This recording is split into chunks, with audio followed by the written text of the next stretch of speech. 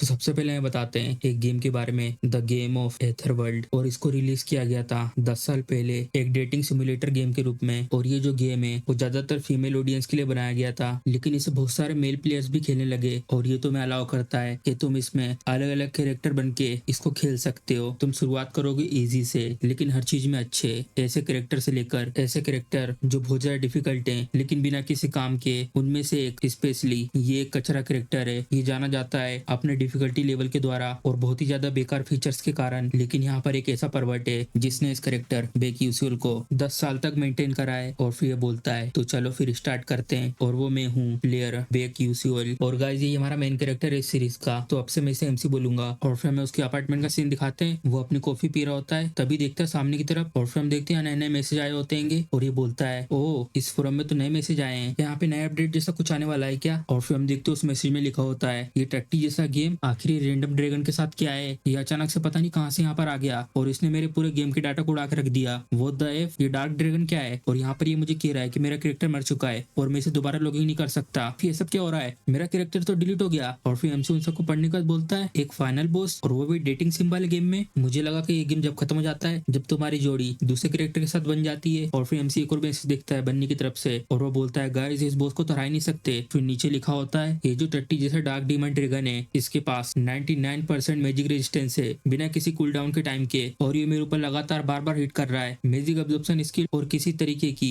Magic excluding चीज से। आखिर में कैसे मारूं ऐसी चीज को, ये तो डेफिनेटली सच में एक बग है। और फिर एमसी इसको पढ़ने के बाद बोलता है जो रुको तो ये तो वही है एक फेमस रैंकर एक फाइनल बॉस। वैसे तो मेक सेंस कर नहीं रहा है कि यहाँ पर एक ऐसा मोस्टर है जिसके पास मैजिक नलिफिकेशन की स्किल है और वो भी मैजिक वर्ल्ड के अंदर। क्या है सच में एक बग है। और कुछ लोग ये भी कह रहे हैं कि उनका कैरेक्टर डिलीट हो चुका है। और फिर एमसी लॉगिन करता है उस गेम में तो यही है। और फिर मैं बताता हूँ इसके बारे में, dark demon dragon 13 moon of the black night वो आ चुका है। तो जो स्टोरी है एथर वर्ल्ड की, यहाँ पर एक कल्ट है बिल्कुल एक ऑर्गेनाइजेशन की तरह जिसे कहते हैं डार्क डिमोनिक ह्यूमंस। और इनका गोल है कि ये मदद करे दूसरे वर्ल्ड की जिनको कहते हैं पर्सोना गेट, जिससे कि वो इस वर्ल्ड के ऊपर टेक ओवर कर सके। और आखिर में ये लोग फाइनली इस गोल को अचीव करने में कामयाब हो गए। फिर उसके बाद the dark demon dragon appear हुआ। पूरा 99% कंटिनेंट उसके ऊपर ऑलरेडी पर्सोना गेट की तरह कब्जा कर लिया गया है। मुझे बस चिंता थी अभी तक अपनी पीओवी को लेकर, ना कि इस स्टोरी को लेकर। लेकिन ये तो पूरी तरीके से बर्बाद हो चुका है। क्या है सच में ठीक है। वैसे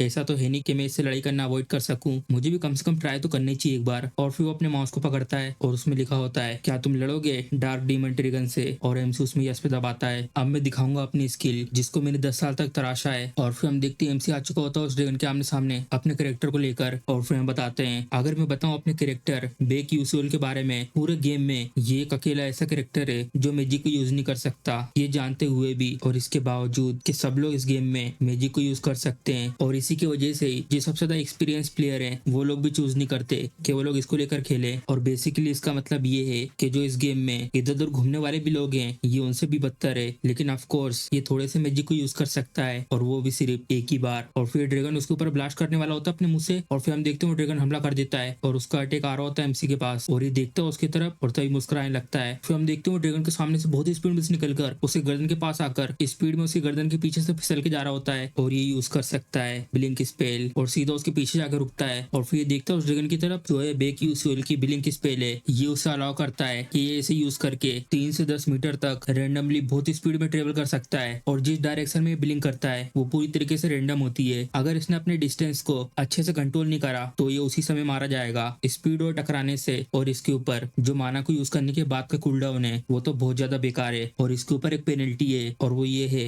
एक बार तुमने इस स्किल को यूज कर लिया तो तुम 2 सेकंड तक बिल्कुल भी नहीं हिल पाओगे। तो इसको बहुत सारे लोग सीख सकते हैं लेकिन ज्यादातर लोग इसे यूज नहीं करते। लेकिन जो बेक यूसुल है उसने मास्टर्ड कर लिया है ब्लिंक स्किल को और वो कंट्रोल कर सकता है कि उसे किस डायरेक्शन में जाना है और इसी के साथ डिस्टेंस को भी। और इसने ये भी मैनेज कर लिया है कि पेनल्टी को कैसे नलिफाई करना है। और ये माना को यूज नहीं करता क्योंकि इसके पास कोई माना स्टेट ही नहीं है। बाकी स्किल से अलग ये ज्यादा कुछ नहीं है, ये सिर्फ इधर से उधर जाने वाली एक मूवमेंट एबिलिटी है। लेकिन मैं ऑब्सेस्ड हो चुका हूँ ऐसे कैरेक्टर से क्योंकि इसमें सब कुछ डिपेंड होता है मेरे स्किल लेवल पर। तो इसलिए मैं 10 साल से इस गेम में ऐसे प्लेयर को लेकर खेल रहा हूँ जो किसी भी तरीके के मैजिक को यूज नहीं करता बैटल में। और फिर हम देखते हैं एमसी ने उस ड्रैगन को एक ही हमले में चीर के रख दिया होता बीच से। फिर एमसी देखता पलट के उसकी तरफ और वो ड्रैगन गिर रहा होता है। फिर हम देखते सामने एक पैनल होता है और उसमें लिखा होता है तुमने हरा दिया फाइनल बॉस को 13 moon of the black night. फिर हिरान को बोलता है हाँ क्या मैंने हरा दिया इससे, सच में मुझे पता है मैं बेसिकली सर से पैर तक पूरी तरीके से कवर हूँ एंशिएंट रेलिक ग्रेड के आइटम से, लेकिन तब भी ये एक कचरा कैरेक्टर है। चलो बेस भी अच्छा है। अब मैं सबके सामने फ्लेक्स करूंगा कि मैंने मारा उस ड्रैगन को। तभी हम देखते हैं अचानक से लाल कलर में कुछ मैसेज आते हैं और उसमें लिखा होता है क्योंकि गलत एंडिंग तक पहुंचने के कारण 99% एथर वर्ल्ड डिस्ट्रॉय हो चुका है। और लगातार ऐसे मैसेज आ रहे होते हैं और एमसी ऐसे मैसेज को देख के हैरान हो जाता है क्या। और फिर एक मैसेज आता है प्लीज इसकी ट्रू एंडिंग तक पहुंचो। और एमसी को कुछ समझ में नहीं आ रहा होता आखिर ये सब क्या हो रहा है। फिर एक और मैसेज आता है लेकिन तुम बहुत ज्यादा पास थे ट्रू एंडिंग के। फिर एमसी उस मैसेज को पढ़ने के बाद बहुत ज्यादा हैरान हो जाता है और अचानक से बहुत तेज रोशनी आती है और एमसी उसको देख के बोलता है आखिर ये सब क्या हो रहा है। फिर हम देखते हैं एमसी वहां से गायब हो चुका होता है। तभी वो अपनी आंखें यहाँ पे खोलता है। हाँ, फिर हम देखते हैं वो इस जगह पे लेटा होता है। फिर वो अपना सर पकड़ के उठता है आखिर ये सब क्या हो रहा है और मैं कहाँ पर हूँ। फिर वो साइड में देखता है एक कांच और फिर उसके पास जाके अपने आप को देखता है और अपने आप को देखने के बाद हैरान हो जाता है हाँ ये जो चेहरा है वो तो बेकी उसूल का है। तभी अचानक से उसके सामने कुछ आ रहा होता है और ये देखता है उसकी तरफ और फिर बताते हैं एपिसोड 1 तुम्हें बच के निकलना है चेस से। फिर एमसी उसकी तरफ देख के बोलता है ये तो बेकी उसूल का प्रोलोग क्वेस्ट है। नहीं ऐसा नहीं हो सकता। तभी वो अपने जेब में हाथ डालता है और एक चीज निकाल रहा होता है। तभी वो उसको देखने के बाद हैरान लगता है ये तो एंट्रेंस सर्टिफिकेट है स्टेला अकेडमी का। और फिर इसकी पसीने निकल रहे होते हैं। इस पे भरोसा करना बहुत ज्यादा मुश्किल है लेकिन ये डेफिनेटली एथर वर्ल्ड है। और मुझे क्या बेकी उसूल ही बनना था। मुझे इसके लिए लॉजिकल सोचना होगा। जो आवाज थी और वो ये कह रही थी कि मुझे इसके ट्रू एंडिंग तक पहुंचना है, लेकिन जहां तक मुझे पता है इस गेम की कोई ट्रू एंडिंग नहीं है, बस सिर्फ इसकी मल्टीपल एंडिंग्स हैं। तभी अचानक से उसको कुछ याद आता है जब रुको तो इन 10 सालों में कोई भी नहीं पहुंच पाया इसकी ट्रू एंडिंग तक। और फिर इसको भी कुछ समझ में नहीं आ रहा होता। फिर अपने दांत दबा रहा होता है डैम इट अभी मेरे पास टाइम नहीं है इन सब के बारे में सोचने का। अगर मेरी मेमोरी मुझे सही बताती है जैसे उठेगा बेकी उसूल उसके बाद। और फिर वो खिड़की खोल के सामने की तरफ देखता है जो लोग इसका पीछा कर रहे थे वो इस जगह के अंदर घुसे चले आएंगे। फिर हम देखते बहुत सारे लोग होते हैं जो उसका पीछा कर रहे थे और इन लोगों में से एक जन बोल रहा होता है आखिर वो कमीना कहाँ पे भाग के चला गया। और तभी फटाक से छुप जाता है डैम इट ये लोग तो ऑलरेडी यहाँ पर आ चुके हैं। और तभी ये देखता है साइड में ऊपर की तरफ कहीं पर। और फिर हम देखते हैं उसे वो जगह मिल जाती है जहाँ पे एमसी है। यहाँ पर एक झोपड़ी उस जगह पर जल्दी जाओ और उस जगह पे जाके सर्च करो। और फिर वो भी बोलते हैं ठीक है सर। फिर एमसी मन में बोलता है आखिर अब मैं क्या करूँ। यहाँ पर एक लिमिट है कि मैं उन्हें कितनी देर तक अवॉइड कर सकता हूँ लेकिन मैं उनसे फाइट भी नहीं कर सकता। आखिर अब मैं क्या करूँ। और तभी अचानक से उसके सामने एक पेन आ जाता है और उसमें लिखा होता है तुम यूज कर सकते हो ब्लिंक स्किल को। क्या मैं यूज कर सकता हूँ ब्लिंक स्किल को। और फिर बताते हैं उस स्किल ब्लिंक के बारे में एक ऐसी बॉडी जो सफर कर रही है मैजिक लीक के सिंड्रोम से। बेकी उसूल वो अपनी बॉडी के अंदर माना को इकट्ठा नहीं कर सकता और यहाँ पे सिर्फ एक ही होप है और वो ये स्पेल है जिसको मैंने पूरी तरीके से प्रैक्टिस करा अपनी पूरी जिंदगी भर। फिर हम देखते हैं प्रेजेंट में एमसी देख रहा होता है उस पैनल की तरफ और फिर ब्लिंक के बारे में बताते हैं क्लास 0 मैक्सिमम डिस्टेंस 9 मीटर तक तुम कवर कर सकते हो, maximum charges 1, cool down 3 second. तो मुझे ये कह रहे हो कि मैं ब्लिंक को यूज करूं अभी इस समय, लेकिन ये चीज तो मेरे गेम में थी जहाँ पे मैं कंट्रोल कर सकता था अपने कैरेक्टर को माउस और कीबोर्ड के जरिए। और तभी हम देखते हैं वो लोग बहुत स्पीड में आ रहे होते हैं उसकी तरफ। फिर एमसी को आवाज आ जाती है उन लोग के आने की धत्तेरी की ये लोग तो ऑलरेडी यहाँ पर आ चुके हैं। अब यहाँ पर मेरे पास बिल्कुल भी टाइम नहीं बचा है। यहाँ पर सिर्फ अभी एक ही चीज है जिसको मैं अभी ट्राई कर सकता हूँ। और तभी इनको अचानक से एक आवाज आती है और फिर हम देखते हैं एमसी बहुत स्पीड में भाग रहा होता है उनके बाजू में से। वो लोग चिल्ला के बोलते हैं मैंने ढूंढ लिया उस बास्टर्ड को। और दूसरा बोलता है जल्दी उसका पीछा करो। वो लोग एमसी के पीछे आ रहे होते भागते हुए और चिल्लाकर उसे रोकने की कोशिश कर रहे होते हैं। फिर यहाँ बताते हैं जो पहला पार्ट है ट्यूटोरियल का तो हमें अवॉइड करना उन लोगों को जो तुम्हारे पीछे हैं ब्लिंक की स्किल को यूज करके। और वो बहुत स्पीड में जा रहा होता है आगे की तरफ। और जो लोग मेरे पीछे लगे हुए हैं उन लोगों ने पहने हुए मैजिकल जूते जो मुझसे भी ज्यादा फास्ट है और यही एक तरीका है जिससे मैं यहाँ से सक्सेसफुली एस्केप कर सकता हूँ मेरी स्किल ब्लिंक को यूज करके। और फिर वो अपने आप को शांत कर रहा होता है शांत हो जाओ तुमने ब्लिंक को पहले बहुत बार यूज करा हुआ है, जो टाइमिंग है वो जलेगी तुम्हारी मसल मेमोरी के रूप में। फिर इसके पीछे से बोल रहा होता है तुम कमीने कहीं के, क्या तुम रुकने नहीं वाले। ये लोग ऑलरेडी इतनी पास आ चुके हैं। जो ब्लिंक का मेन नुकसान है वो ये है कि अगर यूजर फेल हो जाता है एक जगह से दूसरी जगह की डिस्टेंस को कंट्रोल करने में तो वहीं पे किसी भी चीज से टकरा सकता है तो उसकी वहां पर उसी समय मौत हो जाएगी। लेकिन और फिर हम देखते हैं अपनी तलवार से एमसी के ऊपर हमला करने जा रहा होता है मैं तुम्हें भेज दूंगा नरक में मरो। फिर एमसी भी हैरान हो जाता है उसके पीछे से हमला होता हुआ देखकर। फिर यूज करता है अगर मैंने ऐसे अलग तरीके से यूज करा। और फिर वो बोलता है ब्लिंक। फिर हम देखते हैं तलवार घुमाता है और फिर एमसी उस जगह से बहुत ही स्पीड में आगे निकल जाता है। और ये भी हैरान हो जाता है अपनी स्पीड देखकर मैंने ये कर दिया। और जितने भी लोग एमसी के पीछे थे वो लोग तो देख के हैरान हो जाते हैं आखिर ये सब क्या था और ये ब्लिंक क्या है। और फिर दूसरा बोलता है क्या ये एक मेज है। फिर चिल्लाते हुए बोलता है सब लोगों को इतना भी ज्यादा हैरान मत हो इसको ये सब करता देखकर। एक बार जब यूजर इसको यूज कर लेता है तो वो 2 सेकंड तक पैरालाइज हो जाता है तो ये हमारे लिए अच्छा है। और तभी वो सामने की तरफ देखता है और बहुत ज्यादा हैरान हो जाता है और फिर बोलता है जरा रुको ये बास्टर्ड अभी तक कैसे मूव कर पा रहा है। और फिर हम देखते हैं बहुत स्पीड में जा रहा होता है आगे की तरफ अच्छे से। और अच्छे से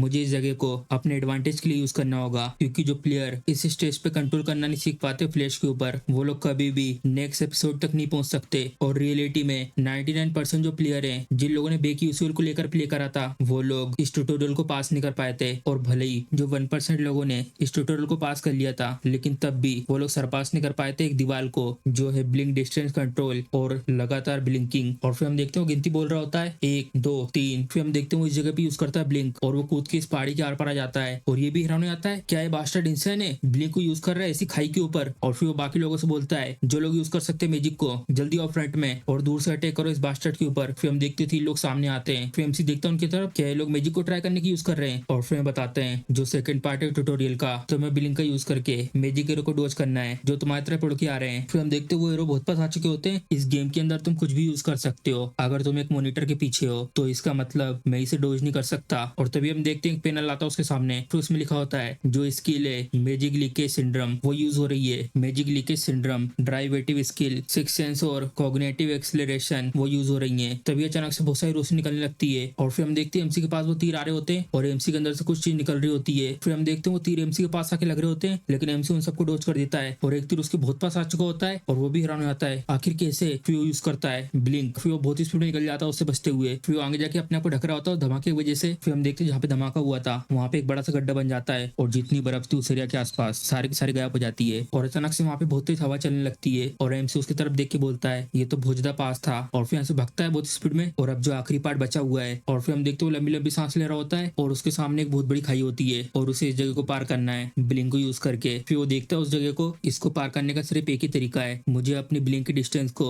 अच्छे से कंट्रोल करना होगा और जैसे मैं मिलूंगा आसपास से जाने वाले मेजेस से तब मैं यहाँ से निकल सकता हूँ और फिर ये ट्यूटोरियल उस समय खत्म हो जाएगा। और इस पार्ट को पार करने के लिए मुझे अपने ब्लिंक स्पेल को कैंसिल करना होगा 0.1 सेकंड पर और वही परफेक्ट टाइमिंग के साथ। अगर मैं एक भी बार फेल हो गया तो मैं इसी समय यहाँ पे मारा जाऊंगा। यहाँ पे कम से कम 20 उड़ते हुए पत्थर रहेंगे 0.1 सेकंड। ये कहना आसान है करने से, आखिर किस तरीके के बास्टर्ड ने ऐसे ट्यूटोरियल को बनाया है। लेकिन अगर मैं बताऊं तो ये सब कुछ तुम पे निर्भर करता है कि तुम इसे कर भी सकते हो कि नहीं। और जो प्रॉब्लम है वो, और तभी उसको पीछे से आवाज आती है ये रहा वो ठीक सामने, वो रहा उस जगह पर। और फिर एमसी मन ने बोलता है जो लोग मेरा पीछा कर रहे थे वो लोग बहुत ज्यादा पास आ चुके हैं, जितना सोचा था उससे भी ज्यादा। मेरे और उनके बीच की जो दूरी है वो करीब 100 मीटर है और जो मेरे ब्लिंक का कूल डाउन है वो 3 सेकेंड है।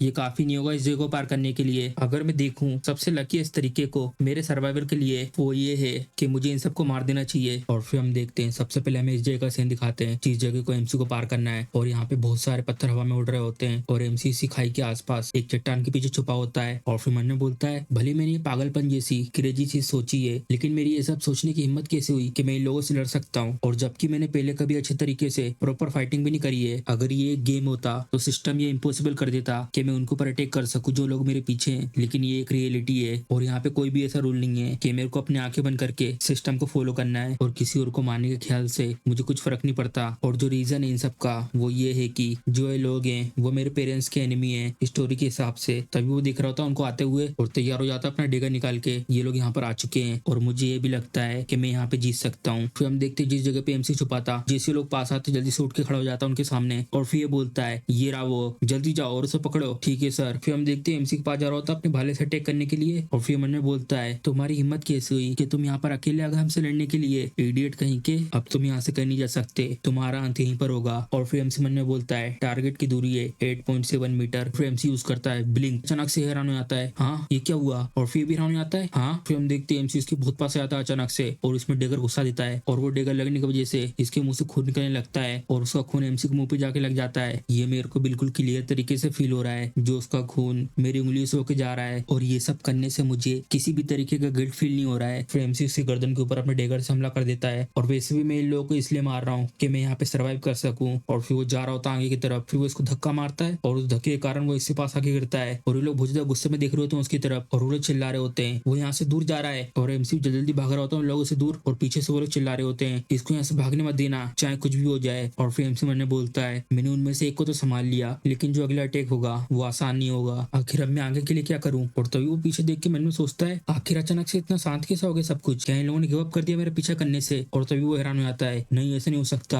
क्या लोग फिर से मैजिक यूज कर रहे हैं, अगर बस मैं सिर्फ उसे डोज कर पाऊं। और वो वहां से निकल के जा रहा होता है जल्दी से। शिट। फिर हम देखते हो मैजिक यूज कर रहे होते हैं और ये उसको इशारा देता है चलो अभी फायर करो। और फिर हम देखते हो मैजिक सर्कल बनाता है और एक फायर अटैक कर देता है एमसी की तरफ और फिर एमसी उस अटैक को आता हुआ देख रहा होता है। और फिर हम देखते बहुत सारी फायर बॉल उसके बहुत पास आ चुकी होती है। डेमिट आखिर ये क्यों इस पे इतने ज्यादा पावरफुल है। और फिर वो डगाल को देखता है हाँ यहीं पे जाना है मुझे और फिर अपना हाथ आगे करके उसकी तरफ जा रहा होता है स्पीड में और यूज करता है ब्लिंक। और फिर हम देखते जिस जगह पे एमसी था उस जगह पे बहुत तेज धमाका होता है और फिर यहाँ से धूल लट रही होती है धीरे धीरे। और फिर लोग उस जगह पास आते हैं और फिर उस जगह को देखकर बोलता है इतना ज्यादा घमंडी और बड़ा बनने की एक्टिंग कर रहा था, इसके साथ तो ऐसी होना था। और फिर जहाँ पे धमाका हुआ था उस गड्ढे को देखता है और वहाँ पे कोई भी नहीं होता और ये भी हैरान आता है। हाँ, और फिर हम देखते हैं वो ठीक उसके ऊपर होता है और ये हैरान होकर बोलता है क्या ये तो यहाँ पे नहीं है। तभी वो देखता है साइड में ऊपर की तरफ और फिर एमसी ऊपर से इसकी तरफ आ रहा होता है और फिर वो बता रहा होता है कि इसको यूज करने के बाद इसकी जो स्पीड और मोमेंटम है वो शुरुआत से लेकर आखिरी तक बना के रखती है। और फिर यूज करता है ब्लिंक और ऊपर से कूद के आता है और उसे चीर देता है। और फिर उसके बाद बहुत तेज चिल्लाने की आवाज आती है और फिर हम देखते हैं 3 लोग बच्चे होते हैं और सामने वाला हैरान हो जाता है आखिर ये सब क्या है। और फिर एमसी स्पीड में आके उसको ही मार देता है और ये भी हैरान हो जाता है आखिर ये क्या हुआ। और इतनी जल्दी 2 लोगों को ऐसा मरता देखकर ये भी हैरान हो जाता है। फिर हम देखते हैं उसको मारने का एमसी वहीं खड़ा होता है पूरे तरीके से खून में सना हुआ और लंबी लंबी सांस ले रहा होता है। और फिर सामने देख के मैंने बोलता है अब सिर्फ 2 ही लोग बचे हैं, मुझे इन लोगों को जल्दी खत्म करना होगा इससे पहले कि जो लोग पीछे रह गए थे वो लोग आ जाए यहाँ पर। और ये बहुत ज्यादा हैरान हो जाता है एमसी को ऐसा करता देखकर। ओ ये कैसा वियर्ड इंसान है, एक मामूली सा मैच होने के बावजूद जो इसकी रिएक्शन स्पीड है वो तो बहुत ज्यादा फास्ट है, आखिर तुम हो कौन। और फिर एमसी ने बोलता है जो मेरी रिएक्शन स्पीड है वो सच में बहुत ही ज्यादा फास्ट है, सबसे ज्यादा प्रोफेशनल गेमर से भी। लेकिन ये चीज जब भी लागू होती है जब गेम के बारे में बात कर रहे हो, मेन के अटैक को हमेशा ऐसे डोज नहीं कर सकता और स्पेशली इतनी ज्यादा क्लोज रेंज में मुझे ये सब जल्दी खत्म करना होगा जितना जल्दी हो सके उतना। और वो जल्दी से आता भक्के इसकी तरफ और फिर भी अपनी तलवार निकाल लेता है। सब कुछ ठीक है, मैंने ऑलरेडी समझ लिया है तुम्हारा फाइटिंग स्टाइल क्या है। और फिर वो एमसी की तरफ देख के मैंने बोलता है ये जो लड़का है ये सिर्फ ब्लिंक को यूज करता है हमेशा और साथ में इस डेगर को जब तक मैं प्रोटेक्ट करता हूँ अपने फेस और गले को, ये जो डेगर है वो मुझे खरोच भी नहीं पहुंचा सकता।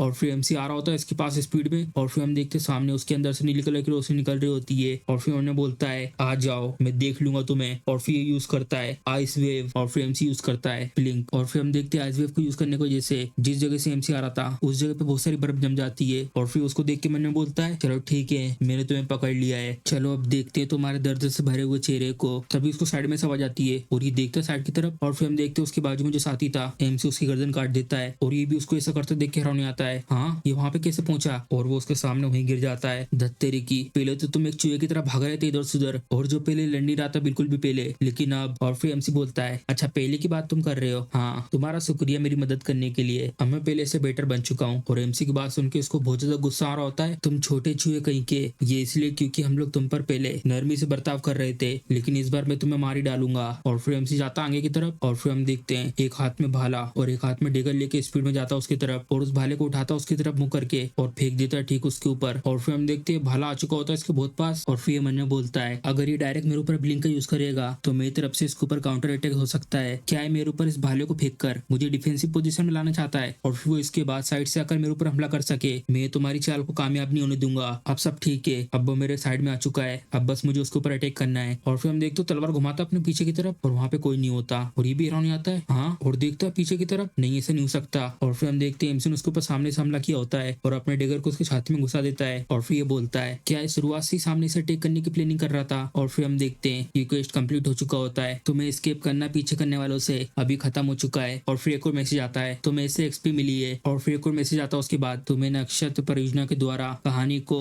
यूनिक तरीके से डेवलप करने के लिए एडिशनल रिवॉर्ड देने का वादा किया गया है। और एमसी इतना लड़ने के बाद थका हारा नीचे बैठ जाता है और फिर बहुत तेज झापरा होता है और फिर अपने डेगर के पास अपना हाथ ले आता है और फिर देखता है साइड की तरफ जिसको इसने मारा था उसको देख रहा होता है हाँ ये सपना नहीं है, मेरा पहली बार ब्लिंक और मेरी पहली लड़ाई और उसके बाद पहली हत्या। और फिर ये सब ये सोच रहा होता है मैंने इंसानों को मारा है सर्वाइव करने के लिए। और फिर वो खड़े होकर अपने कपड़े झटक रहा होता है तो चलो इस जगह से सबसे पहले बाहर निकलते हैं। और तभी अचानक से उसको कुछ याद आता है चेरू को और वो देखता है इसकी तरफ और उसको घूर घूर को देख रहा होता है। हालांकि ये सब करना ठीक नहीं है लेकिन मुझे रियलिस्टिक तरीके से सोचना होगा क्योंकि मेरे पास एक भी मनी नहीं है, ढूंढ लिया मैंने, इसके अंदर कम से कम 2 मिलियन तक तो होंगी और कुछ ना होने से अच्छा तो यही है। लेकिन अब जो प्रॉब्लम है और फिर हम देखते हैं अभी उसे इस खाई को पार करना है और फिर वो उस खाई के किनारे पर आता है, मुझे इस खाई को पार करना होगा। और तभी एक जन चिल्ला के बोलता है क्या वहाँ पर कोई है, और ये सुनता उसकी आवाज। और फिर हम देखते हैं उस खाई के पार कुछ लोग होते हैं और वो लोग बोल रहे होते हैं इस तरफ। और एमसी देखता है ये तो वही मेजिस का ग्रुप है जो ट्यूटोरियल के बाद सामने आते हैं। और फिर एमसी वहाँ से अपने हाथ हिला रहा होता है और बोलता है इधर पर मैं यहाँ पर हूँ। और फिर लोग इधर से चला के बोलते हैं यहाँ इसके आसपास कोई भी ब्रिज नहीं है, क्या तुम इसे पार कर सकते हो। और फिर एमसी बोलता है हाँ मैं कर सकता हूँ और मैं आ रहा हूँ। और फिर अपने साथियों से बोलता है चलो यहाँ पे इंतजार करते हैं। वो कह रहा है कि वो इस खाई को पार कर सकता है। और फिर ये बोलता है इससे लेकिन ऐसी खाई को पार करने के लिए इसको कम से कम 3rd क्लास का नाइट होना जरूरी है, ये जो यंग बॉय है क्या ये सच में ऐसा कर सकता है। और फिर ये बोलता है मुझे नहीं पता, मैं भी इसके बारे में श्योर नहीं हूँ। और तभी हैरान हो जाता है हाँ। और फिर हम देखते हैं एमसी एक पत्थर से दूसरे पत्थर पे ब्लिंक को यूज करके आ रहा होता है और ये लोग उसको देख के हैरान हो जाते हैं। और फिर हम देखते हैं वो आ रहा होता है स्पीड में एक पत्थर से दूसरे पत्थर पर, और ये सब के सब भी हैरान हो जाते हैं उसको ऐसा करते देखकर और बोलते हैं आखिर ये सब क्या है, क्या है किसी जंपिंग टाइप का मैजिक है। और फिर एक जन बोलता है एक ब्लिंक, और ये देखता है उसकी तरफ और फिर हम देखते हैं पीछे से एक लड़की ने बोला होता है और फिर हम उसका चेहरा दिखाते हैं और ये हैरान होकर बोलता है ये एक ब्लिंक है, लेकिन जो ब्लिंक है उसमें डायरेक्शन और डिस्टेंस को अच्छे तरीके से कंट्रोल नहीं कर सकते, और आखिर ये कैसे कर पा रहा है और ये पॉसिबल कैसे है। और ये भी हैरान हो जाते हैं हाँ, और वो देखता है दो लोगों की तरफ, ये दोनों क्या, ये दोनों इस लड़के के साथ है। और ये सामने की तरफ देख के हैरान हो जाता है और फिर हम देखते हैं जो खाई के उस पार खड़ा था वो अपने मैजिक को यूज कर रहा होता है और एक बहुत बड़ा सा मैजिक सर्कल बनाता है। और फिर हम देखते हैं उसमें से आग निकल के जाती है एमसी की तरफ, और एमसी को पुल के पार से वो आदमी चिल्ला के बोलता है हे तुम्हारे पीछे देखो। और एमसी देखता है पीछे को और वो बहुत पास आ चुका होता है और एमसी मन में बोलता है शिट, और फिर एमसी जल्दी से यूज करता है ब्लिंक और वहां से फटाक से हट जाता है। और फिर वो देखता है पीछे की तरफ और फिर एमसी भी देख लेता है उन दोनों लोगों को, और फिर मन में बोलता है उनको देखकर क्या ये वही लोग हैं जो लोगों के साथ थे, ये तो बहुत ज्यादा डेंजरस है। ब्लिंक का कूलडाउन 3 सेकंड तक का है और हर मैजिक को डॉज करना है इसको यूज करके, ये बिल्कुल भी पॉसिबल नहीं है। मुझे सबसे पहले एक अच्छा उड़ने वाला पत्थर ढूंढना होगा जहाँ पे मैं अपने अच्छे से पैर जमा सकूं। और तभी अचानक से वो चुक जाता है और फिर हम देखते हैं एक बहुत पावरफुल सा मैजिक यूज कर रहा होता है और एक हमला जाता है एमसी के पास से होते हुए, और एमसी कैसे भी करके उससे बच जाता है और देखता है उनकी तरफ। और तभी हम देखते हैं जो पत्थर पे वो खड़ा होता है वो टूट जाता है और वो उस पत्थर से नीचे गिरने लगता है और वो आसपास देख रहा होता है साइड की तरफ। दत्तेरी की जितने भी उड़ने वाले पत्थर है वो सारे के सारे बहुत दूर है, मैं आशा करता हूँ कि मैं उनमें से एक के ऊपर लैंड कर जाऊं। और फिर यूज करता है लिंक और एक पत्थर के बहुत पास आ चुका होता है और उसे पकड़ लेता है, मैं सर्वाइव कर गया। और तभी एक आकी बोल आती है उसके पीछे से ओ, और शायद नहीं, और वो आकी बोल बहुत पास आ चुकी होती है, मैं अब मरने वाला हूँ। और तभी हम देखते हैं यहाँ पर एक दूसरा मैजिक अटैक आ रहा होता है और उसमें से बहुत सारी बिजलियां निकल रही होती हैं और उस फायर मैजिक से टकरा देता है। और फिर हम देखते हैं ऊपर एमसी लटका होता है और जिस जगह पे दोनों मैजिक टकराए थे उस जगह से बर्फ के क्रिस्टल गिर रहे होते हैं। और फिर एमसी देखता है पीछे की तरफ, आखिर जो वो मैजिक था वो क्या था, एक बर्फ का भाला जो पूरी तरीके से बिजली से कवर था। कि यहाँ पे कोई ऐसा है जो दो एट्रीब्यूट्स को एक मैजिक में यूज कर सकता है, और ये भी नहीं, जो कास्टर था जिसने इसे कास्ट करा था उसने बहुत अच्छे तरीके से उसकी दिशा को कैलकुलेट किया था और वो भी बिना माना बर्बाद करे। आखिर कौन ऐसी चीज कर सकता है। और तभी हम देखते हैं उनके बीच में एक जन खड़ा होता है अपनी छड़ी लेकर और सब लोग उसी की तरफ देख रहे होते हैं। और फिर हम देखते हैं वही लड़की होती है जिसने एमसी के ब्लिंक स्किल के बारे में बताया था और ये लोग भी हैरान हो जाते हैं, इम्पॉसिबल, ये कैसे हो सकता है। और ये दोनों फटाक से भाग जाते हैं वहां से और एमसी उनको भागते हुए देख रहा होता है। और फिर यहाँ पे लटका हुआ मन में बोलता है ऐसा लगता है मैं जिंदा बच चुका हूँ। और फिर वो आ चुका होता है इस पहाड़ी के आर पार और फिर वो लड़की वहां से जा रही होती है और ये देखता है उसकी तरफ हैरान होके और फिर उससे बोलता है तुम्हारा बहुत बहुत शुक्रिया उस समय मेरी मदद करने के लिए। और फिर वो जाते वक्त बोलती है मैंने किसी भी तरीके के थैंक यू के लिए नहीं करा है तो चिंता मत करो इसके बारे में। और फिर एमसी बोलता है ठीक है, इसकी आवाज तो बहुत ज्यादा सुंदर है और ऐसी आवाज तो मैंने अपनी पूरी जिंदगी में कभी नहीं सुनी है, लेकिन इसको अप्रोच करना थोड़ा डिफिकल्ट है। और वैसे भी वो लोग, हालांकि इन्हें बैंडेड के रूप में जाना जाता है, जो आसपास के गाँव में जाके लूट करते हैं, लेकिन रियलिटी में ऐसी ज्यादातर गतिविधियां डार्क डीमन कल्ट के द्वारा करवाई जाती है। लेकिन ये सब कुछ यहाँ पे खत्म हो चुका है। जिस समय मैंने इस खाई को पार करा मैं उस समय मेज की टेरिटरी में आ चुका हूँ और जो डार्क डिमोनिक ह्यूमन है अब मेरा और ज्यादा लंबे समय तक पीछा नहीं कर सकते। और इसके बारे में तो मैंने बताया नहीं है कि उनको ये पता ही नहीं कि मैं कौन हूँ। और तभी अचानक से उसके सामने एक विंडो जाती है और उसमें लिखा होता है एपिसोड 2, तो मैं एनरोल करना है स्टेला अकेडमी में। और फिर एमसी बोलता है इसको देखने के बाद क्या ये एपिसोड 2 है, और वैसे भी सुनने में तो इतना मुश्किल लग नहीं रहा है। और फिर वो पढ़ता है स्टेला अकेडमी और फिर वो बहुत ज्यादा हैरान हो जाता है उसको पढ़ के, आखिर में मैं इस उम्र में कैसे गुजारूंगा स्कूल के दिन। और फिर हम देखते हैं रात हो चुकी होती है और ये लोग जा रहे होते हैं कैरेज से और आराम से धीरे धीरे कैरेज जा रहा होता है। और फिर हम देखते हैं अंदर एमसी सो रहा होता है और फिर वो सपना देख रहा होता है मॉम मैं एक मेज बनूंगा जब मैं बड़ा हो जाऊंगा। और फिर उसकी मॉम बोलती है हाँ मुझे तुम पे भरोसा है, तुम ये कर सकते हो यूजुअल, एक सेकेंड हैंड मैजिकल बुक जो मॉम और डैड ने बहुत ज्यादा कड़ी मेहनत करके पैसे बचाकर मेरे लिए खरीदी है, मैं बहुत ज्यादा कड़ी मेहनत करके अपने पेरेंट्स को खुश करूंगा। और फिर हम देखते हैं वहीं पे टेबल पे सो जाता है मैजिक बुक पढ़ने के बाद। और फिर पीछे से उसकी मॉम आती है उसको उड़ाने के लिए और फिर बोलती है डॉक्टर क्या तुमने अभी ये कहा कि जो मेरा बेटा है उसको माना लिख के सिंड्रोम है। और ये भी हैरान हो जाता है नहीं ऐसा नहीं हो सकता। और फिर एमसी ने बोलता है क्या ये बेकी उसूल की मेमोरी है और या तो फिर मेरी मेमोरी। और तभी अचानक से उड़ जाता है और फिर उसका सर दुख रहा होता है, अपने सर को पकड़ता है और साइड में देखता है। और फिर हम देखते सुबह हो रही होती है और फिर एमसी बोलता है तो सुबह हो चुकी है। और फिर ये बोलता है एमसी से ओ तो तुम उठ चुकी हो, मैं भी तुम्हें उठाने वाला था, हम लोग जल्दी पहुंचने वाले हैं लेजोइचा में स्टेली सिटी ऑफ आर्केनियम, जल्दी हम लोग वहीं पहुंचने वाले हैं। और फिर यहाँ पर आकर रुकते हैं और फिर सबके सब बाहर आ जाते हैं, चलो यहाँ पे थोड़ी देर के लिए ब्रेक लेते हैं। और फिर एमसी भी अपने हाथ पैर सीधे कर रहा होता है और तभी वो सामने की तरफ देखता है और फिर हम देखते हैं वो इसकी तरफ देख रहा होता है और ये भी देखती है उसकी तरफ। और फिर एमसी हाई करने वाला होता है तभी वो थोड़ा सा कंफ्यूज हो जाता है और फिर हम देखते हैं वो मुड़ के जारी होती है। ये तो बहुत ज्यादा कोल्ड था लेकिन जो भी चीजें चल रही सब अच्छे से चल रही हैं और इसके बारे में बहुत ज्यादा चिंता कर रहा था, लेकिन मैं खुश हूँ कि जो ये टाइमलाइन है वो थोड़ी पास है मॉडर्न वर्ल्ड की टाइमलाइन से और ये भी नहीं है कि ये मिडिल एज की टाइमलाइन हो। और फिर हमें बताते हैं मैजिक एग्जिस्ट करता है एथर वर्ल्ड में, लेकिन जो सेफ सिटीज हैं वहाँ पे ट्रेन और उड़ने वाली शिप और उसके साथ वॉर्प होल भी सेटअप किए गए हैं, जिससे कि जो लंबा समय का डिस्टेंस है वो आसान हो जाए। और अभी हम लोग इस समय लेजोइचा में जा रहे हैं, जहाँ पे हम लोग जाकर एक उड़ने वाली शिप पे जा सके।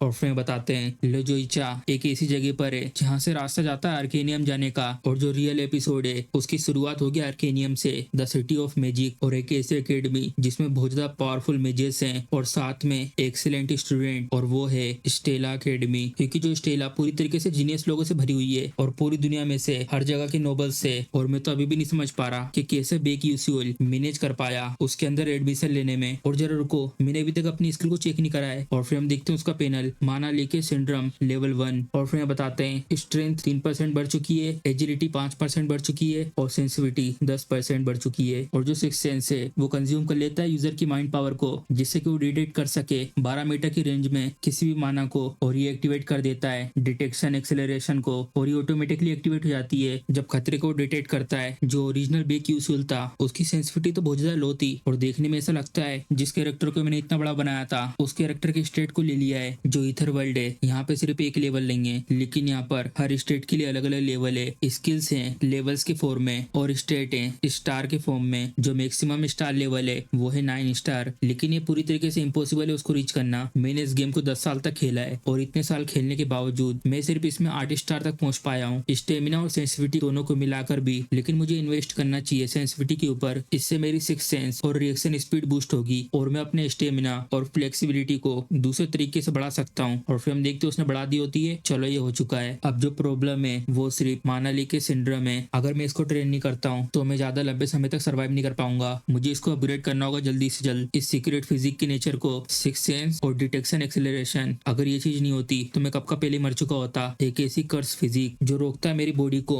माना बनाने से। मानाली के सिंड्रोम ये एक तरीके का इनहेरेंट कर्स है जो बेकी उसूल के पास है, लेकिन फिर भी ये चीज उसे अलाउ करती है कि उसके आसपास के माना को वो सेंस कर सके, और ये किसी भी तरीके के अटैक को सेंस कर सकता है जो भी इसके तरफ आ रहा है बिना उसके तरफ देखे। और जो डिटेक्शन एक्सेलरेशन है ये उसे अलाउ करता है कि वो चीजों को सेंस कर सके, जैसे कि उस समय का टाइम पूरी तरीके से स्लो डाउन हो चुका हो। और अगर यहाँ पर कोई ऐसा अटैक और थ्रेट इसके तरफ आ रहा हो जो लाइट की स्पीड से भी फास्ट हो, जिसको इंसान डिटेक्ट नहीं कर सकते, तब ये बहुत ज्यादा काम आएगी। और ये बहुत ज्यादा जरूरी स्किल है बेकी उसूल के लिए, जो माना को यूज नहीं कर सकता। लेकिन ये सिक्स सेंस की टेक्निक को ज्यादा लंबे समय तक यूज नहीं कर सकता, क्योंकि ये बहुत ज्यादा माइंड पावर को यूज करता है, और इसको यूज करने के बाद इससे बहुत बड़ी दिक्कत भी हो सकती है। और अगला है स्टार, और ये ज्यादा बुरा नहीं है शुरुआत के स्टेट के लिए। और जो तरीका मानाली के सिंड्रोम को मजबूत करने का वो स्टेला अकेडमी में है। इसका मतलब मेरे पास कोई चॉइस नहीं है, मुझे जाना ही पड़ेगा स्टेला अकेडमी में। और अगर मैं चाहता हूँ इस वर्ल्ड के एंड को रोकना, और अगर मुझे ट्रीटमेंट करना अपने मानाली के सिंड्रोम का, तो मुझे जाना होगा स्टेला अकेडमी में। मैं तो ऑलरेडी वहाँ पे जाना नहीं चाहता था। मैं आशा करता हूँ यहाँ पे कोई चीज हो जो मेरी यहाँ पे मदद कर सके। और तो वो इस स्टेट को देखता है, हाँ मैंने तो इसको देखा ही नहीं था। और फिर बाजू में से एक जन बोलता है, हे हम लोग जा रहे हैं जल्दी आ जाओ। और फिर एमसी बोलता है ठीक है मैं आ रहा हूँ। और फिर एमसी मन में बोलता है मैं इसे बाद में देखूंगा। और तभी हम देखते हैं वो लड़की पीछे से जा रही होती है और वो मुड़ के देखती है एमसी को। और फिर हमें इस जगह का सीन दिखाते हैं, एक शिप उड़ के जा रही होती है और फिर अनाउंसमेंट हो रही होती है, अब हम लोग जा रहे हैं आर्केनियम के लिए, प्लीज अपनी सेफ्टी के लिए सीट पर बैठ जाओ। और तभी ये देखते हैं साइड में किसी को आते हुए, और फिर हम देखते हैं एमसी यहाँ पर आ रहा होता है आसपास देखता हुआ। और फिर लोग बोलते हैं इसको देखकर, हे जरा देखो तो इस लड़के को, ये तो बिल्कुल ऐसा लग रहा है जैसे कोई बच्चा गुम गया हो। क्या ये कभी भी नहीं आया है उड़ती हुई शिप में? ये पक्का एक गाँव वाला ही होगा। तभी बाजू में से एक जन बोलता है, मेरे को ये समझ में नहीं आया कि स्टेला अकेडमी ने ऐसे लोगों को कैसे अलाउ कर दिया आने के लिए। और एमसी उसकी बात सुन के देखता है उसकी तरफ, और फिर हम देखते हैं वो ये होता है बीच वाला लड़का, और ये बोल रहा होता है यह अकेडमी पूरी दुनिया में प्रसिद्ध मानी जाती है और वो लोग ऐसे नीच लोगों के साथ यहाँ के पानी को गंदा कर रहे हैं। और फिर एमसी उसकी बात सुन के कुछ बोलता नहीं है, अपनी सांस छोड़ता है और फिर उसको इग्नोर करके निकल जाता है। और ये भी हैरान आता है उसकी बात का कुछ फर्क न पड़ने से। और फिर एमसी वहां से जा रहा होता है और मन में बोलता है, बच्चे हमेशा सेम होते हैं, भले तुम कहीं पे भी चले जाओ। और वो पीछे से चिल्ला रहा होता है, क्या तुम हमारे ऊपर ऐसे सांस छोड़ के गए? और ये बहुत ज्यादा गुस्से में होता है उसको ऐसा करते देखकर, और चिल्ला के बोल रहा होता है, हे तुम रुको यहाँ पर अभी। और तभी सब लोग पीछे देख के हैरान हो जाते हैं, आखिर क्या हुआ, सब लोग ऐसा क्यों कर रहे हैं, आखिर क्यों सब लोग इतना चिल्ला रहे हैं? और ये भी हैरान हो आता है उसकी तरफ देख के। और फिर हम देखते हैं एक जन यहाँ पर आ रहा होता है, प्रिंसेस बियॉन, और एमसी भी देखता है उसकी तरफ। हाँ, और एमसी उसकी बात सुन के बोलता है, क्या इसने अभी बियॉन कहा? और फिर हम बताते हैं इसके बारे में, ये प्रिंसेस है एडोलेबिट किंगडम की, होंग बियॉन एडोलेबिट। और वो यहाँ से जा रही होती है और सबके सब उसको देख के बहुत ज्यादा हैरान हो आते हैं। और फिर उससे बोलता है, यू आर हाइनेस, और वो भी उसकी तरफ देखती कोल्ड नजरों से, और ये भी हैरान हो आता है उसको देख कर इसे। और फिर वहां से चले जाती है और ये कुछ बोल नहीं पाता, और ये जा रही होती है आगे सीढ़ियों की तरफ, और ये मन में सोच रहा होता है, यू आर हाइनेस। और फिर हम देखते हैं एमसी के पास से निकलती है, और फिर एमसी उसको देख के मन में बोलता है, तो ये है कि इस दुनिया की विलेनेस होंग बियोंग, इस गेम की एक one of the main character में से एक है। इसके और मेन फीमेल प्रोटैगनिस्ट के बीच में हमेशा आर्ग्यूमेंट होता है, और यही है है जो आखिरी में मरेगी। चाहे तुम किसी भी रूट को लो, ये बुरी तरीके से मारी जाएगी किसी एंडिंग में। और एक रूट में तो इसको पूरी एकेडमी के द्वारा बुली किया गया था उस एकेडमी से एक्सपेल्ड होने से पहले, और एक रूट में तो इसके साथ एक ऐसी शर्मनाक चीज हुई थी जिसके कारण वो कभी भी पब्लिक के सामने नहीं आई। और ऐसा लगता है कि डेवलपर्स की इसके साथ कुछ पर्सनल दुश्मनी हो और वो ये चाहता है कि चाहे कुछ भी हो जाए, ये वो जिसको सारे दुख दर्द को सहना है, चाहे कुछ भी हो जाए। और फिर एमसी मन्नू बोलता है, मैंने ये सुना था इसके बारे में कि ये मेल प्लेयर्स के बीच बहुत ज्यादा पॉपुलर है, लेकिन तब भी ये बहुत ज्यादा सुंदर है और मुझे ऐसा फील हो रहा है अगर मैं उससे बात करूंगा वो मुझे उसी समय वहां पे मार देगी। और फिर हम देखते हैं एमसी का पेट गुड़गुड़ करने लगता है, मुझे लगता है मुझे कुछ खाना चाहिए। और फिर हम देखते हैं आसपास बहुत सारा खाना रखा होता है और एमसी उसकी तरफ देखते हैं और बहुत ज्यादा हैरान हो जाता है, आखिर सब कुछ इतना ज्यादा महंगा क्यों है, मैं तो आर्केनियम पहुंचने के बाद ही खाऊंगा। और फिर अनाउंसमेंट हो रही होती है, एक अनाउंसमेंट हो रही है सबके लिए, हम लोग आर्केनियम पहुंचने वाले हैं 5 मिनट में, प्लीज सबके सब आ जाइए फर्स्ट फ्लोर की तरफ। मैं फिर से रिपीट कर रहा हूँ, हम लोग आने वाले आर्केनियम। और फिर एमसी मन्नू बोलता है उसको सुनने के बाद, आखिरकार इसकी स्टार्टिंग हो रही है और वैसे भी जो अभी इस समय जो चीज चल रही है वो मेरी रियलिटी है, चलो तो फिर इसे करते हैं। एमसी बहुत ज्यादा परेशान हो चुका होता है और फिर इतना परेशान होने के बाद अपनी सांस छोड़ता है और फिर मन में बोलता है, ये अच्छा है कि मैं यहाँ तक आ पाया हूँ, लेकिन क्या मैं सच में सर्वाइव कर पाऊंगा स्टेला एकेडमी में? नहीं, ये चिंता करने की बात नहीं है, बल्कि क्या मैं इस दुनिया में सर्वाइव कर पाऊंगा? मैं आशा करता हूँ कि मेरे पास कुछ ऐसी चीज होती जिससे मेरी मदद हो जाती है ऐसे हालात में। अरे हाँ, मेरे को अभी कुछ याद आया, कुछ समय पहले मेरे पास एक नोटिफिकेशन आई थी और मैंने अभी तक उसे चेक नहीं करा है। और फिर मैं दिखाते हैं, इसमें लिखा होता है द कॉन्स्टलेशन प्रोजेक्ट, इसने तुम्हें एक स्पेशल रिवॉर्ड ऑफर किया है, एक डाउन वर्जन का आइटम जिसको तुम इस गेम में यूज कर सकते हो और एक डाउन वर्जन की स्किल जिसको तुम इस गेम में ले सकते हो। चलो कम से कम ये सिस्टम में ये तो अच्छा है कि ये मुझे बहुत सी चीजें दे रहा है। चलो देखते हैं इसमें से क्या अच्छा लेने के लिए, क्या मैं इसमें से रिटर्निंग लाइट और रेज ऑफ द लाइट लूं? और तभी सिस्टम की आवाज आती है, जो ये तुमने आइटम सर्च करा है इसका ग्रेड बहुत ज्यादा हाई है, तुम्हें इससे बहुत डाउनग्रेड आइटम लेना है। और फिर एमसी बोलता है, तो हाइपर एक्सप्रेस बिलिंग के बारे में क्या कहना है? और फिर सिस्टम बोल रहा होता है, ये जो स्किल तुमने सर्च करी है ये बहुत ज्यादा एडवांस वर्जन की बिलिंग की स्किल है और तुम इसे नहीं ले सकते, लेकिन तुम रिवॉर्ड को यूज कर सकते हो अपनी बिलिंग की स्किल को थोड़ा सा इनहेंस करने के लिए। और फिर एमसी हैरान हो जाता है और मन में बोलता है, तुम्हें सच में इतना ज्यादा डाउनग्रेड होने की जरूरत थी? और फिर से आवाज आती है, तुम्हारी नैरेटिव पावर की कम होने के कारण हम लोग भी इसमें कुछ नहीं कर सकते। और फिर एमसी मन में बोलता है, आखिर ये क्या है? और फिर वो बता रहा होता है, एक ऐसी फोर्स जो स्टोरी को अच्छे से चला सके उसे कहते हैं नैरेटिव पावर। अगर तुम इसे लगातार एक्सप्लोर करते रहते हो स्टोरी के अलग अलग रास्ते को, बिल्कुल कल जैसे, फिर तुम अपने नैरेटिव पावर को बढ़ा सकते हो। और फिर एमसी मन में बोलता है, तो इसका मतलब अगर मैं शॉर्ट में बताऊं तो तुम ये कह रहे हो तुम मुझे गेम के आइटम इसलिए नहीं दे सकते क्योंकि मैं एक न्यूबी हूँ? और फिर उसकी तरफ से कोई जवाब नहीं आता। और फिर एमसी बोलता है, अच्छा तो फिर बुलबुल चश्मों के बारे में क्या कहना है? और फिर वो सिस्टम कुछ देर तक बोलता नहीं है और फिर बोलता है, सिस्टम ने इसके ऊपर एग्जामिनेशन करी है और हमने कैलकुलेट कर लिया है, हम तुम्हें इसे दे सकते हैं। चलो तो फिर ठीक है, मैं ये लेता हूँ। और फिर हम देखते हैं उसके हाथ में आ चुके होते वो चश्मे। और फिर मन में बोलता है, मैंने तो ये कभी सोचा नहीं था कि एक दिन ऐसा भी आएगा कि मुझे वाले चश्मे पहनने पड़ेंगे। और फिर बताते हैं बुलबुल चश्मे ये एक ऐसा आइटम है जो सारी की सारी इन्फॉर्मेशन को कलेक्ट करता है जब तक मैं गेम को खेलता रहूंगा। जो ईथर वर्ल्ड है उसमें इन्फॉर्मेशन को पढ़ना इम्पॉसिबल है, जैसे कि हंटर, मोस्टर और जमा की हुई नॉलेज। तो इसलिए प्लेयर ने अलग अलग आइटम को डेवलप करा जिससे कि वो लोग इन्फॉर्मेशन को जमा कर सके अपने तरीके से। और मैंने भी ये चीज करी थी। तभी वो देखते हैं सामने की तरफ और फिर बताते हैं बुलबुल चश्मे के बारे में। इसका ग्रेड दिखाया नहीं होता और डिस्क्रिप्शन में लिखा होता है, कल के खाने का मेन्यू याद नहीं आ रहा? चिंता मत करो, क्योंकि जो ये ग्लासेस हैं वो सब कुछ याद रखते हैं, हर एक पीस ऑफ इन्फॉर्मेशन को जो भी तुम देखते हो। और एक स्पेशल फीचर बुलबुल फोल्डर सील, और ये कंज्यूम करता है माइंड पावर को। और फिर एमसी उससे बोलता है, ओपन फोल्डर करो। और फिर आवाज आती है, ओपन फोल्डर हो चुका है। और फिर हमें दिखाते हैं alchemy materials, Hunter group, dungeon, monster, characters. चलो ठीक है, इतना सब काफी है। जबकि ये सच में एक रियल लाइफ है तो यहाँ पर मैं कुछ नहीं कह सकता कि मैं कितना ग्राइंड करूंगा इस सिस्टम को यूज करके, लेकिन इन चश्मों को यूज करके मैं कम से कम अपनी आधी एबिलिटी को तो वापस पा सकता हूँ जो मेरे पास पहले थी। और तभी एक जन बोलता है, हे जरा देखो तो ये सेल है ना? और फिर हम देखते हैं वही होती है। और तभी दूसरा बोलता है, अच्छा तुम्हारा मतलब उस ट्रेडर डच मुल्क की बड़ी बेटी? और वो लोग आपस में बोल रहे होते हैं, इसकी हिम्मत कैसे हो यहाँ पर अपना चेहरा दिखाने की? शांत हो जाओ, वो सुन लेगी। और तभी एमसी उसको देख के मन में बोलता है, एसएल अगर मैं बताऊं इन चश्मों के बारे में तो इसके अंदर एक और फंक्शन है, वो ये है कि ये मुझे अलाउ करता है इससे मैं स्टोरी के हर कैरेक्टर की इन्फॉर्मेशन देख सकता हूँ। और फिर हम बताते हैं एसएल के बारे में, फेक हीरोइन, और ये एक आइस लाइटिंग मेज है, पहले अचार का जूस पिया पिज्जा खाते समय। और ये बड़ी बेटी है मोल्डूची की, उसके फादर के मर जाने की वजह से उसकी फैमिली पूरी तरीके से डाउनफॉल हो गई और फिर वो मारे गई बाद में। और फिर एमसी उसको देख के मन में बोलता है, तो ये है वो फेक हीरोइन। और फिर हम बताते हैं एसएल के फेक हीरोइन को एक्सप्लेन करने के लिए यहाँ पर एक पॉइंट है जो मैं बताना चाहता हूँ। हालांकि जिस गेम में अभी मैं हूँ उसको कहते हैं ईथर वर्ल्ड, और फैक्ट ये है कि जो ईथर वर्ल्ड गेम है वो पूरी तरीके से ओरिजिनल रोमांस फैंटेसी नोवेल पर बेस्ड है और उसका नाम है डोंट लव द प्रिंसेस। और ये नोवेल है एक हीरोइन एसएल को लेकर जिसने खो दिया था अपनी पूरी फैमिली को, वो आगे बढ़ती चली गई विलेनेस होंग ब्योंग की चालों का सामना करते हुए, और आखिरी में वो मेल प्रोटैगनिस्ट के साथ रात मिल गई। उसकी जो रिवेंज की जितनी भी स्कीम थी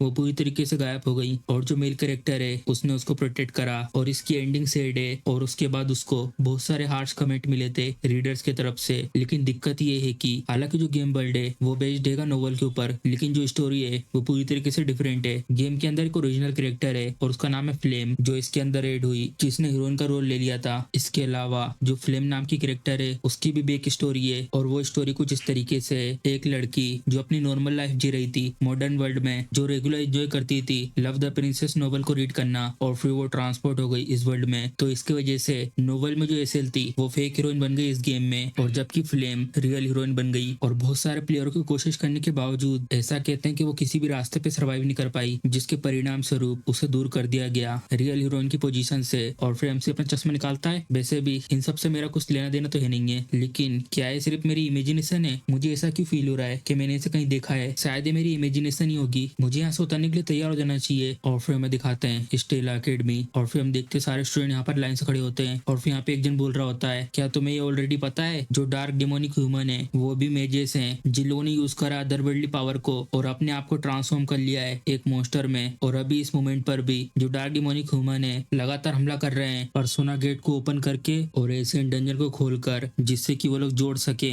मैजिकल वर्ल्ड को पिछले वर्ल्ड से। और हमारी डेस्टिनी है एक मेज होकर कि हमें प्रोटेक्ट करना है डार्क फोर्सेस से इस वर्ल्ड को। और फिर यहाँ पर कुछ स्टूडेंट आपस में बात कर रहे होते हैं, कितनी ज्यादा बोरिंग स्पीच है सेमेस्टर को शुरुआत करने के लिए। और दूसरा बोलता है, इसको सुनकर तो मुझे थकावट होने लगी। और फिर वो बोल रहे होते हैं, अगला यहाँ पर एक और सेरेमनी रखी जाएगी उन 4 स्टूडेंट के लिए जिन लोगों ने एडमिशन लिया यहाँ पर हाई स्कोर के साथ, और इसी के साथ नए प्रेजेंटेटिव भी जो इस अकेडमी में एडमिटेड हुए हैं हाई स्कोर के साथ। स्टूडेंट्स प्लीज आओ ऊपर की तरफ इस पोडियम के पास। और फिर हम देखते वो लोग जा रहे होते हैं ऊपर की तरफ सीढ़ियां चढ़ के, और फिर सबके सब यहाँ पे लाइन से एक साथ खड़े हो जाते हैं। और फिर हमसे उन सबको देख के मैंने बोलता है, सबका चेहरा चमक रहा है और ये दिखाता है ये लोग अपनी पोजीशन में पूरी तरीके से फिट है एज ए मेन कैरेक्टर के रूप में। लेकिन उन सब में से जो सबसे ज्यादा चमक रहा है वो तो ऑब्वियस है। और फिर वो अनाउंस कर रहे होते हैं प्रेसमैन रिप्रेजेंटेटिव मा यू सियोंग, और फिर बाकी स्टूडेंट उसके बारे में बात कर रहे होते हैं। ये है वो स्टूडेंट जो सबसे ज्यादा हाई स्कोर के साथ यहाँ पर आया है। आखिर ये कैसे इतना ज्यादा हैंडसम और इंटेलिजेंट है सेम टाइम पर? और फिर एमसी मन में बोलता है, तो ये है वो फेमस मा यू सियोंग। और फिर हम इसके बारे में बताते हैं, मा यू सियोंग ये है वो कैरेक्टर जो सबसे ज्यादा बेस्ट है। इसके पास माना स्टेटस है 9 स्टार का, और इसका जो पोटेंशियल है वो डीएटी के रियल्म तक का है। ये एक नेचुरल जीनियस है, जीनियस के बीच में जो इस दुनिया के पूरे एलिमेंट को कंट्रोल कर सकता है। भले मैं इस गेम की असली एंडिंग तक ना पहुंच पाऊं, लेकिन मुझे अवॉइड करना होगा इसकी बेड एंडिंग को। और ये चीज हो सकती है मा यू सियोंग को अच्छी साइड लाकर, लेकिन ये सब कुछ पूरी तरीके से फ्लेम के ऊपर है। लेकिन ये इस पर डिपेंड करता है कि ये कैसा एक्ट करती है, क्योंकि ये भी मेरे जैसे सेम रिलेटिव से आई है। और ये अच्छा रहेगा कि मैं उसके साथ अच्छा व्यवहार बना के रखूं, लेकिन सब चीजें उलझ जाएंगी अगर इसने मुझे अपना एनिमी समझा तो, और मुझे इसे रिजेक्शन फेस करना पड़ सकता है। और जबकि मेरे पास अपर एंड है इन्फॉर्मेशन को लेकर, मुझे नहीं लगता कि मुझे किसी भी तरीके का रिस्क लेना होगा। जो फ्लेम है वो रोमांस फैंटेसी नोवेल प्रोसेसर है और मैं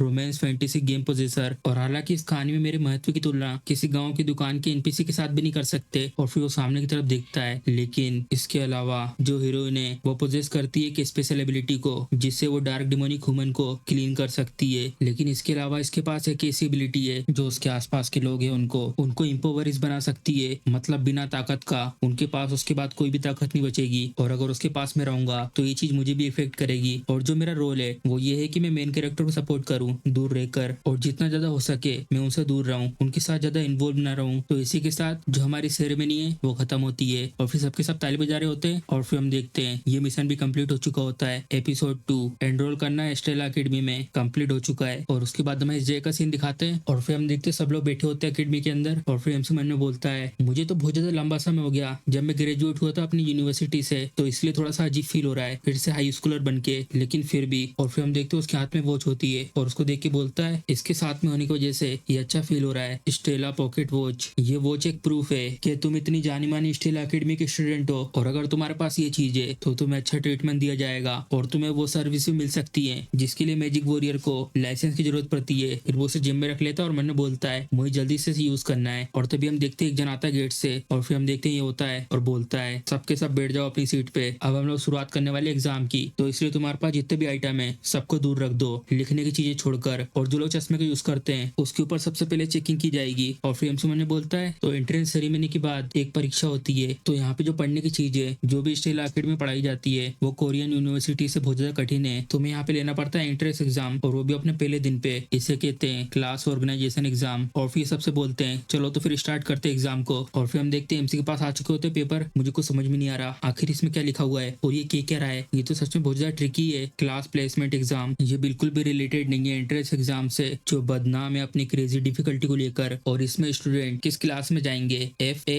या एस क्लास, वो इस एग्जाम के ऊपर डिपेंड है। और ऑफ कोर्स जो खेले जाने वाले प्लेयर हैं वो तो ऑब्वियस एस क्लास में जाएंगे। और उससे अलग जो बेक यूसीओल है, जो अकेडमी में एंटर हुआ था सबसे लास्ट पोजीशन में, जितने भी स्टूडेंट इसमें थे 1141 में से वो लास्ट प्लेस लेकर आया था, ऑटोमेटिकली F क्लास मिल गई थी। मैं तो ऑलरेडी अकेडमी में आ चुका हूँ, क्या मैं ये खाली पेज उनको दे दूं? आखिर इससे क्या चांसेस हैं कि मैं इधर से एक्सपेल हो सकता हूँ। और तभी वो साइड में देखता है और फिर हम देखते हैं इसने अपना एग्जाम पूरा दे चुका होता है और एमसी इसकी तरफ देख रहा होता है ऊपर से। मा यूसियोंग ये ऐसे क्यों बैठा है? क्या जो एग्जाम पेपर था इसने ऑलरेडी फिनिश कर दिया है? जब भी तो सोचूं इसके लिए जीना इतना ज्यादा बोरिंग क्यों है। और फिर बताते हैं इसके बारे में। जो नेचर है इस कैरेक्टर का वो बोरियत है। ये पैदा हुआ था उस फैमिली में जो सबसे ज्यादा स्ट्रॉन्ग है पूरी दुनिया में, और ये सबसे ज्यादा जीनियस दिमाग का है और सबसे ज्यादा टैलेंटेड पूरी दुनिया में, और हर चीज इसके लिए बहुत ज्यादा आसान है। और इसलिए ये डिपेंड करता है कि फीमेल लीड इसके सामने कैसा एक्ट करती है और उससे पता चलेगा मा यूसियोंग अच्छा बनेगा या बुरा। ये इस पे डिसाइड करता है। एक डार्क डिमोनिक ह्यूमन जिसने काम किया था पूरी ह्यूमैनिटी को बर्बाद करने का। और ऑब्वियसली मा यूसियोंग के लिए तो ये बहुत ज्यादा इंटरेस्टिंग होगा। और वैसे भी जो सबसे बड़ा इशू है वो इसकी खुद की फैमिली है। चलो इसे जाने दो। अगर मैं जीनियस की तरफ देखूंगा तो मुझे और मन करेगा कि मैं अपने आप को इससे कंपेयर करूं। जय रुको, क्या मैं बुलबुल चश्मों को इनके ऊपर यूज कर सकता हूँ? और वैसे भी खेलते समय मैंने उनका बहुत ज्यादा यूज करा था। फिर वो अपने चश्मा निकालता है और फिर मैंने बोलता है चलो ये अच्छा है, वैसे भी मैं कुछ खो तो नहीं रहा हूँ, चलो इसे चेक करके देखते हैं। और फिर हम देखते हैं एमसी उसको लगाने वाला होता है, तभी टीचर पास में आके बोलते हैं जय रुको, आखिरी चश्मे क्या है? मैंने पहले पक्का ये कहा था अगर तुम्हें चश्मे यूज करना है तुम्हें उन्हें सबसे पहले चेक करवाना होगा। और फिर एमसी मैंने बोलता है हाँ इसने कहा तो था। और फिर एमसी उसे अपना चश्मा दे देता है और फिर वो बोलते हैं चलो सबसे पहले इसे चेक करते हैं। और फिर वो उस चश्मे को देख रहे होते हैं। अब मैं क्या करूं? और इसके अंदर तो मैजिक है, अगर इसके अंदर मैजिक का पता चल गया तो मैं शायद यहाँ से एक्सपेल्ड हो सकता हूँ। और फिर तभी सिस्टम की आवाज आती है बुलबुल चश्मे का मिसिंग पार्ट को सेंस कर लिया गया है, क्या तुम उसे बुलाना चाहते हो? और फिर एमसी बहुत ज्यादा हैरान हो जाता है और मैंने बोलता है नहीं नहीं जैसे हो वैसे ही रहो। और फिर देख रहे होते हैं उसकी तरफ और कुछ बोलते नहीं है। और फिर वो एमसी को दे देते हैं वो चश्मे को और फिर बोलते हैं मुझे इसके अंदर कोई भी माना फील नहीं हो रहा है, लेकिन अगली बार अगर तुम ये करते हो तो सबसे पहले मुझसे पूछना। और फिर एमसी बोलता है हाँ। और फिर मैंने बोलता है वाह ये तो कमाल हो गया, अगर इसमें ओरिजिनल फंक्शन काम करता तो शायद यहाँ पे बहुत बड़ी दिक्कत हो जाती, मैं तो बाल बाल बच गया। चलो तो फिर। और वो पहन लेता अपने चश्मों को। वाह ये तो बहुत ज्यादा अच्छा है, मैं तो सारे आंसर को आराम से देख सकता हूँ, ये तो एक जैकपॉट है। और तब क्या होगा अगर मैं फर्स्ट प्लेस पर आ गया ये सब करके, अब तो मैं डेफिनेटली F क्लास से बच जाऊंगा और शायद मुझे इससे A क्लास मिल सकती है। और फिर टीचर बोलते हैं एग्जाम खत्म हो चुका है, अपने पेपर को जल्दी दे दो। और फिर एमसी उसकी तरफ देख के हैरान हो जाता है हाँ। और फिर हम देखते हैं उसके पास से वो पेपर उड़ के जा रहे होते हैं। मैंने तो सिर्फ 3 ही क्वेश्चन पूरे कर पाए हैं। और फिर वो उसको लेके चेक कर रहे होते हैं और तभी बहुत ज्यादा हैरान हो जाते हैं। और एमसी मुन्ने बोलता है मैं सोच रहा था कि मैं फाइनली बच गया हूँ F क्लास से, ये सच में बहुत ज्यादा होगा बेक यूसुल के लिए। और फिर वो देखता है सामने की तरफ हाँ। और फिर एमसी के पास आके चिल्ला रहे होते हैं जल्दी तुम मुझे वो चश्मे को दो जल्दी से। और फिर एमसी भी हैरान हो जाता है आखिर क्या हुआ। और फिर वो देख रहे हो तो चश्मे को, ऐसा हो ही नहीं सकता, तुम उधर पे जाओ बुला के लेके आओ डॉक्टर ग्राइन को। और फिर बोलता है ठीक है सर। आखिर अचानक से इनके साथ क्या हो गया? और जितने भी आंसर थे मैंने उन सबको बहुत क्लियर तरीके से लिखा था जिससे कि इनको ये ना लगे कि मैंने चीटिंग करी है, क्या मैं पकड़ा गया? और फिर हम देखते हैं यहाँ पर आ चुके होते हैं और वो बोल रहे होते हैं क्या लगता है तुम्हें डॉक्टर? और फिर चेक करते हैं और फिर बताते हैं इनके बारे में, magic engineering professor doctor grain. और फिर वो बोलते हैं जो फैक्ट है कि इसने क्वेश्चन को सोल्व कर दिया है ये सच में सस्पिशियस है। और फिर टीचर बोलते हैं तो क्या इसका मतलब इसने चीटिंग करी है? और फिर ये बोलते हैं लेकिन इसने चीटिंग नहीं करी है, मुझे किसी भी तरीके का मैजिक फील नहीं हो रहा है इन चश्मों के अंदर से, इसने डेफिनेटली अपनी खुद की एबिलिटी से उन क्वेश्चन को सोल्व करा है। और फिर एमसी कंधे पे हाथ रखते और बोलते हैं ओ ये तो बहुत ज्यादा इंटरेस्टिंग है, ऐसा सोचना कि मैं अपनी पूरी जिंदगी में ये चीज देख पाऊंगा। और वैसे प्रोफेसर लिहन वॉल आपको इससे माफी मांगकर अच्छे से गाइड करना चाहिए। और फिर ये बोलते मैं समझ गया, मैंने इसमें थोड़ी सी गलती कर दी, मुझे माफ कर दो। और फिर एमसी बोलता हूँ उनसे ऐसा तो होता रहता है लेकिन प्लीज अगली बार से आप ध्यान रखिएगा। और फिर एमसी मैंने बोलता है अगर मैं सच बताऊं मैंने सच में चीटिंग करी है और अगर उसका ओरिजिनल फंक्शन काम करता तो सच में बहुत बड़ी दिक्कत हो जाती, मैं जब तक लकी हूँ जब तक मैं पकड़ा नहीं जाता। तो सबसे पहले हम देखते हैं खुला मौसम होता है और इसी खुले मौसम के साथ स्टेला एकेडमी की एक बिल्डिंग का सीन हम देखते हैं और उसी बिल्डिंग में प्रोफेसर ली हेनवॉल का ऑफिस होता है और जितने भी स्टूडेंट का एंट्रेंस एग्जाम हुआ था उन सबके पेपर्स प्रोफेसर चेक कर रहे होते हैं। और तभी अपने हाथ में एक पेपर को लेकर वो उसकी तरफ देख रहे होते हैं और तभी बाजू में से एक जन आके बोलता है ओ प्रोफेसर ली हेनवॉल। और फिर वो देखते हैं उनकी तरफ और फिर हम देखते ही होती हैं और ये बोल रही होती प्रोफेसर से तो क्या ये एग्जाम पेपर है इस साल के नए बच्चों के? और फिर प्रोफेसर बोलते हैं हाँ। और फिर भी बहुत ज्यादा खुश होकर बोलती है मैंने ये सुना है कि इस साल बहुत सारे अच्छे अच्छे स्टूडेंट आए हैं। और फिर हमें इसके बारे में बताते हैं स्टेला एकेडमी की काउंसिल ऑफ एल्डर्स प्रोफेसर एडल्टेमैन। और फिर ये बोलते हैं हाँ वैसे तुम सही कह रही हो, एक जाने मानी फैमिली से फायर को यूज करने वाली होंग बियोन द प्रिंसेस ऑफ शैडो लेविट द किंगडम ऑफ फ्लेम से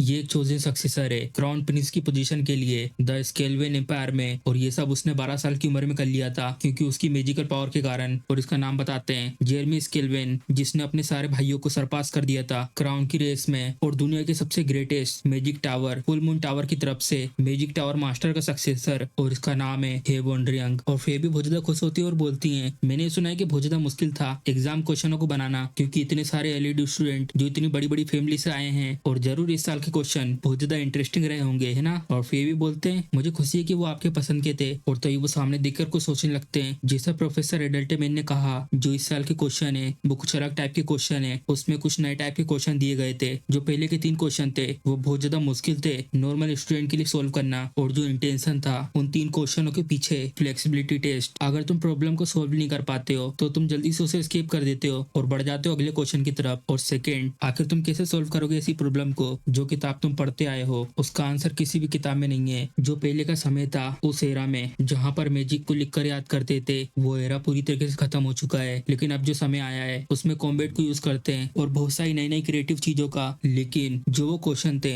उनको सोल्व करने के लिए नहीं बनाया गया था, और इनफैक्ट 1141 बच्चों में से जो 1000 बच्चे हैं उनने इन 3 क्वेश्चन को छोड़ दिया है, लेकिन बाकी में से जो 100 बच्चे हैं उनने कोशिश करी इसको सोल्व करने की, लेकिन उनमें से बहुत सारे एक सिंगल आंसर करेक्ट नहीं कर पाए। और जो नए स्टूडेंट हैं उनमें से सिर्फ 3 ऐसे स्टूडेंट हैं जिनने इन क्वेश्चन का सही जवाब दिया है। मा यूसियोंग इस साल का प्रोडिजी जो एक उल्का पिंड की तरह अचानक से अपीयर हो गया, लेकिन जो इसकी ओरिजिन है वो अननोन है, ये नहीं पता कि वो आया कहाँ से। और यहाँ पर दूसरी है फ्लेम जिसको एडमिशन मिला है प्रिंसिपल के रिकमेंडेशन से, और भले वो एक कामनर क्यों ना हो, और उसको रिकॉग्नाइज किया गया उसके टैलेंट को लेकर जिसका टैलेंट मा यूसियोंग से बहुत ज्यादा क्लोज है। और तीसरा ये बेकी यूसियोल जो मा यूसियोंग और फ्लेम है उनको तो जीनियस माना जाता है, लेकिन मैं श्योर नहीं हूँ बेकी यूसियोल के बारे में जिसका एडमिशन स्कोर सबसे ज्यादा लो हैगा। और मैंने ऐसे कुछ भी ऐसा एक्सपेक्ट नहीं करा था कि ये सारे क्वेश्चन को सोल्व करेगा, और स्पेशली तब जब ये बाकी प्रॉब्लम को सोल्व भी नहीं कर पाया था। और फिर बाजू में से प्रोफेसर बोलती है मैं सोच रही हूँ कि तुम इतना ज्यादा इंटरेस्टेड क्यों हो ये नए स्टूडेंट के स्कोर को लेकर, और ऐसा लगता है यहाँ पर एक ऐसा स्टूडेंट है जिसका स्कोर कुछ मेक सेंस करता नहीं है। ये मेक सेंस करता है क्योंकि ऐसे बहुत सारे फॉर्मूला और इक्वेशन है जो उनको सोल्व नहीं कर सकते, क्या तुम इन्हें सोल्व कर सकते हो बिना कुछ जाने। और फिर प्रोफेसर बोलते हैं क्या तुम्हें ये लगता है जो ये बच्चा है वो जीनियस है, और फिर वो बोलती है ये शायद कोइंसिडेंस हो सकता है, और फिर वहां से चले जाती है। और फिर हम देखते हैं उसकी प्रोफाइल की तरफ देख रहे होते हैं, और उसी के साथ एक कागज भी होता है जिसमें कुछ लिखा होता है इसको एक स्पेशल एडमिशन ग्रांट किया गया है क्योंकि जो इसकी एबिलिटी है ब्लिंक को कंट्रोल करने की, इसलिए इसको ऊंचा सम्मान दिया गया है। तो जो ये बच्चा है जिसको प्रिंसिपल ने खुद एडमिशन ग्रांट किया है ये तो बहुत ज्यादा डिफरेंट है। तो ऐसी बात है एक मैच कॉम्बैट का स्टूडेंट जो सबसे अच्छा है ब्लिंक में। चलो वैसे भी जल्दी पता चल जाएगा इसके बारे में भी ये कोइंसिडेंस है और या तो ये सच में स्पेशल है। और तभी हम यहाँ का सीन दिखाते हैं स्टूडेंट आपस में बात करते जा रहे होते हैं, और फिर हम देखते हैं एमसी भी आ रहा होता है पीछे से चलते हुए, और फिर स्टूडेंट बात कर रहे होते हैं मैंने सुना जिसको भी जो भी क्लास मिली है उसका बोर्ड इस जगह पे लगा हुआ है। और फिर दूसरा बोलता है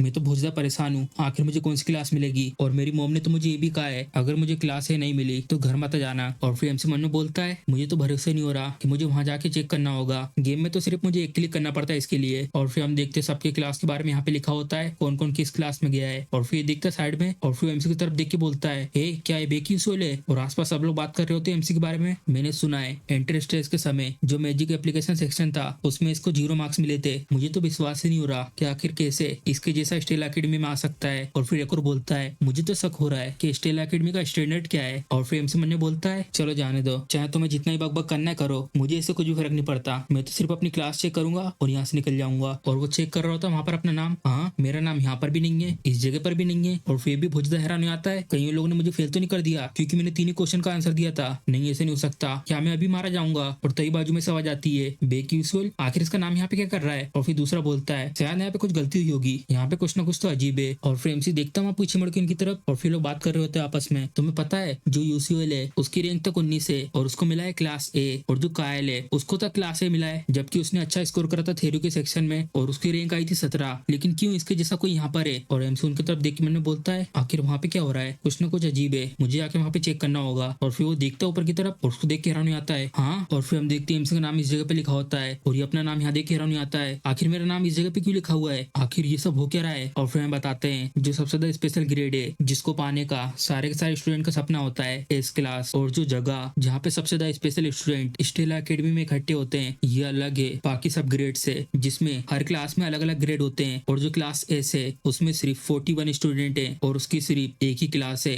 मेरे को एस ग्रेड मिला है। देखने में ऐसा लगता है किसी से गलती हो गई होगी, ये सच में मुझे पागल बना देगा। और अगर मैं इस क्लास में गया, उस क्लास में तो मेरा मेन कैरेक्टर से बार बार आमना सामना होता रहेगा। अगर मैं मेन कैरेक्टर्स के साथ इन्वॉल्व होता रहूंगा तो इससे जो मेरी ऑलरेडी इतनी कम जिंदगी है वो और ज्यादा कम हो जाएगी। अब तो मैं अपनी क्लास को भी चेंज नहीं कर सकता। और फिर वो जाने लगता है यहाँ से। और फिर मन में बोलता है मुझे सिर्फ अपना बेस्ट ट्राई करना होगा कि मैं अपनी लो प्रोफाइल रख सकूं। चलो किसी तरीके से मैं मैनेज कर लूंगा। और तभी हम देखते हैं फ्लेम यहाँ पर आ जाती है और वो शायद उसका नाम वहाँ पर देख लेती है और कुछ बोलती नहीं है। और फिर हमें इस जय का सीन दिखाते हैं और फिर हम देखते हैं यहाँ पर ये इसको एक चाटा मारती है और बोल रही होती गुस्से में तुमने 3 क्वेश्चन को गलत कर दिया और जो प्रिंसेस एसेल है उसने तक 2 आंसर सही करे हैं। और फिर हमें इसके बारे में बताते हैं एलिमेंटल क्लास फायर एलिमेंट की प्रोफेसर होंगी एल। और फिर वो बोल रही होती इससे तुम उन क्वेश्चन का आंसर नहीं दे पाई जिनका आंसर उन कीड़ों तक ने सही दिया है। इसका मतलब तुम उन कीड़ों से भी सबसे ज्यादा नीचे हो। अब तुम्हें अपने आप को एक कीड़े की तरह देखना होगा और तुम्हें वो एग्जाम फिर से देना होगा। तुम्हें समझ में आया कि नहीं आया बियॉन? और फिर बोलती है हाँ मदर। और फिर हमें पता चलता है ये जो है जिसने इसको चाटा मारा है वो इसकी मदर है। और फिर भी चैन की सांस छोड़ती है और बोलती है मेरी बात सुनो बियॉन, तुम अफोर्ड नहीं कर सकती कि तुम मेरे जैसा बनो जिसको किंगडम से निकाल दिया गया है और यहाँ पर आकर किसी एक स्टूपिड प्रोफेसर की पोजीशन पर है। तुम नहीं बन सकती वो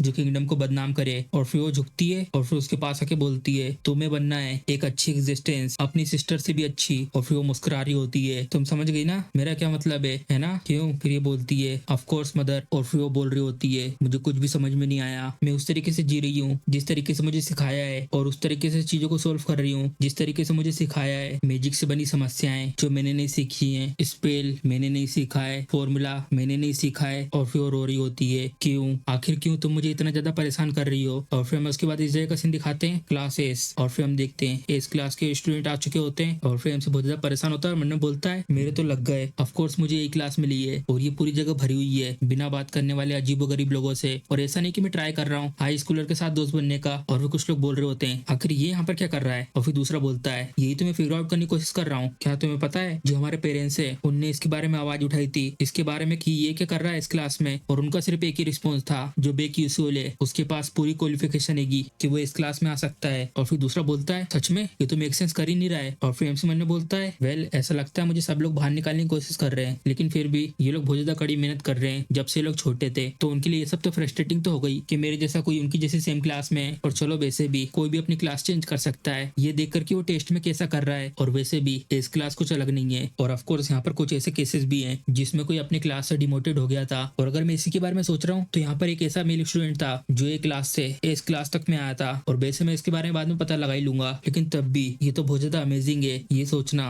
कि जो एक गेम कैरेक्टर है वो मेरे सामने बैठे हैं और कुछ सालों में जितने भी यहाँ पर स्टूडेंट बैठे हुए हैं वो पूरी दुनिया में फेमस हो जाएंगे। और इनमें से 5 लोगों की ऐसी पॉसिबिलिटी है कि ये लोग बिट्रे करेंगे मैजिक वर्ल्ड को। मा यूसियोंग उनमें से एक है। और तभी वो देखता साइड की तरफ अगर फ्लेम ये सब होने से रोक देती है तो ये अच्छा होगा। और तभी हम देखते प्रोफेसर आ जाते हैं और बोलते हैं सबके सब बैठ जाओ। फिर एमसी देखता है उनकी तरफ और फिर वो बोल रहे होते हैं तुम सबसे मिलकर अच्छा लगा, मैं श्योर हूँ कि तुम में से बहुत लोग ऐसे हैं जिनने मुझे पहले देखा होगा, लेकिन तब भी मैं अपने आप को इंट्रोड्यूस करता हूँ, मैं हूँ प्रोफेसर एस क्लास का ली हेनवॉल। और फिर स्टूडेंट बात कर रहे होते हैं आपस में, तो ये है वो फेमस प्रोफेसर ली हेनवॉल और जो इनका नंबर है डार्क डिमोनिक ह्यूमन को हंट करने का वो ऑलमोस्ट पहुंच चुका है 4 डिजिट तक। और लोग इन्हें कहते हैं 7th क्लास का मैजिक वॉरियर। ये सच में एक डिफरेंट लेवल पर ही है। और फिर ये बोलते हैं सबके सब बैठ जाओ। देखने में ऐसा लगता है यहाँ पर बहुत सारे टैलेंटेड स्टूडेंट बैठे हुए हैं और बहुत ज्यादा यूनिक स्टूडेंट भी, जैसे तुम सबको पता है जो ये अकेडमी है जहाँ पे फोस्टर कॉम्बैट मैजिक को सिखाते हैं एज अ मैजिक वॉरियर, तुम यहाँ पर एक्सपीरियंस करोगे इन 3 सालों में राइचियस हाई स्कूल एजुकेशन। मैं एक्सपेक्ट नहीं करता कि तुम सब इसको फॉलो करोगे, लेकिन मैं चाहता हूँ कि तुम सब अपना पूरा बेस्ट दिखाओ इतने समय में। और किसी को क्वेश्चन है इस चीज को लेकर? और फिर हम देखते हैं सबके सब शांत होते हैं और तभी टीचर बोल रहे होते हैं चलो फिर अच्छा है स्टार्ट करते क्लास को। और फिर हम देखते हैं ये अब आती है क्लास में और फिर हम देखते हैं उसका गला भी लाल होता है जिस गाल पे उसकी मम्मी ने चाटा मारा था। और फिर हमसे मन ने बोलता है ऐसा कैसे हो सकता है, होंग बियोंग जो सबसे ज्यादा रूल को फॉलो करती है वो लेट कैसे हो गई? और फिर वो जाती है टीचर के पास और फिर हमसे मन ने बोलता है क्या कुछ हुआ था? और फिर अपने ग्लासेस लगा के चेक कर रहा होता है। चलो चेक करते हैं बुलबुल ग्लासों से। और फिर हमें बताते हैं होंग बियोंग के बारे में, विलेनेस फायर मेज और इसको पसंद है रेड जिंजन कैंडी और कभी कभी अपने आप को जला लेती है और सिर्फ ड्रिंक करती है एक्सप्रेसो। और इसकी एक इविल मदर है और गारंटी है कि ये मरेगी। और फिर हमसे उसको देखता है हाँ बस इतना ही, और ये गारंटीड है कि ये मरेगी। अगर एसएल मर जाती है फ्लेम की वजह से, होंग बियोंग मारी जाएगी फ्लेम और एसएल दोनों की वजह से। तुम ऐसा भी कह सकते हो ये एक विलन का फेट है जिसको बदल नहीं सकते। मैं उसको बचाना चाहता हूँ अगर मैं ऐसा कर सकता हूँ तो, लेकिन मैं ऐसी पोजीशन में नहीं हूँ कि मैं किसी की मदद कर सकूं। और फिर टीचर बोलते हैं तुम जाओ और बैठो जाके अपनी सीट पे। और फिर हमसे मैंने बोलता है मुझे इसके लिए बुरा तो फील हो रहा है, लेकिन मैं सिर्फ अपनी दूरी बना के रख सकता हूँ। और तभी वो अचानक से हैरान हो आता है। और फिर हम देखते हैं वो इसके बाजू में आ जाती है और वो देखती है एमसी की तरफ, और एमसी उसकी तरफ देख कंफ्यूज हो जाता है। हाँ, और फिर वो अपना टेबल पे हाथ रखती है और बैठ जाती है उसके बाजू में। और एमसी तो बहुत ज्यादा हैरान हो जाता है, आखिर ये सब क्या है, ये फीलिंग और ये चीज, ये तो शुरुआत से ट्विस्टेड है। और फिर प्रोफेसर बोलते हैं चलो तो फिर क्लास स्टार्ट करें, उससे पहले हमें सबसे पहले करना है स्टाफ सक्सेशन, मतलब मैजिकल छड़ी के सक्सेसर के लिए। और उस मैजिकल छड़ी को तुम जब भी यूज कर सकते हो जब तुम स्कूल में होंगे, और इसके अलावा एस क्लास और ए क्लास साथ में जाएंगे स्टाफ सक्सेशन में। और इसके डिटेल के लिए और फिर एमसी ये सब सुन के मन में बोलता है स्टाफ सक्सेसर सेरेमनी, ये थोड़ा सा अनोइंग है लेकिन मुझे इसका इंतजार है। और फिर इसके बाद हमें बताते हैं यहाँ पर दो बड़े इवेंट्स हैं स्टेला एकेडमी में, उनमें से एक है फेमिलियर कॉन्ट्रैक्ट सेरेमनी, इसमें तुम्हें फेमिलियर के साथ कॉन्ट्रैक्ट बनाना होता है। और दूसरा है स्टाफ सक्सेसर सेरेमनी जो अभी हो रही है, बिल्कुल प्रीमियर एकेडमी की तरह। जो स्टेला एकेडमी में स्टाफ सेरेमनी रखी जाती है वो बहुत ज्यादा स्पेशल मानी जाती है। और फिर हम देखते हैं टीचर यहाँ पर आ चुके होते हैं और सबसे बोलते हैं क्या सबके सब यहाँ पर आ चुके हैं। और फिर हम देखते हैं सारे स्टूडेंट यहाँ पर आ चुके होते हैं। यहाँ पर स्टाफ को प्रिपेयर करके रखा गया है रेंज में, लोअर क्लास से लेकर मिडिल हाई क्लास तक की। और तुम्हें बस वहाँ पे जाना है और जो स्टाफ तुम्हें पसंद है उनको बस तुम्हें पकड़ना है। और एक बार अगर तुमने स्टाफ ले ली और फिर उसके बाद तुम दूसरे में स्विच करते हो, उसकी प्रोसेस बहुत ज्यादा कॉम्प्लिकेटेड है। तो इसलिए मैं आशा करता हूँ तुम लोग अच्छे से केयरफुल होकर अपनी स्टाफ चूज करना। और फिर एमसी ने बोलता है मुझे लगा कि ये कहेंगे, एक्चुअली में जो हम लोग हैं वो चूज नहीं करेंगे स्टाफ को, ये उससे बिल्कुल उल्टा है। और फिर हम बताते हैं दूसरे शब्दों में ईथर वर्ल्ड के अंदर जो स्टाफ्स हैं वो उन्हीं लोगों के सामने रिस्पॉन्ड करती है जिनको वो लोग वर्दी मानते हैं। और इससे एक रेजोनेंस इफेक्ट होता है, मतलब एक दूसरे के बीच शब्दों की लहर का। बेसिकली इसका ये मतलब है कि तुम हाई क्लास के स्टाफ को यूज नहीं कर सकते क्योंकि तुम चाहते हो, इसका मतलब ये नहीं कि तुम हाई क्लास के स्टाफ को यूज कर सकते हो। तभी एमसी देखते हो सामने की तरफ और आगे की तरफ जा रहा होता है। मन में बोलता है चलो ये सब जाने दो, मैं तो ये सोच रहा हूँ आखिर मुझे कौन सी चूज करनी चाहिए। अगर पहले की बात होती जब मैं एफ क्लास में होता तब मैं उसके हिसाब से एक स्टाफ चूज करता, लेकिन अब मुझे अच्छे से सोच समझ कर एक स्टाफ को चूज करना है क्योंकि अब मैं एस क्लास में हूँ। जो स्टाफ सबसे ज्यादा फिट है मेरी पोजीशन के लिए वो सबसे ज्यादा बेस्ट है ये छोटी छड़ी। और फिर हमें बताते हैं जो छड़ी है वो यूजुअली दो क्लासेस में डिवाइडेड है, एक छोटे फॉर्म की छड़ी और एक लंबे फॉर्म की छड़ी। जो छोटे फॉर्म की छड़ी होती है वो यूजुअली नाइट क्लास के द्वारा यूज करी जाती है जो मैजिक को जल्दी स्पैम कर सके। और वहीं दूसरी तरफ जो लंबी छड़ी होती है वो यूज करी जाती है बिशप क्लास के द्वारा जो फोकस करते सिंगल हिट पर और साथ में लंबे समय की कास्टिंग टाइम के साथ। और तभी एक जन पीछे से बोलता है हे आखिर तुम्हें क्या लगता है ये इनमें से कौन सी उठाएगा। और ये लोग आपस में बात कर रहे होते हैं जबकि ये इस क्लास में है, तो इसका मतलब कोई दिक्कत नहीं होने वाली, वो रेजोनेंस इफेक्ट में क्यों है ना, मैंने सही कहा ना। और तभी एमसी उनकी बात सुन के आगे को मुंडी कर लेता है और फिर मैंने बोलता है कुछ भी हो तुम लोगों को जो भी सोचना है सोचो। और तभी पीछे से एक जन एमसी को बोलता है हे, एमसी पीछे मुड़ के बोलता है हाँ आखिर तुम कौन हो। और फिर ये बोलता है मैं हूँ यूसेल। और फिर एमसी उसका नाम सुन के मैंने बोलता है आखिर ये है कौन, ये मेरा पहली बार है कि मैंने ऐसा नाम सुना है। और फिर एमसी बोलता है अच्छा तो ऐसी बात है तो बताओ क्या है। और फिर बोलता है आखिर तुम कौन से स्टाफ को उठाने की प्लानिंग कर रहे हो। और फिर एमसी उसका जवाब देता है उनमें से कुछ भी, कोई भी चलेगी। और फिर मुस्कुराते हुए बोलता है तुम्हें वही स्टाफ को उठाना चाहिए जो तुम्हारे स्टेटस एज अ कॉमनर को फिट करती है, किसी भी तरीके का हंगामा और दिक्कत पैदा मत कर देना प्रोफेसर के लिए। और फिर एमसी भी यहाँ से जाते वक्त उसको बोलता है हाँ और तुम भी कोई भी दिक्कत पैदा मत कर देना इधर पे। और फिर इसको एमसी की बात सुन के बहुत ज्यादा गुस्सा आ जाता है और फिर बहुत ही चिल्ला के बोलता है तुम बास्टर्ड कहीं के, क्या तुम मुझसे लड़ाई मोल ले रहे हो। और फिर एमसी अपना चश्मा निकालता है, कितना ज्यादा अनोइंग है। फिर एमसी चेक कर रहा होता है इसके बारे में और फिर मैं बताता हूँ इसका नाम यूसेक चेक बेलेम और ये बेटा है मर्क्यूइस चेक बेलेम का और ये प्रिंस जेरेमी का अंडरलिंग है, एक थर्ड रेट का बुली। और फिर एमसी अपना चश्मा रख के मैंने बोलता है तो क्या ये सारी की सारी इन्फॉर्मेशन है इसके बारे में। और उसकी तरफ देख के बोलता है आखिर कितना ज्यादा एक्स्ट्रा कैरेक्टर है ये। और फिर एक छड़ी की तरफ उंगली करके बोलता है लेकिन फिर भी मैं जाऊंगा उस वाली छड़ी को उठाने के लिए, तो अच्छे से केयरफुल होकर देखना। और फिर एमसी उसको देख के बोलता है ये वाली स्टाफ द एमूरी एटेमेरी ये शायद सबसे ज्यादा हाई क्लास की यहाँ पर है, एक मिडिल क्लास से हाई क्लास वाली। और फिर बताते हैं एक जो मिडिल हाई क्लास वाली स्टाफ होती है वो यूजुअली यूज करी जाती है प्रो मैजिक वॉरियर्स के द्वारा। और वहीं दूसरी ओर चाहे तुम कितने भी ज्यादा टैलेंटेड क्यों ना हो, जो मिडिल और लो क्लास वाली स्टाफ होती है वही एक लिमिटेड स्टूडेंट की। और खास तौर पर जब जो प्रोफेशनल मैजिक वॉरियर है वो लोग भी बहुत ज्यादा मुश्किल से पकड़ पाते हैं मिडिल लो क्लास के स्टाफ को। और ये नोट करने की बात है यहाँ पर एक और मिडिल हाई क्लास की स्टाफ एडमूरी एटेमेरी छड़ी के अलावा, और ये यहाँ पर उठाने के लिए नहीं है बल्कि ये तो शो ऑफ के लिए यहाँ पर रखी गई है। और फिर प्रोफेसर बोलते हैं सब के सब तुम्हें बस खड़े होना है स्टाफ के सामने, जो भी स्टाफ तुम्हें पसंद है। और फिर हम देखते हैं ये भी एक स्टाफ के सामने अपना हाथ रखता है और फिर ये भी रखता है। और फिर प्रिंसेस भी एक लॉन्ग स्टाफ को पकड़ती है और तभी उस जगह से बहुत ही रोशनी आती है और एमसी भी देखता है उनकी तरफ और ये सबके सब देख के हैरान हो जाते हैं और बोलते हैं वाओ क्या ये वो स्टाफ है जो हेवन ने पिक करी है, द हेडन एमी कोटेन, ये तो एक मिडिल क्लास की स्टाफ है। और फिर पीछे वो लड़की बोलती है प्रिंस स्केलन ने भी एक मिडिल क्लास के स्टाफ को पिक करा है और जो प्रिंसेस होनबियो ने उसने भी चूज करा है द सुएविटल लहावोन, ये भी एक मिडिल क्लास की स्टाफ है। आखिर कितने और हैं जो मिडिल क्लास क्लास के स्टाफ को चूज करेंगे जो सर्टिफाइड मैजिशियन है, वो सिर्फ इनको यूज कर सकते हैं। ये साल तो सच में भोजदा क्रेजी है। और फिर भी भोजदा हैरान होकर बोलता है, डैम इट, बस तुम इंतजार करो, मैं भी ये सब कर सकता हूँ। और फिर हम देखते ही जा रहा होता है मिडिल हाई क्लास के स्टाफ के पास, और फिर सब लोग उसको देख के बोलते हैं, ओ चलो देखो ये तो यूसे लेना। और फिर हम देखते हो स्टाफ के सामने खड़ा हो जाता है, कहीं ये कोशिश तो नहीं कर रहा मिडिल हाई क्लास के स्टाफ को पिक करने की। और फिर उसके सामने अपना हाथ ले आके मन में बोलता है, अब देखो अच्छे से,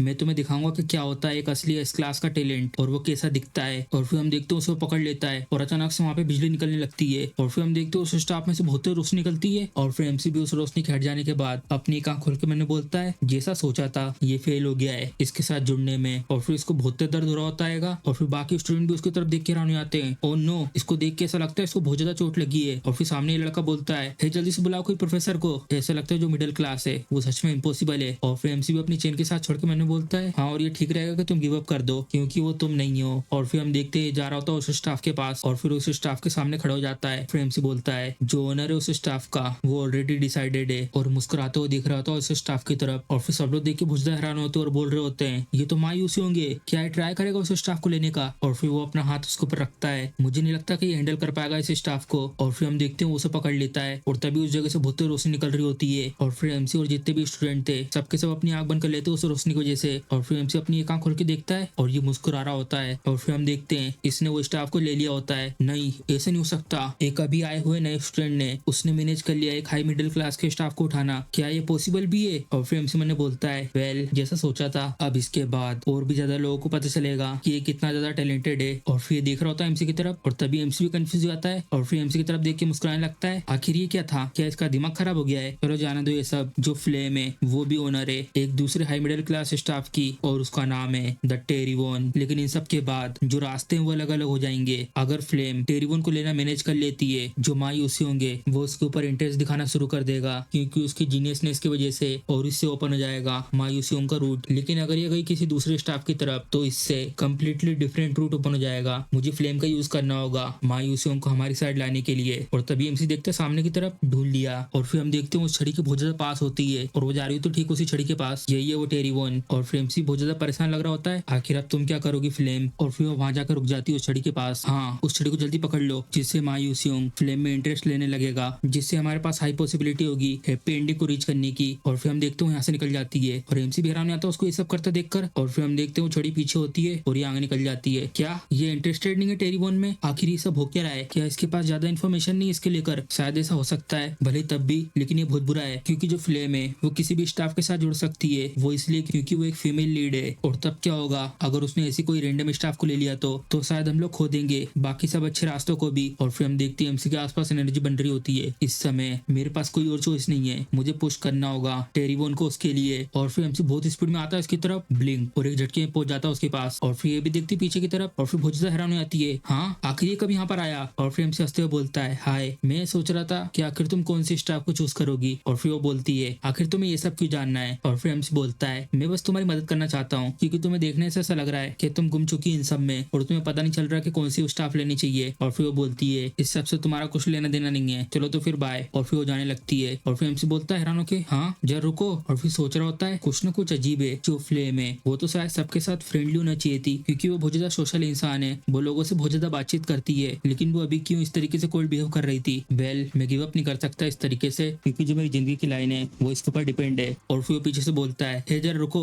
मैं सच में तुम्हारी मदद करना चाहता हूँ इनमें से एक को पिक करने में। और फिर वो बोलती है, अपने काम से काम रखो। और फिर एमसी बोलता है, लेकिन मुझे ये लगता है कि यहाँ पर एक स्टाफ है जो तुम्हारे लिए बहुत ज्यादा परफेक्ट है। और फिर उसकी बात सुन के इसको गुस्सा आ रहा होता है, आखिर तुम्हें पता ही क्या है स्टाफ के बारे में। और फिर एमसी उसकी इस बात सुन के हैरान हो जाता है और मन में बोलता है, आखिर ये सब क्या हुआ, मैंने कुछ गलत कर दिया क्या। और या तो ये परवाही नहीं करती एक्स्ट्रा कैरेक्टर्स की। और फिर एमसी उससे बोलता है, मैंने तुम्हारे बारे में बहुत सुना है। और फिर एक छड़ी की तरफ अपना हाथ करके बोलता है, क्या तुम्हें नहीं लगता कि तुम केपेबल हो इस वाली छड़ी को लेने में। और फिर वो बोलती है इसकी तरफ देख के, टेरिवोन, हाँ यही वाली। और तभी वहां से आवाज आ रही होती है और एमसी देखता है उसकी तरफ, आखिर किस तरीके की आवाज है। और एमसी बहुत ज्यादा हैरान हो जाता है उसको देखकर। और फिर हम देखते हैं अचानक से बहुत तेज रोशनी आती है और एमसी उसके बाद अपनी आंख खोलता है, इसने तो मुझे डरा दिया था। और फिर वो अपने हाथ को देखता है और वो भी कंफ्यूज हो जाता है, आखिर ये सब क्या हो गया। और फिर हम देखते हैं उसके हाथ में वही टेरिवोन छड़ी होती है। फिर एमसी बहुत ही ज्यादा हैरान हो जाता है उसको देखकर, क्या ये सब क्या हो गया और ये मेरे हाथ में क्या कर रही है, जो फ्लेम है उसको लेना चाहिए था इसको तो शिट। और फिर वो देखता है साइड में, हाँ फ्लेम। और फिर बहुत ही ज्यादा गुस्से में होती है और बोलती है क्या हुआ। और फिर एमसी डर जाता है और बोलता है कुछ नहीं। और फिर मन्ने बोलता है मेरे तो लग गए, और वो भी शाही तरीके से लग गए। और फिर हम देखते हैं सेरेमनी के बाद शाम हो चुकी होती है और सारे स्टूडेंट जा रहे होते हैं। और फिर यहाँ पे खड़ी होती है अपनी किताब लेकर। और फिर एक जन की आवाज आती है और बोलता है हे क्या तुमने सुना। और ये लोग बात कर रहे होते हैं और ये सुन रही होती है। इस साल 2 स्टूडेंट हैं जो लोग हाई मिडिल क्लास के स्टाफ को लेने में कामयाब हो गए। और फिर दूसरा बोलता है वाओ, हिस्टोरिकली ये बताया गया है पूरी दुनिया में सिर्फ ऐसे 5 लोग हैं जिन लोगों ने मैनेज कर पाया इनको लेना। तो ये तो बहुत ज्यादा इनक्रेडिबल है कि 2 लोग ये सब कर पाए। लेकिन ये बहुत ज्यादा अजीब है, जो उन दोनों में से एक स्टूडेंट है उसने सिर्फ ब्लिंक का यूज करा था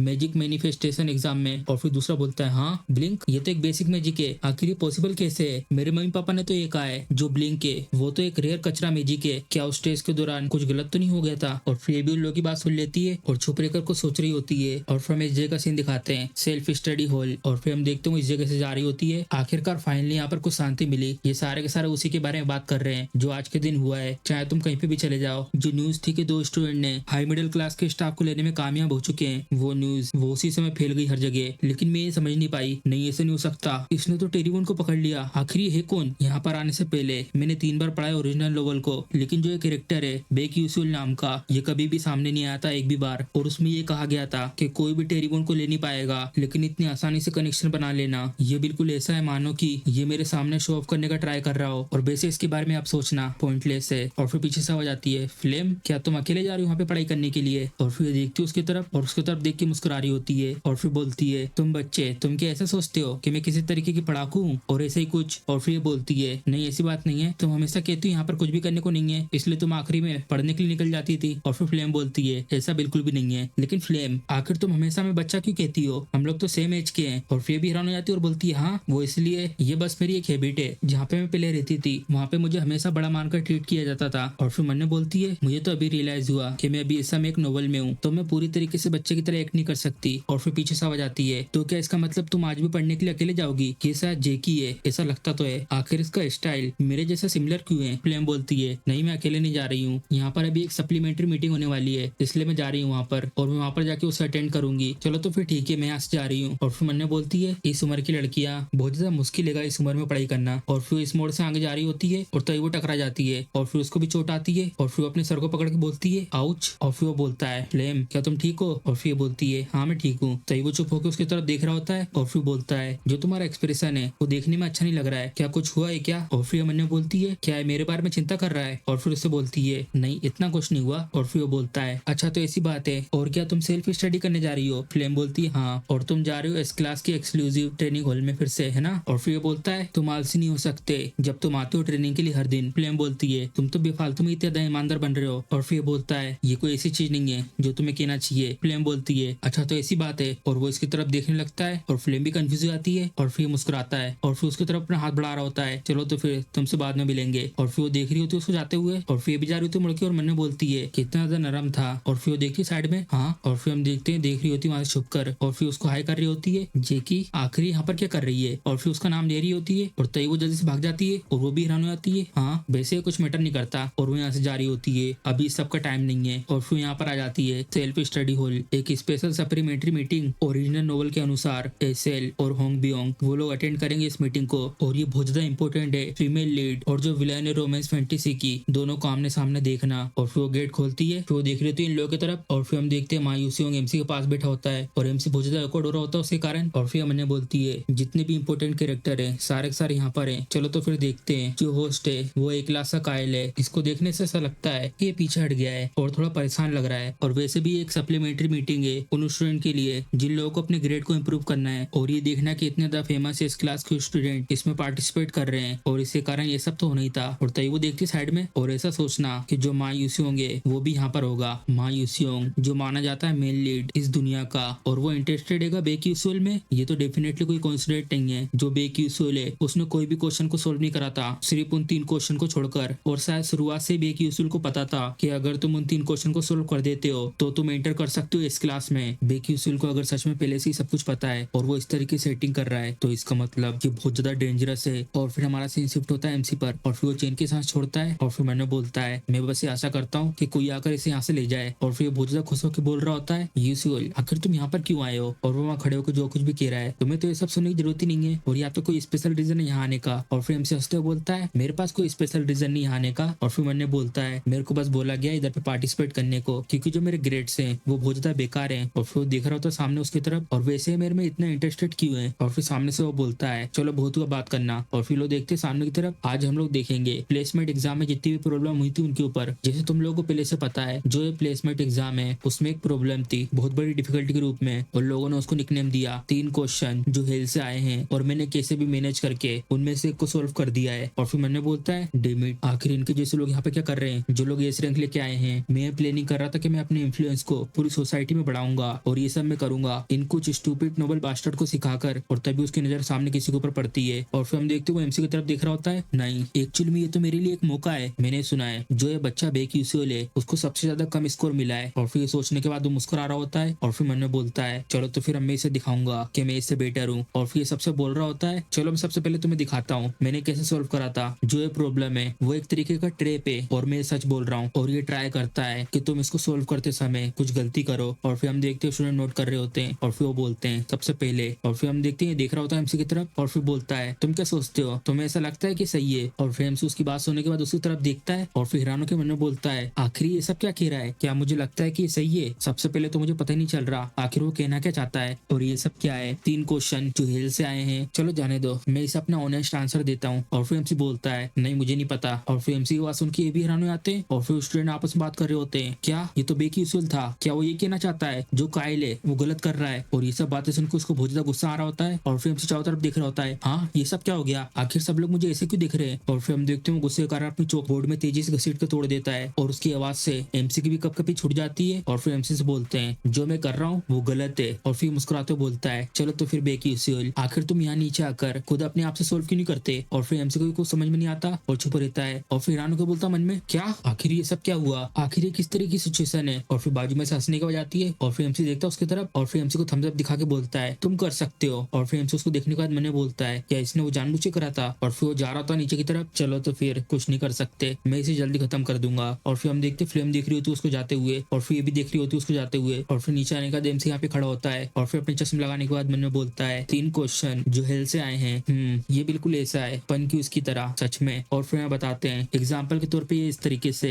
एक मेज स्पेल को कास्ट करता है और बोलता है डियर अर्थ आंसू बहाओ। और फिर उस जगह पर पहले से डबल अमाउंट में मिट्टी जमा हो जाती है। आखिर ऐसा क्यों होता है, जो उसका आंसर है वो सिंपल है, अगर मिट्टी रोएगी तो वो डिकम्पोजर के स्टेट में पहुंच जाएगी। सच में मेरे लिए भी बहुत ज्यादा रिडिकुलस है, लेकिन सच में ये इस तरीके की प्रॉब्लम है। मैं सोच रहा हूँ आखिर कौन आया होगा इस तरीके की दिक्कत के साथ। और फिर सामने तरफ देख के मैंने बोलता है चलो इसे छोड़ो, जो एक काल यहाँ पर खड़ा हुआ है इसने इस दिक्कत को इस तरीके से सोल्व करा जैसे वो कोई मैथ की प्रॉब्लम हो। और ये इसमें इस तरीके से बता रहा था कि और बात करना मिट्टी को स्प्लिट करना जब वो रोती है और या कुछ और, इसका जो तरीका है वो गलत है, लेकिन इसने कैसे भी करके मैनेज कर लिया आंसर लाने में थोड़े से लक के बदौलत। लेकिन अगर यहाँ पर एक और दूसरी दिक्कत होती बिल्कुल इसकी जैसी तो ये पक्का उसको गलत कर देता। और फिर एमसी उससे बोलता है मैं दिखा नहीं सकता कि इसको सोल्व कैसे करते हैं, लेकिन मैं तुमको बता सकता हूँ कि तुम किस जगह पे गलत थे। और फिर भी हैरान हो जाता है क्या। और फिर एमसी बोलता है जो यहाँ पे दिक्कत बताई गई है वो हैगी अर्थ, लेकिन तब क्या होता यहाँ पर अगर पानी और हवा होते तो तुम्हें क्या लगता है जो तुम्हारा मेथड है वो तब भी काम कर जाता। और फिर हैरान के बोलता है तब मैं फिर उसके लिए कोई अलग मेथड यूज करता। और फिर एमसी बोलता है लेकिन तब तुम्हें फिर से सब कुछ अलग तरीके से करना पड़ता। और फिर एमसी की बात सुन के बहुत ज्यादा हैरान हो जाता है। और फिर एमसी बोलता है ये सिर्फ लक की वजह से हुआ था जिसके कारण तुम सही आंसर लेके आ पाए, और ना कि ऐसा कि जिसने पेपर बनाया था वो ये चाहता था कि तुम ऐसा आंसर दो ये चीज। और फिर चुप हो जाता है। और फिर अपनी मुंडी नीचे करके बोलता है हाँ तुम सही हो। और फिर एमसी मैंने बोलता है क्या मैंने इसे कॉन्फिडेंस को कुछ ज्यादा मार दिया। फिर एमसी उससे बोलता है चलो वैसे भी इस चीज को इस तरीके से करना था। और फिर वो भी नोट ले रहे होते हैं। और फिर सबके सब स्टूडेंट वो चीज लिख रहे होते हैं। और फिर ये भी देख के हैरानी आती है आखिर ये सब क्या हो गया, आखिर कैसे पॉसिबल है जो बाकी स्टूडेंट है वो सब कुछ लिख रहे हैं जो इसने कहा है। एसएल और होंग बियोंग इन लोगों की तो अभी तक बेहोश हो जानी चाहिए थी आपस में, लेकिन उस प्रॉब्लम के कारण इन दोनों का ध्यान भटक चुका है। और फिर सामने तरफ देख के मैंने बोलती है क्या ये सच में ठीक है। और फिर मैं उसके बाद इस जगह का सीन दिखाते हैं चलो फिर से मिलेंगे कल यूसीएल। और फिर वो बहुत ज्यादा खुश होता है और जा रहा होता है बाय बाय करके। और फिर एमसी उसको बाय कर रहा होता है। और फिर अपने मुंह पे हाथ रख के मन में बोलता है दत्तेरी की अगर मैं ज्यादा इन्वॉल्व होऊंगा माँ यूसुंग जैसे किसी से, चलो भूल जाओ इस सब के बारे में, मैं कल फिर से नहीं मिलना चाहता तुमसे और ना ही मेरी पूरी जिंदगी भर। और फिर वो अपने हाथ को देख रहा होता है ये शायद उस स्टाफ टेरिगोन के कारण हुआ होगा, मैं तो अभी उस समय यूज भी नहीं कर सकता,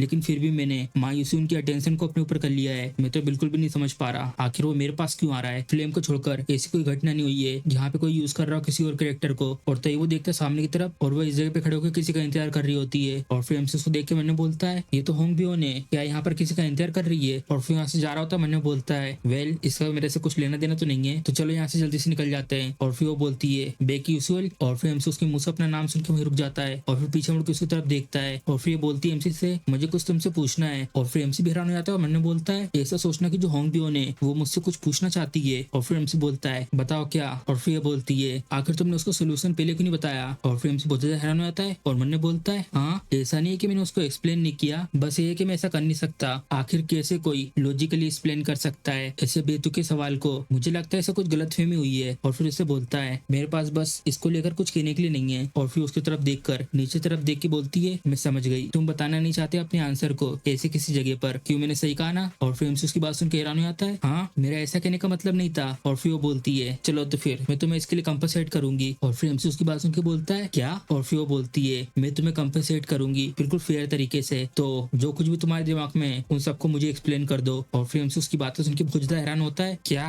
और फिर हम देखते हैं जय का सीन और ये दोनों यहाँ टेबल में बैठे होते हैं आमने सामने। और फिर एमसी देख रहा होता है उन एग्जाम पेपर को। मुझे ये समझ में नहीं आ रहा आखिर तुम मुझे क्यों पे कर रही हो, सिर्फ इन 3 प्लेसमेंट टेस्ट के क्वेश्चन को समझने के लिए। और फिर ये बोलती है मेरे पास मेरे खुद की रीजन है, तो मुझे बताओ इन क्वेश्चन के बारे में। और फिर एमसी बोलता है ठीक है ऑफ कोर्स माय लेडी, लेकिन तुमने सिर्फ यही 3 क्वेश्चन को गलत करा है, क्या आपको मुझसे मदद मांगने में शर्म नहीं आ रही जिसने 3 क्वेश्चन को छोड़कर बाकी सारे क्वेश्चन गलत किए हैं। और फिर ये बोलती है बिल्कुल भी नहीं, लेकिन सिर्फ एक ही चीज शर्मनाक है और वो ये है कि अभी तक मुझे उन सब प्रॉब्लम का सोल्यूशन नहीं पता है। अगर मुझे इसके आंसर मिल जाते हैं तो मैं कुछ भी करने को तैयार हूँ। और फिर एमसी उसकी बात सुन के बोलता है ये बिल्कुल बात कर रही है एक मॉडल स्टूडेंट की तरह। और फिर एमसी बोलता है लेकिन तुमने बाकी सब कुछ छोड़कर मुझसे क्यों पूछा, तुम तो एक प्रिंसेस हो तो इसलिए तुम्हारे बहुत सारे फ्रेंड्स होंगे और उनसे तुम ये सब पूछ सकती हो। और फिर वो बोलती है इसके बारे में अगर तुम देखते हो यहाँ पर जितने भी नए स्टूडेंट हैं 1141, अगर तुम उन सब में से गिनते हो कि किसने इन 3 क्वेश्चन जो हेल्थ से आए हैं उनका आंसर दिया है, यहाँ पर सिर्फ उनमें 3 लोग ऐसे हैं तुम्हें मिलाकर। और फिर एमसी हैरान होकर बोलता है हाँ आखिर तुम ये सब क्या बोल रही हो। और फिर वो बोलती है जो ये क्वेश्चन थे वो ट्रिकी क्वेश्चन थे जिनको सोल्व ही नहीं होना था, लेकिन माई यूसियोंग, फ्लेम और तुम मैनेज कर पाए इसको सोल्व करने में, तो इसलिए मैं थोड़ी टफ सिचुएशन में हूँ। और फिर उसकी बात सुन के एमसी के हाथ भी कप को पानी लगते हैं और बोलता है नहीं रुको। और बहुत ज्यादा हैरान हो जाता है और उठ के बोलता है ये ट्रिक क्वेश्चन थे और ये ऐसे क्वेश्चन थे जिनको कोई भी सोल्व नहीं कर सकता था। और फिर ये बोलती है हाँ क्या तुम्हें ऐसा नहीं लगा जब तुम इन्हें सोल्व कर रहे थे। और फिर एमसी बैठ जाता है, मैंने बोलता है ये तो बहुत ज्यादा इंसेन है, अब जाकर मुझे समझ में आया कि मैं कैसे जा पाया इस क्लास में और फ्लेम ने मुझे पीछे क्यों करा था। मुझे नहीं पता सारी की सारी डिटेल इस वर्ल्ड के बारे में, मुझे तो ये भी नहीं पता था कि इस जगह पर ऐसे ट्रिक क्वेश्चन भी है, लेकिन जो फ्लेम है वो अलग है क्योंकि उसने पूरी की पूरी नोवेल पढ़ के रखी हुई है। भले उसको पता नहीं हो गेम की स्टोरी के बारे में, इसको जरूर पता होगा इस स्टोरी की सेटिंग्स के बारे में, जैसे कि 3 ट्रिक क्वेश्चन, लेकिन कोई ऐसा एक्स्ट्रा कैरेक्टर जो ओरिजिनल स्टोरी में नहीं था और अचानक से यहाँ पर सामने आ गया और फ्लेम के पास कोई और रास्ता नहीं है सिवाय एक नॉलेज करने के,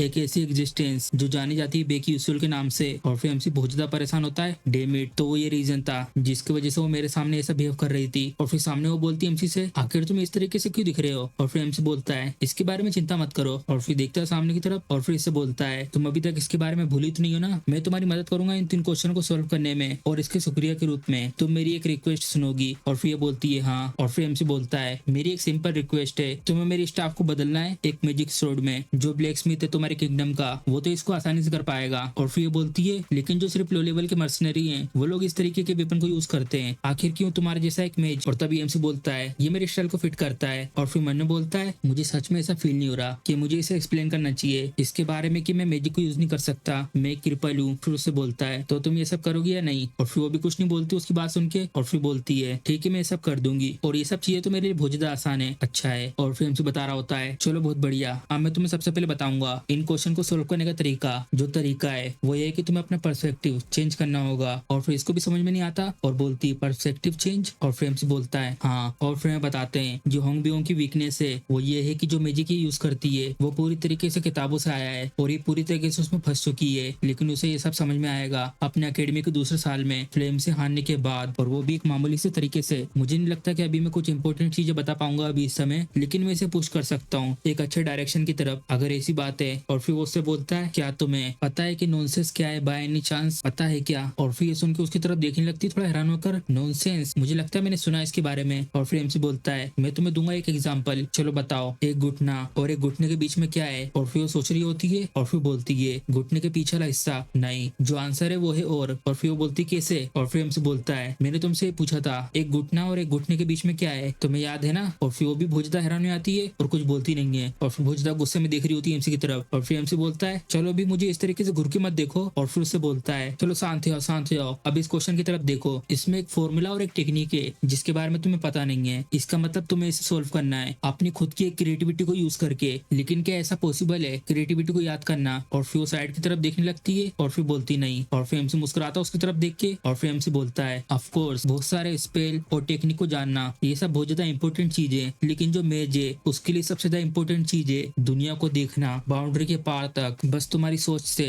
जो मैजिक है वो ग्रो कर सकता है, बस थोड़े से बदलाव से ही। लेकिन तुम चीजों के बारे में ऐसे ही सोचती हो जैसा तुम देखती हो, जो स्पेल है वो सिर्फ मेमोराइज करके कास्ट करना नहीं है। और फिर कुछ नहीं बोलती उसकी बात सुन के, और चुप रहकर सुन रही होती है एमसी की बातें। और ऐसा भी हो सकता हो कि तुम बहुत जल्दी सोचने और जजमेंट देने में मुझसे बहुत ज्यादा अच्छी हो, लेकिन तुम एक चीज पे कमजोर पड़ जाती हो जो सबसे ज्यादा इंपॉर्टेंट क्वालिटी एक मैच के लिए, वो है क्रिएटिविटी। और फिर हम देखते हैं उसे बहुत ज्यादा बुरा लगता है सब सुन के, और फिर हम देखते हैं उसके आसपास का पूरा माहौल चेंज हो चुका होता है। और फिर एमसी उसको देख के मैंने बोलता है जरा देखो तो इसे, ये तो कितनी ज्यादा सीरियस हो चुकी है। और फिर एमसी उससे बोलता है मैंने तुमसे अभी जो कुछ कहा तुम समझ गई ना, और भले ये थोड़ा सा कॉम्प्लिकेटेड साउंड कर रहा था। और फिर बोलती है ऑफ कोर्स मुझे आ गया समझ में। और फिर एमसी मैंने बोलता है ये तो बहुत ज्यादा फैसिनेटिंग है, मुझे कोई आइडिया नहीं है आखिर में क्या बोल रहा था। और फिर एमसी बोलता है मुझे अच्छा लगा कि तुम सब कुछ समझ चुकी हो, चलो तो फिर स्टार्ट करते हैं। अभी इस समय आदमी ने घोड़े को सुलाते समय उससे क्या कहा, और फिर सोच रही होती है आदमी घोड़े को सुलाते समय क्या कहेगा। और फिर वो बोलती है मुझे नहीं पता। और फिर एमसी उसको जवाब देता है इसका आंसर है चारागाह में सोने का समय आ चुका है। और फिर दूसरा क्वेश्चन पूछता है बिस्तर पे मेहनत क्यों नहीं करते। और फिर वो बोलती मुझे नहीं पता। और फिर एमसी उसको जवाब देता है क्योंकि वो हमेशा काम पर लेटे रहते हैं, आखिर तब क्या होगा जब रॉक पेपर और सीजर एक रेस में एंटर होंगे। और फिर वो थोड़ा देर सोचती है और फिर बोलती मुझे नहीं पता। और फिर एमसी बोलता है जो रॉक है वो तो चालू हो गया गोल गोल घूमना, लेकिन जो पेपर और सीजर है वो तो स्थिर है, वो तो इधर से उधर कहीं जा ही नहीं सकते। और फिर मन में बोलता है क्यों समझे इसे, वो लोग इधर से उधर जा नहीं सकते क्योंकि वो लोग एक जगह पर स्थिर है। और तभी एमसी उसकी तरफ देखता है और फिर हम देखते हैं एक भी क्वेश्चन का आंसर न देने के कारण उसको बहुत ज्यादा बुरा लग रहा होता है, और वो अपने दांत को मसलती है और फिर से तैयार हो जाती है अगले क्वेश्चन के लिए। और फिर एमसी मन में बोलता है उप्स ये कभी भी किसी मोमेंट पे फट सकती है। और फिर एमसी से बोलता है तो चलो बताओ आखिर बादल समुद्र से क्या कहते हैं, जब बारिश हो रही थी तो बादल ने समुद्र से क्या कहा। और फिर वो सोच रही होती है उसके बारे में। और फिर एमसी बोलता है प्लीज प्लीज तुम कर सकती है। और फिर वो बोलती है मुझे थोड़ा सा सागर मिल रहा है। और फिर एमसी सुन के हैरान हो जाता है ओह तुमने बिल्कुल सही आंसर दिया है। और फिर ये सुनने के बाद ये बहुत ही ज्यादा खुश हो जाती है। और फिर एमसी उसकी तरफ देखता है वाह ये तो मेरा पहली बार है कि मैं उसे ऐसा देख रहा हूँ स्माइल करते हुए गेम और रियलिटी दोनों में। और फिर एमसी उससे बोलता है जैसा प्रिंसेस से सोचा था तुम्हारी क्रिएटिविटी तो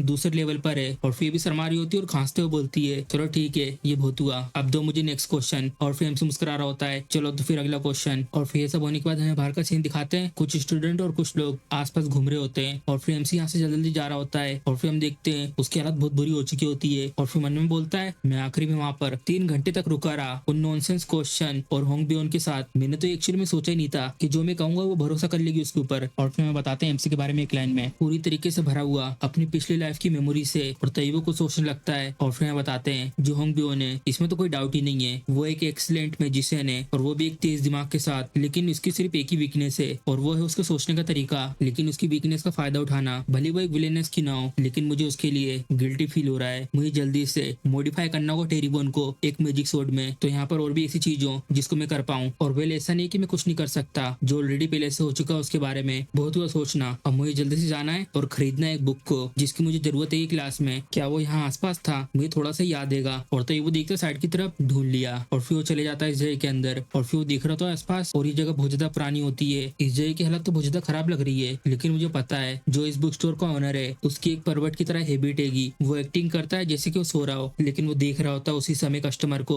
और जो ये बिना नाम का बुक स्टोर है यहाँ पर एक स्टडी नोट्स ऑफ मेला है, एक स्टूडेंट जो ग्रेजुएट हुआ था और वो टॉप आया था पूरे स्टेला अकेडमी में 10 साल पहले, और वो जो स्टडी नोट है वो इस जगह पे छुपा हुआ है। और फिर बताते हैं जब तुम गेम में एक बटन को प्रेस करते हो तब तुम्हारे सामने एक स्क्रीन आती है। रियल लाइफ में तुम्हें किताबों की जरूरत पड़ेगी मुख्य चीजों के लिए, और इसके अलावा ये डिपेंड करता है किताब के यूज पर। जो रेट है तुम्हारे ग्रेड के इंक्रीज होने का वो अलग अलग होगा। शुरुआती समय में तो जो किताबें थी वो मैंने एक फेमस स्टोर से खरीदी थी, लेकिन मुझे इसके बारे में बाद में पता चला कि यहाँ पर एक हिडन बुक है बिना किसी साइन के। अगर मैं लेता हूँ मैजिकल इंजीनियरिंग क्लास और उसी समय मेरे हाथ में हो पहले से स्टडी किए गए नोट्स ऑफ माइला, मुझे पूरे मार्क्स मिलने की लगभग गारंटी है। और वैसे अगर मैं ये बुलबुल चश्मा को पहनता हूँ तो मुझे तब भी डिसेंट ग्रेड तो मिल ही जाएंगे, लेकिन छुपी हुई रेसिपीज के बारे में ढूंढना इसके लिए तो मुझे ये करना पड़ेगा। और फिर वो देखता साइड में ये रही और उसकी तरफ वो अपना हाथ बढ़ाता है और तभी अचानक से उस बुक की तरफ एक और हाथ आता है और एमसी उसकी तरफ देखता है आखिरी है कौन, वो तो एसेल है। और वो उसकी तरफ तरफ देख रही होती है और फिर ये बोल रही होती है, क्या तुम्हें पता है मैं कौन हूँ? और फिर एमसी बोलता है, ऑफ कोर्स मुझे पता है, क्या तुम फेमस नहीं हो? और फिर ये बोलती है, हाँ मुझे याद आया, तुम तो सप्लीमेंट्री ग्रुप में थे ना, और तुम्हारा नाम कुछ बेकिसुल था, है ना? और फिर एमसी भी हैरान में आता है और मन में बोल रहा होता है, क्या इसे याद नहीं है, ये मुझे मिली थी अकेडमी में आने से पहले। और फिर ऐसर बोलती है, मैंने एंजॉय करा था उन डिबेट को, बस ये थोड़ा सा डिसअपॉइंटिंग था कि तुम वो पूरी तरीके से फिनिश नहीं कर पाए थे एक्सप्लेन करना। और फिर एमसी मन में बोलता है, हाँ अगर मैं इसके बारे में याद करूं, जो ऐसल है वो भी पूरी तरीके से इन क्वेश्चन के बारे में पता नहीं कर पाई थी। और फिर जा रही होती है और बोलती है, एनीवे तुमसे मिलकर अच्छा लगा। और फिर एमसी उसे जाते देख रहा होता है और बाजू में से वो बुक निकालता है, ये अच्छा हो कि ये बुक यहाँ से नहीं ली गई, आखिर यहाँ पर क्यों आई है? फिर अपना हाथ आगे को बढ़ाती है और फिर हम देखते हैं एक बुक ले लेती है। और फिर वो इस बुक को देखने के बाद एक लंबी सी चैन की सांस लेती है और फिर एमसी उसको देख के बोलता है, आखिर ये क्या था, कहीं इसलिए तो नहीं जो ये बुक स्टोर है वो यूजुअली डील करता है पहले से यूज करी गई बुक्स को, और जितने भी लोग यहाँ पर आते हैं वो ज्यादातर गरीब स्टूडेंट होते हैं, बिल्कुल मेरे जैसे, और कोई ऐसा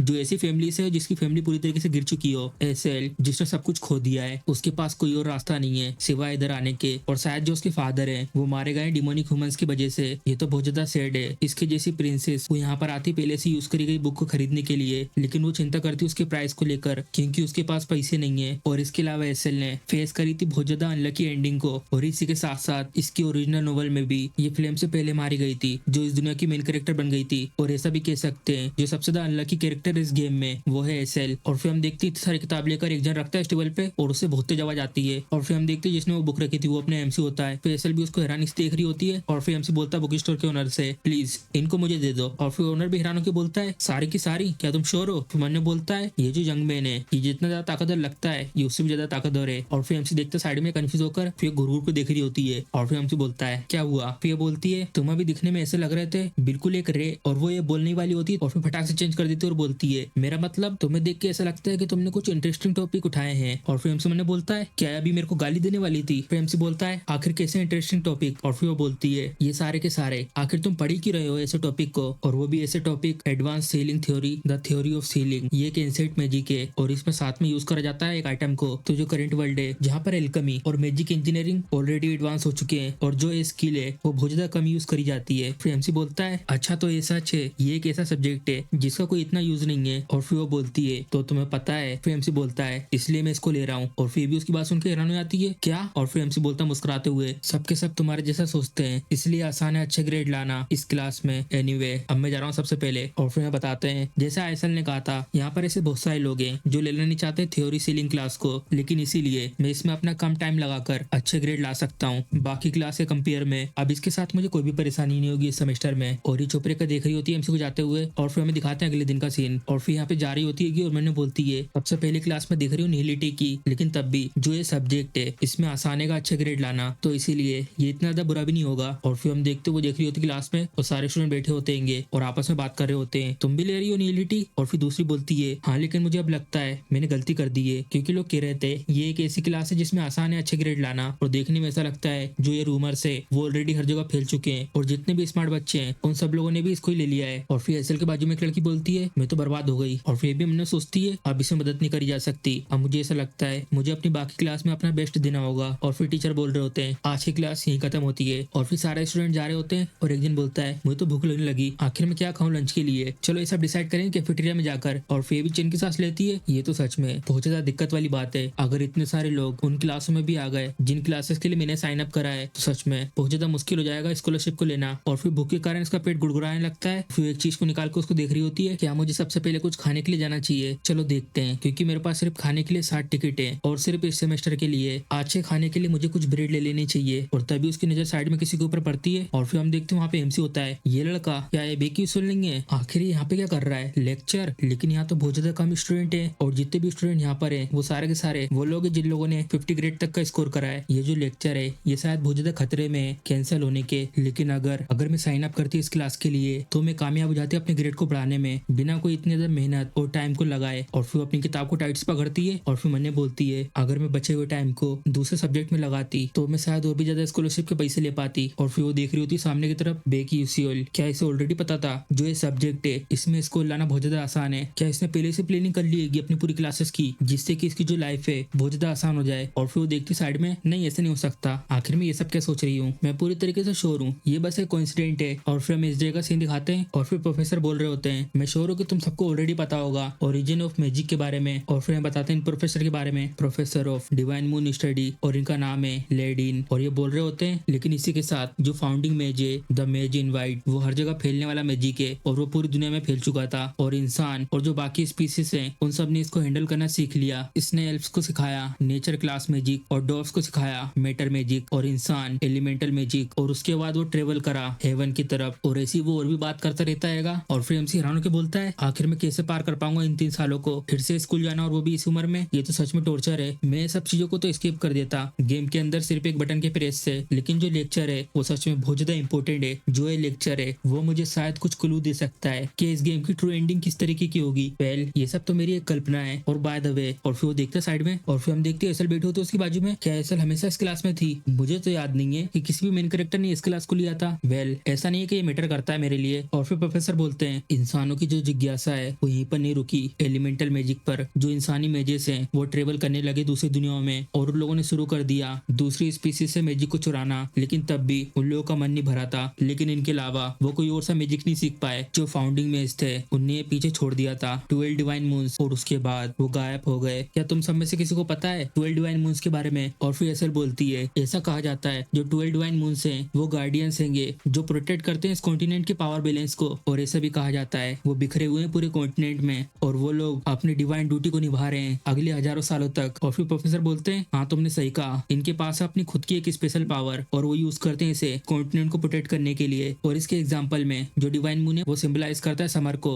the 6th moon of red summer, जिसके पास है रेड फ्लेम। और ऐसा भी कहते हैं जो वो फ्लेम से वो कभी भी मरती नहीं है। अगर तुम जाओगे डीप सी ऑफ अलमानका में तो तुम तब भी देख पाओगे उन रेड फ्लेम्स को। तो अगर तुम में से कोई भी क्यूरियस है तो तुम वहां पर जाकर इसको देख सकते हो। और फिर एमसी हैरान के मन में बोलता है क्या है किसी तरीके का जोक है? अगर कोई भी जिंदा चीज एंटर करती है the domain of the king, the seal of अलमानका, वो उसी समय मारे जाएंगे। और फिर प्रोफेसर बोलते हैं ये जो चीज है वो है लेवियन कोस्ट, एक ग्रेट वेयरपुल जो अपीयर हुआ था समुद्र के बीच में और ये सॉलिड तरीके से जम चुका है 12th moon of blue winter के द्वारा। जितने भी ये डिवाइन मून है इन सब की खुद की अलग अलग पावर है, लेकिन ऐसा कहते हैं अगर ये सारे के सारे एक साथ इकट्ठा हो गए तो एक मिरेकल होगा। और फिर एक स्टूडेंट पूछता है आखिर क्या है मिरेकल? और फिर वो बोलते हैं ये चीज, इसके बारे में कोई नहीं जानता, वो सारे के सारे सो चुके हैं 10,000 साल पहले ही। और फिर एमसी प्रोफेसर की बात सुन के मैंने बोलता है हाँ ये सही कह रहे हैं, कम से कम मैं उनमें से कुछ डिवाइन मून को मिला हूँ जब मैं गेम को खेल रहा था। लेकिन मैं उनमें से 5 से मिल पाया था क्योंकि उस इवेंट्स का लिमिटेड टाइम होने के कारण। और ये सब इसलिए पॉसिबल हो पाया क्योंकि मैंने इन्फॉर्मेशन को इकट्ठा करा था इस कम्युनिटी के बाकी अदर प्लेयर से। लेकिन यहाँ पर कोई भी ऐसा प्लेयर नहीं था जो उनसे मिलना मैनेज कर पाया था जितना मैं कर पाया था। अगर जो मेरी कल्पना है इसके बारे में अगर वो सच हुई तो इसका मतलब जो वो 12 डिवाइन मून है उनका शायद कुछ लेना देना होगा ट्रू एंडिंग से।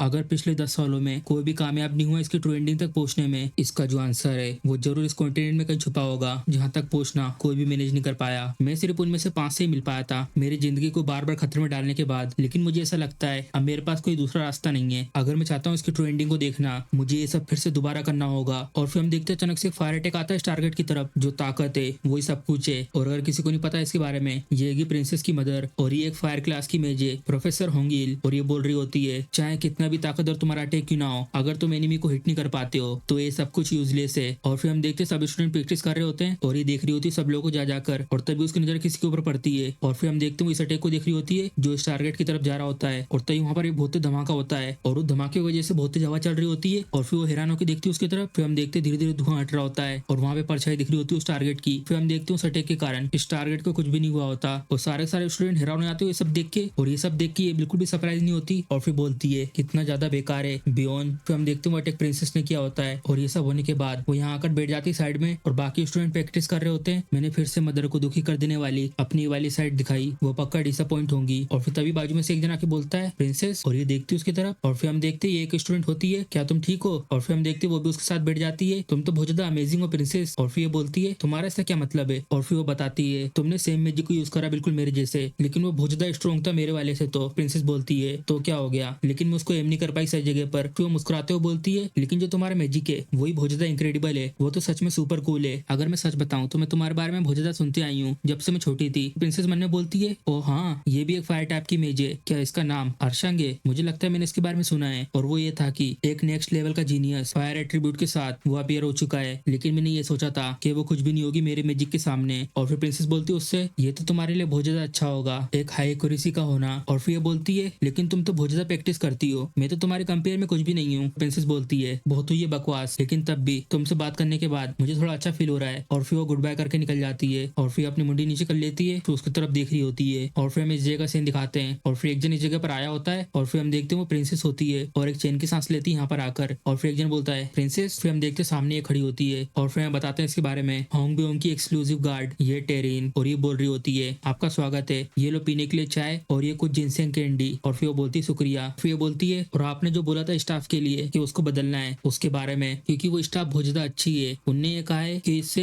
टॉप ग्रेड की मैजिक सूट बना सकते हैं। हाँ लेकिन इसको लेकर थोड़ी सी एक दिक्कत है। प्रिंसेस बोलती है दिक्कत? फिर ये बोलती है तो वो कुछ ऐसा है, मैंने सुना है जो वो स्टाफ है वो लगातार ओनर की मानव को खींचती रहती है। प्रिंसेस हैरान होकर बोलती है क्या? इसका मतलब ये डार्क डिमोनिक टूल लेगा, ये इससे थोड़ा सा अलग है, ये लगातार नेचुरल एनर्जी के साथ भी मिली रहती है। प्रिंसेस बोलती है नहीं ऐसे नहीं हो सकता, यूजर का माना भी लेना और उसी के साथ नेचुरल माना के साथ भी मिले रहना, आखिर क्यों ऐसे कचरे वाली स्टाफ एक मिडिल हाई क्लास की होगी? ये तुमने सही कहा, आखिर सिंपली क्यों ये एक मिडिल क्लास की है? प्रिंसेस बोलती है आखिर तुम्हारा ऐसे क्या मतलब है? फिर ये बोलती है जो ओरिजिनल एबिलिटी होती है वो यूजर के माना को ताकतवर बना देती है जिससे एक हाई क्लास बनता है और या तो हायर क्लास, लेकिन क्योंकि बस ये पकड़ने से माना को खींच लेती है जिसके कारण इसको घटा के कम कर दिया गया है एक हाई मिडिल क्लास तक। और फिर अचानक से प्रिंसेस बोलती है हाई क्लास, आखिर कैसे एक स्टूडेंट इसको यूज कर सकता है? और फिर ये बोलती है मैं भी इसको लेकर थोड़ा सा कंफ्यूज हूँ। प्रिंसेस बोलती है हाँ मुझे पता है, इस मामले में हमें घुसने की जरूरत नहीं है, लेकिन मुझे नहीं लगता कि बहुत से लोग ऐसे होंगे जो इस स्टाफ को यूज कर पाएंगे, भले उनको दे भी दी तो। और फिर मन्ने बोलती है और या तो तुम्हारे पास एक क्रेजी अमाउंट में माना हो और या तो फिर बिल्कुल भी ना हो, मुझे भी कुछ समझ में नहीं आ रहा, मुझे नहीं लगता कि कामनर इसको फिगर आउट कर पाएगा। और फिर वो चाय पी रही होती है। एनीवे वो सच में यूनिक है। और फिर हम देखते हैं कुछ दिनों बाद ऑफिशियल सेमेस्टर स्टार्ट होने के बाद और फिर वो प्रोफेसर बोल रहे होते हैं जो टेक टाइप के मैजिक होते हैं उनको और ज्यादा डिटेल में मैनिपुलेट करना पड़ता है बाकी अलग टाइप के मैजिक से। और फिर हम बताते हैं इनके बारे में, माना ऑर्बिटोलॉजी प्रोफेसर और इनका नाम है कार्लिम। और फिर वो बोल रहे होते हैं इसी कारण जो ये माना ऑर्बिटरी क्लास है वो बहुत ही ज्यादा जरूरी है, आज के दिन से तुम लोग सीखोगे पीवीपी बैटल और तुम सीखोगे ऑर्बिटोलॉजी के साथ फोकस करना शूटिंग और टारगेट पर। और फिर वो कुछ लिख रहे होते बोर्ड पे, चलो तो फिर डिस्कस करते हैं इस ऑर्बिटरी फॉर्मूला के बारे में। और फिर उसके बारे में बता रहे होते हैं सारे स्टूडेंट को, फिर आपस में सब लोग बात कर रहे होते हैं सारे एट्रीब्यूट्स में से ये वोटर वाला। और फिर दूसरा बोल रहा होता है अगर तुम्हारा एट्रीब्यूट वोटर नहीं है तो तुम इसका आंसर नहीं दे पाओगे, ये सिर्फ हम लोगों को परेशान करने का ट्राई कर रहा है। और फिर एमसी मन ने बोलता है ये तो बहुत ज्यादा बोरिंग है, आखिर ये क्लासेस इतनी ज्यादा कठिन क्यों है कोरिया से। और फिर प्रोफेसर देख लेते हैं एमसी की तरफ, स्टूडेंट बैक यूजुअल प्लीज खड़े हो जाओ और इसे सोल्व करो। और फिर एमसी बोलता है ठीक है। और फिर मन ने बोलता धत्तेरी की मैं पकड़ा गया, फिर बताते हैं उसके बाद। और फिर एमसी बोलता है हो गया पूरा। और फिर भी देख के हैरानी आते हैं गुड जॉब, तुमने तो इसे बहुत आसानी से सोल्व कर दिया, इतनी आसानी से ऑर्गेनाइज करना इन सब चीजों को, ये तो बहुत ज्यादा सिंपल है, क्या तुम्हारा वोटर एट्रीब्यूट है क्या? और फिर बोलता है एमसी नहीं। चलो तो फिर अगले क्वेश्चन को हम अगली क्लास में कंटिन्यू करेंगे। और फिर हम देखते हैं ये भी देख रही होती है एमसी को वो सोल्व करता हुआ। फिर एमसी निकलता है उस क्लास से और फिर पीछे से एक जन बोलता है एक्सक्यूज मी। और फिर एमसी पलट के देखता है मेरे पास एक क्वेश्चन है तुम्हारे लिए। और फिर एसएल बता रही होती है पेकी उसूल को देखते हुए मैं एक चीज को लेकर कंफर्म हो चुकी हूँ, इसके ग्रेड को छोड़कर ये डेफिनेटली स्मार्ट है और यहाँ तक कि ये बराबर है टॉप रैंकर्स के। और फिर हम एसएल की तरफ से दिखाते हैं जैसे एमसी ने फिनिश करा था, फिर बोलती है आखिर कैसे हो सकता है जो ये क्वेश्चन है इसका लेवल कम से कम यूनिवर्सिटी लेवल तक का है, नहीं ये प्रोफेसर लेवल तक का है। और अगर तुम ये कहते हो स्टेला एक ऐसी जगह है जहाँ पर सारे जीनियस आकर इकट्ठा होते हैं, लेकिन फिर भी ये बेकी उसूल की आइडेंटिटी क्या है? शुरुआत में तो मैंने ये सोचा था कि ऐसा नहीं हो सकता,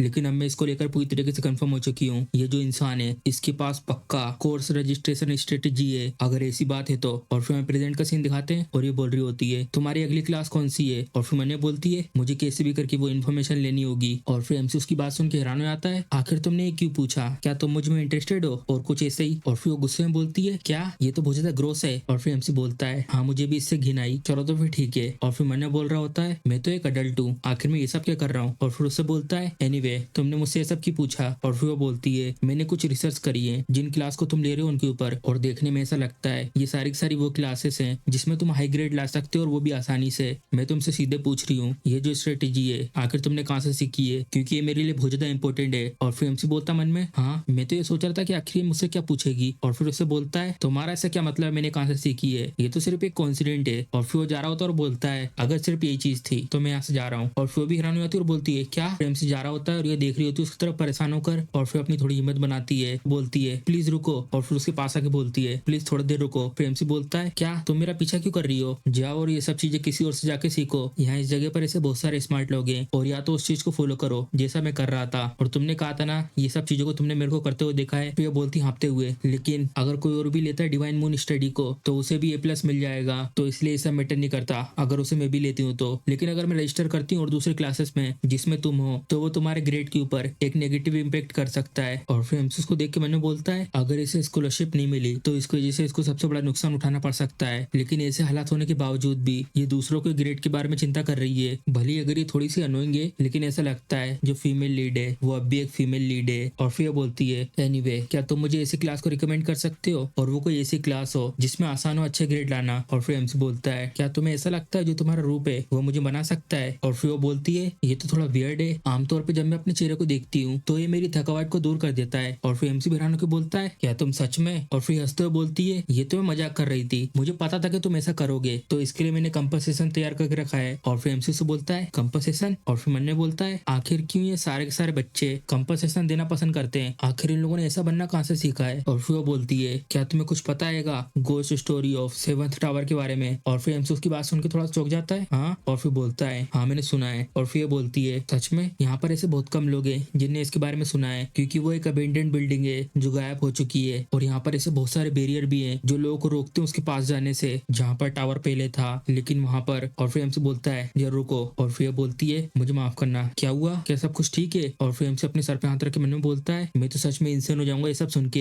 ये एक बहुत ज्यादा बड़ी इन्फॉर्मेशन है, क्योंकि इसकी वजह से जो फिल्म है अपने इफेक्शन को ग्रेटली बढ़ा सकती है मेल प्रोटैगनिस्ट के साथ। और फैक्ट ये कि फिल्म जानती है, इसका मतलब जो इसकी ओरिजिनल नोवेल है उसमें एशल ये जानती होगी, और एशल ने पक्का ये वाली इन्फॉर्मेशन जो है वो मेल प्रोटैगनिस्ट को दी होगी और ना कि मेरे जैसे एक्स्ट्रा कैरेक्टर को। और फिर एमसी वहां से जा रहा होता है और बोलता है ये एक डरावनी स्टोरी है, क्यों है ना, मैं नहीं चाहता इसको सुनना, और ये सुनने में भी इतनी इंटरेस्टिंग नहीं है। फिर एशल बोलती है ये इतनी ज्यादा डरावनी नहीं है, क्या तुम भूत से डरते हो इतने बड़े होने के बाद भी। और फिर एमसी बोलता है ठीक है मैं तुम्हें सब कुछ फ्री में बता दूंगा, मुझे नहीं चाहिए कंपनसेशन। और फिर बोलती है तुम तो पहले ऐसे एक्टिंग कर रहे थे कि तुम मुझे नहीं बताने वाले, लेकिन अब तुम्हारा माइंड पूरे तरीके से चेंज हो चुका है। और फिर एमसी बोलता है वेल ये मेरा माइंड है, कभी भी चेंज हो सकता है। और फिर उसकी तरफ देख के मन में बोलता है और सिर्फ यही नहीं, ये काफी है कि एशल मुझे ईमानदारी से कुछ देना चाहती थी, चलो इसको जाने दो। वैसे भी ये रिलेटेड नहीं है ग्रेड से, लेकिन ये कुछ ऐसा है जो तुम्हारे लिए बहुत ज्यादा यूजफुल है। तुम लो meditation journey into the abyss को तुम्हें लिबरल आर्ट क्लास के रूप में लेना चाहिए। और फिर ये बोलती है मेडिटेशन को लेना है मेरे आर्ट लिबरल क्लास के रूप में, द डिवाइन मून स्टडी और मेडिटेशन, और उसके ऊपर ये क्या तुम कल्टीवेशन में इंटरेस्टेड हो। और फिर हमसे बोलता बिल्कुल नहीं। मन में बोलता है आखिर में इस चीज को कैसे एक्सप्लेन करूं। बोलता है जो मेरे मास्टर है वो एक बिशप पोजीशन के थे बिल्कुल तुम्हारे जैसे, और मेडिटेशन की मदद से वो अपनी मैजिक पावर को बहुत जल्दी जल्दी बढ़ा पाई। और फिर हैरान होकर बोलती है सिर्फ मेडिटेशन से ही। और फिर एमसी भी करता है और फिर हमें बताते हैं रियलिटी में अभी इसके बारे में किसी को नहीं पता है, लेकिन जो बिशप जो बहुत ज्यादा बड़े पैमाने पर डिस्ट्रक्शन मैजिक को अपने पास रखता है, इसके लिए मेडिटेशन एक्सट्रीमली इंपॉर्टेंट है, क्योंकि जो एक सटीक कास्टिंग है वो आती है फॉर्मूला और इक्वेशन से, लेकिन अल्टीमेटली आती है तुम्हारे माइंड जो माना को मूव करता है। आमतौर पर मैं ऐसी चीज किसी को बताता नहीं हूँ, लेकिन तुम अलग हो क्योंकि तुम क्यूट हो। और फिर बोलती है तुमने पहले ये कहा था कि मैं अगली हूँ। और फिर मुस्कुरा रही होती है एमसी की बात सुनने के बाद। और फिर वो बोलती है तुम्हारा इसके लिए शुक्रिया, ये थोड़ा सा बुरा है कि क्लास मेरी मदद नहीं कर सकती ग्रेड को लेकर, लेकिन एनीवे मैं इसके लिए रजिस्टर करूंगी। और फिर एमसी बोलता है जो भी तुम चाहती हो करो तुम। फिर वो जारी होती है, मन में बोलता है मैंने एक्चुअली में उसे बता दिया है, मुझे इसको सोचकर थोड़ा डर तो लग रहा है कि आखिर फ्यूचर किस तरीके से चेंज होगा, लेकिन अगर मैंने डर के कारण उसे ऐसे ही छोड़ दिया तो ऐसा इस लाइफ में भी मारी जाएगी एक ट्रेजिक तरीके से। ये अच्छा हो कि जो मेडिटेशन है वो इसकी कुछ मदद कर पाए। और तभी उसे कुछ याद आता है जरा रुको, अगर मैं इसके बारे में सोचूं तो मैं भी तो एक मेज हूँ, आखिर मैंने अभी तक सोचा क्यों नहीं ट्रेनिंग करने के बारे में। जो बेकी यूसूल है वो गेम में अपनी बॉडी को बहुत स्ट्रिक्ट तरीके से ट्रेन करता था, इसने अपने मैजिक को अवेकन कर लिया था,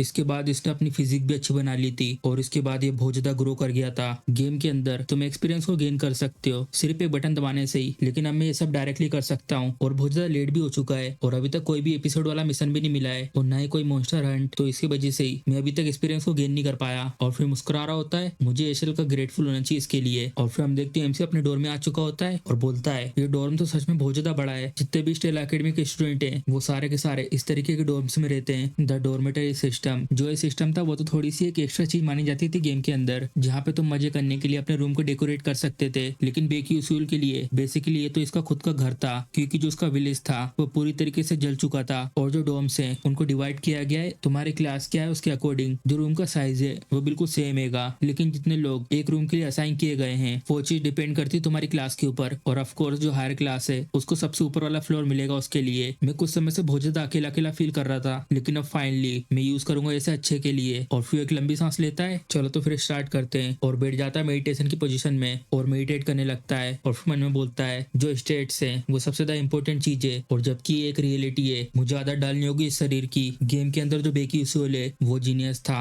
जो मैनेज कर पाया था सोडोरा को सामने लाने लाने में, और इस चीज का यूज करके कि जो माना है वो लगातार इसके अंदर और बाहर सर्कुलेट कर रहा है। किसी ने इसके ऊपर ध्यान नहीं दिया था, इसलिए इसके बारे में किसी को पता नहीं था। लेकिन जो बेकी सोल है वो एक जीनियस स्वॉर्ड मास्टर है, जो इस दुनिया में एक अकेला ऐसा था जो पहुंच पाया था स्वॉर्डमैनशिप की चरम सीमा तक। मुझे फिर से इस रास्ते पर दोबारा एक बार और चलना होगा। जो मेरी ब्रीदिंग है वो डिटेक्ट करती है मेरे माना फ्लो को मेरी बॉडी के अंदर। अगर मैं थोड़ा थोड़ा करके इंक्रीज करता हूँ अपने माना फ्लो को, तो मैं एक सांस में इसको अंदर ले सकता हूँ, और इसका यूज करके मैं काफी एक बार में ले सकता हूँ। जो स्किल से वो लेवल अप नहीं करती सिर्फ एक्सपी को कलेक्ट करने से, तो मैं स्किल को यूज करते रहना पड़ता है लेवल अप करने के लिए। इसका मतलब ये है कि तुम्हें बस ट्रेन करते रहना है। और फिर हम देखते धीरे धीरे टाइम बीतते आता है, और फिर सुबह हो जाती है, और एमसी अभी भी इस पोजीशन पे बैठा होता है, माना को लगातार कलेक्ट कर रहा होता है। और फिर अचानक से इसको कुछ मिसेस होता है, और फिर हम देखते हैं एमसी के आसपास सब कुछ चमकने लगता है। और फिर एमसी मुझे बोलता है ये है कि वो सेंसेशन जो बेकी यूसुअल ने जरूर फील करी होगी। कोई ऐसा जिसने एक्सेप्ट कर लिया था माना लेके सिंड्रोम को उसके खुद के पार्ट के रूप में जब वो यंग था। ये थोड़ा सा कम है, लेकिन मैं डेफिनेटली फील कर सकता हूँ। और फिर एमसी को मैसेज आ रहे होते हैं, स्किल माना लेके सिंड्रोम लेवल अप हो चुकी है, स्किल ब्लिंक लेवल अप हो चुकी है। और फिर एमसी चिल्लाता है चलो ठीक है, अब मैं एक स्टेप पास आ चुका हूँ मेरे गोल के, अब मैं ढूंढ लूंगा ट्रू एंडिंग को चाहे कुछ भी हो जाए। फिर हमें इस जगह का सीन दिखाते हैं, और फिर यहाँ पे एक जन खड़ा होता है। फिर हम देखते हैं फ्लेम होती है, और आसपास सारे स्टूडेंट भी यहाँ पर आते हैं। और फिर मन में बोलती है एक घास का मैदान, और जो हवा चल रही है वो तो शायद आर्टिफिशियल होनी चाहिए थी, जो मैजिक से क्रिएट की गई हो, लेकिन ये सब तो बिल्कुल रियल जैसा फील कर रहा है। और फिर हम बताते हैं द स्टेला डोम, ये एक पॉकेट डिमेंशन की तरह है जो अकेडमी के कैंपस में सेटअप किया गया है, और ये तुम्हें अलाउ करता है कि तुम फ्रीली मैनिपुलेट कर सकते हो किसी भी जगह के साइज और उसके फीचर्स को, और सारे तरीके के स्पोर्ट्स और अलग अलग तरीके के इवेंट, और उसी के साथ डंजन गेट और मोस्टर ट्रेनिंग, वो सारे के सारे यहीं रखे जाते हैं यही रीजन के कारण। और फिर हम देखते हैं सारे स्टूडेंट यहाँ पर आ जाते हैं, और ये देख रही होती है आसपास। यहाँ पे टोटल 141 लोग हैं, 50-50 A1 और A2 से आए हैं, और 41 बच्चे आए हैं एस क्लास से। अगर ये नोवेल होती तो यहाँ पर करीब एस क्लास से 39 बच्चे आते, और मैंने एक्सपेक्ट करा था 40 मुझे मिलाकर। लेकिन ऐसा सोचना कि यहाँ पर एक और जन ऐड हो जाएगा, आखिर ये बेकी यूसुअल आया कहाँ से? नोवेल के अंदर यहाँ पर 1140 बच्चे थे फर्स्ट ईयर में, और मुझे मिलाने के बाद वो हो जाते 1141। इसका मतलब दूसरे शब्दों में जो बेकी यूसुअल है वो भी ओरिजिनल नोवेल में था। मैं धीरे धीरे चीजें फिगर आउट कर रही हूँ, लेकिन सब कुछ ठीक है, मैं ये सब कर सकती हूँ, क्योंकि इस दुनिया में मैं ही एक ऐसी हूँ जो नोवेल के बारे में जानती है। जो लेसन है शायद जल्दी स्टार्ट होने वाला है। और फिर बाजू में से एक जन बोलता है यंग मास्टर जेरमी, क्या आपकी क्लास का रजिस्ट्रेशन पूरा हो गया? और फिर हम देखते वो लोग इससे बात कर रहे होते हैं, और ये बोलता है ऑफ कोर्स। और फिर दूसरा लड़का बोल रहा होता है हम लोगों ने भी साइन अप करा था सॉफ्ट मैजिक रिसर्च में, क्योंकि हम लोगों ने सुना था तुम भी उसमें आ रहे हो इसलिए। और फिर भी मुस्कुराते हुए बोलता है सच में? तो चलो मजे करेंगे एक साथ। और फिर फ्लेम देख रही होती है इसकी तरफ, और फिर बताते हैं ये हैगा प्रिंस जेरेमी। नोवेल के अंदर ये एसल से पूरी तरीके से ऑब्सेस था, लेकिन उसने इसको रिजेक्ट कर दिया था, और उसके बाद आखिरी में वो विलन बन गया। ये दिखने में बहुत ज्यादा काइंड लगता है, लेकिन जो इसके हर एक एक्शन है वो सारे के सारे कैलकुलेट किए हुए हैं। मुझे ये ध्यान रखना होगा कि मैं इसके ज्यादा पास ना जाऊं। और तभी ये देखता है उसकी तरफ, और फिर उसको हेलो कर रहा होता है मुस्कुराते हुए, और फिर भी हेलो करती है, और मन में बोलती है ये सच में दिखने में अच्छा है। अब मुझे समझ में आ गया कि इतने सारे लोग इसके पीछे लगे रहते हैं। जो प्रिंस जेरेमी है वो ये ऐसा जो स्कूल में सबसे ज्यादा हर चीजों पे ध्यान रखता है। मुझे अपने आप को संभालना होगा, जबकि ये वर्ल्ड अब मेरी रियलिटी बन चुका है। मुझे तैयारी करनी होगी फ्यूचर के लिए। और फिर हम देखते हैं प्रिंस जेरेमी उसको जाते हुए दिख रहा होता है, और फिर मन में बोलता है फ्लेम। और फिर हम देखते हैं प्रोफेसर आ जाते हैं और बोलते हैं अटेंशन, हम लोग शुरुआत करेंगे सिंपल ट्रेनिंग से। आज के दिन की लेसन को शुरू करने से पहले मुझे तुम्हारे स्किल लेवल को जानना जरूरी है, तुम्हें अच्छे प्रॉपर तरीके से सिखाने के लिए मैं हूँ तो मुझे रास्ता दिखाएगा इस ट्रेनिंग में। अगर तुम्हें ये पसंद नहीं है तो अपने आप को अभी से ही तैयार कर लो। जैसा तुम्हें ऑलरेडी पता है हम प्रोफेसर के पास राइट हैगा कि हम लोग पॉइंट को ले सकते हैं और एड कर सकते हैं। और इस चीज का खास तौर पे ध्यान रखना, अगर तुम्हारे नंबर को ज्यादा नीचे पहुंच गया तो तुम एक्सपेल भी हो सकते हो। चलो तो फिर मैं एक्सप्लेन करता हूँ ट्रेनिंग के बारे में। हम लोग करेंगे मार्क डंजन ट्रेनिंग, और हम लोग यहाँ पर एक ऐसे फिनोमेना को यूज करेंगे जो एक रियल डंजन में होता है, और उसी के साथ ट्रैप्स और मॉन्स्टर। तुम सबको टेस्ट करने के लिए तुम्हें 4 पॉइंट मिलेंगे अगर तुम हरा देते हो मॉन्स्टर को जिसका रिस्क लेवल 1 है, और 8 पॉइंट मिलेंगे रिस्क लेवल 2 के मॉन्स्टर को हराने के बाद, और तुम्हें 20 पॉइंट मिलेंगे अगर तुम्हें ये पॉइंट स्टिक मिल जाती है तो। और जो स्टूडेंट टॉप 5 में आ जाएंगे उन्हें मिलेंगे कुछ छोटे मोटे रिवॉर्ड, और तुम्हें शॉप की सुविधा मिलेंगी। और जो स्टूडेंट जिसके पास 0 पॉइंट है उनके पॉइंट उनसे ले लिए जाएंगे। अगर तुम्हें डर लगता है पीछे रह जाने से और या तो अकेले जाने से, तो तुम यहाँ पर टीम बना सकते हो, लेकिन इस चीज को ध्यान में रखना जो पॉइंट्स हैं वो आपस में डिवाइडेड कर दिए जाएंगे तुम्हारे टीममेट के साथ अगर तुम टीम में होते हो तो। और वो जाते वक्त बोलते हैं अगर तुम दूसरे स्टूडेंट को हराने में कामयाब हो जाते हो तो तुम्हें उसके जितने ही पॉइंट है वो सारे सारे मिल जाएंगे। सब कुछ यहीं तक था, गुड लक। और फिर हम देखते हैं अचानक से ये जगह हिलने लगती है, और ये स्टूडेंट हैरान हो जाते हैं आखिर ये क्या हो रहा है, ये जमीन। और फिर हम देखते हैं उनके आसपास जमीन से कुछ जड़ों जैसा निकलता है, और फिर ये भी देख के हैरान हो जाती है ये चीज जेक एंड द बीन स्टेल्क में। तो सबसे पहले हम देखते हैं जो ट्रेनिंग ग्राउंड था वो पूरी तरीके से चेंज हो चुका होता है। हर जगह बहुत सारे पेड़ और बहुत सारी बड़ी बड़ी डंगालें यहाँ पर आ जाती हैं, और उसी के साथ यहाँ पर बहुत सारे बड़े बड़े पहाड़ भी बन जाते हैं। और फिर हम देखते हैं सबके बाद सारे सारे स्टूडेंट यहाँ पर खड़े होते हैं, और फिर फ्लेम भी मन में सोच रही होती है चलो तो ठीक है मुझे भी तैयार हो जाना आना चाहिए। और तभी पीछे से एक जन बुलाता है फ्लेम, और फिर फ्लेम देखती पीछे मुड़ के, और फिर फ्लेम इसको देख के बोलती है जेकी तुम, और फिर बोल रही होती है फ्लेम क्या तुम अकेले जाने वाली हो प्रैक्टिकल ट्रेनिंग में। और फ्लेम उसकी बात सुनने के बाद मैंने बोलती है अगर हम लोग ग्रुप बना के जाते हैं डंजन प्रैक्टिकल ट्रेनिंग में तो इससे बहुत सारे एडवांटेज मिल सकते हैं, लेकिन तब भी अकेले जाना सबसे ज्यादा सही है, इससे हम लोग अकेले ज्यादा पॉइंट इकट्ठा कर सकते हैं। और फिर फ्लेम बोलती है उससे मुझे माफ करना, इस बार मैं अकेले जाने का ट्राई कर रही हूँ। और फिर वो बोलती है हाँ मैं समझ सकती हूँ, अगर हम लोग ने टीम बनाई तो तुम्हें अपने पॉइंट टीम में बराबर तरीके से बांटने पड़ सकते हैं, तो चलो इसमें कुछ कर नहीं सकते। और फिर फ्लेम बोलती है हाँ तुमने सही कहा। मैंने बोलती है बस ये मुझे लग रहा है, और या तो ये सार्केस्टिक तरीके से साउंड कर रही थी। और फिर फिल्म जाते वक्त बोलती है चलो तो फिर अगली बार ट्राई करेंगे एक साथ। और फिर ये भी बोलती है ठीक है। और फिल्म देख रही होती है उसकी तरफ, मैंने बोलती है उसको देखकर क्या ये मेरी इमेजिनेशन है, मुझे ऐसा क्यों फील हो रहा है कि ये बार बार मुझे मिमिक कर रही है, मे भी शायद ये सिर्फ एक शुरुआत है इसलिए मुझे ऐसा लग रहा हो। और फिर 1 घंटे बाद और फिर हम देखते हैं एक जन यहाँ पर एक स्लाइम मारा होता है, और फिर हम देखते हो फ्लेम होती है, ये तो सच में बहुत ज्यादा थका देने वाला है, आखिर कब ये प्रैक्टिकल ट्रेनिंग खत्म होगी। और तभी वो देखती बाजू में हाँ, और फिर हम देखते बहुत सारी जड़ें एक साथ इसके ऊपर हमला कर देती है, और फिर भी अपने आप को डिफेंड कर लेती है एक मैजिक का यूज करके। और फिर हम देखते हैं वो जड़ें वापस चले जाती है, ना कि सिर्फ मोस्टर, यहाँ तो हर चीज अटैक करती है। जैसा सोचा था स्टेला अकेडमी से जो डंजन प्रैक्टिकल ट्रेनिंग है उसको भी अंडर एस्टिमेट नहीं कर सकते। अभी तक मैंने 18 पॉइंट कलेक्ट कर चुके हैं, ये इतना बुरा भी नहीं है, लेकिन अगर थोड़ा सा भी डिफरेंस होता है तो वो सिंगल पॉइंट स्टिक इस चीज को कवर कर सकती है। और फिर आगे तरफ जा रही होती है, मैंने बोलती है मुझे आगे बढ़ते रहना होगा। और तभी सामने उससे किसी के ऊपर नजर पड़ती है, और फिर उसको देख के बोलती है ये प्रेजेंस क्या एक मोस्टर है, नहीं ये तो एक इंसान है, लेकिन कैसे एक स्टूडेंट अपनी प्रेजेंस को ऐसे छुपा सकता है। और फिर भी पूरी तरीके से तैयार हो जाती है, और मैंने बोलती है सब कुछ ठीक है क्योंकि मैंने भी अपनी प्रेजेंस को छुपा के रखा हुआ है वन विथ नेचर को यूज करके। और इसी के साथ जो फ्लेम की स्पेशलिटीज है वो है बाइंड डिस्ट्रक्शन, डिफेंस और हीलिंग, और अपोनेंट के ऊपर अचानक से हमला करना, ये एक अच्छी चॉइस है। और फिर वो छुपकर देख रही होती है उसकी तरफ, और ये देख के हैरानी आती है हाँ बेक्यूसियल। और तभी एमसी पीछे मुड़ के देख रहा होता है, और फिर वो मैंने बोलती है कि ये भी यहाँ पर अकेले ही आया है, मैंने इसके बारे में बहुत सारे स्टूडेंट से सुना था कि वो लोग ट्राई कर रहे थे बेक्यूसियल के साथ टीम बनाने का,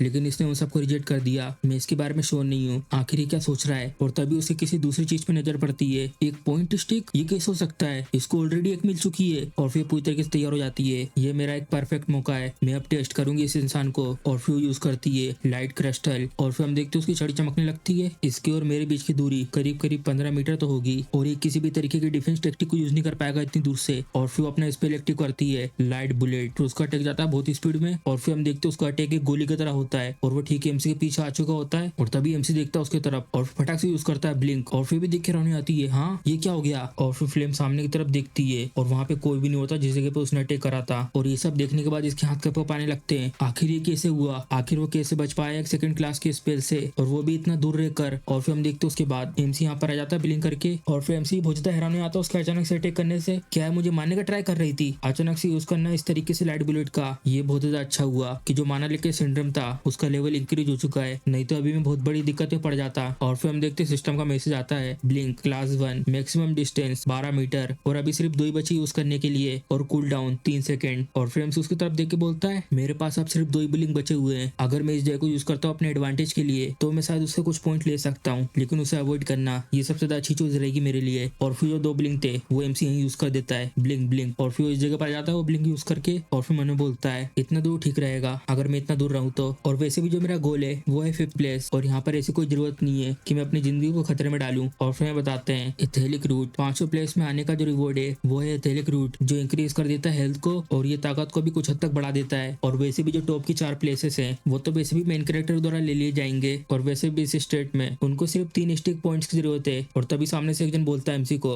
ओ जरा देखो तो ये कौन है। और फिर हम देखते हैं यहाँ पर आते हैं कुछ लोग, और ये बोल रहा होता है ये तो वही है ना बेक्यूसियल इस क्लास से। और फिर एमसी उसकी तरफ देख के बोलता है ये लड़का ये हैगा रेडेन, जो अभी स्कूल के इस समय में फेमस है, एक मेंबर यूसेल जेरमी का एक पुश ओवर लोगों का ग्रुप, चलो ये सब जाने दो। और फिर देखता है नीचे की तरफ, इसके पास 3 पॉइंट स्टिक है, एक पुश ओवर होकर भी इसने सच में तो बहुत कलेक्ट कर लिए हैं। और फिर जो उसके साथ में होता है वो बोलता है मैंने सुना है इसके बारे में, ये एक फेल्ड स्टूडेंट है जो चीटिंग करके क्लासेस में गया है। और फिर बोल रहा होता है स्टेला अकेडमी के अंदर जाना, और वो भी इस क्लास में 3 क्वेश्चनों को सोल्व करके। स्टेला सच में इन दिनों बहुत ज्यादा गिर चुकी है। और फिर एमसी मैंने बोलता है ये लोग तो सेम लाइन को बार बार रिपीट कर रहे हैं, क्या इन लोगों के पास कोई क्रिएटिविटी नहीं है। और फिर वो बोलता है इससे हे बेक्यूसियल चलो तो फिर हम लोग मिल चुके हैं, दो हमें तुम्हारी पॉइंट स्टिक। और फिर एमसी बोलता है मुझे नहीं देना। फिर भी हैरान के बोलता है हाँ क्या तुम विरोध कर रहे हो उसको लेकर। और फिर मुस्कुराने लगता है और बोलता है तुम क्या ऐसा सोचते हो कि तुम यहाँ पर अकेले हम सबसे यहाँ पे लड़ सकते हो, क्या तुम वो यूज नहीं करोगे अपनी अमेजिंग हाई क्लास की स्टाफ। और हाँ तुम तो मैजिक को भी यूज नहीं कर सकते, तो ये स्टाफ को कैसे यूज कर पाओगे। और फिर एमसी मैंने बोलता है आखिर मैं क्या करूँ, अगर मैं यूज करता हूँ फर्स्ट क्लास के ब्लिंक को, तभी रेडन को फेस करना बहुत ज्यादा मुश्किल होगा। और ये वो है जो एक फेमस फैमिली से आया है। और मे भी अगर मेरे पास 3 ब्लिंक होते तो।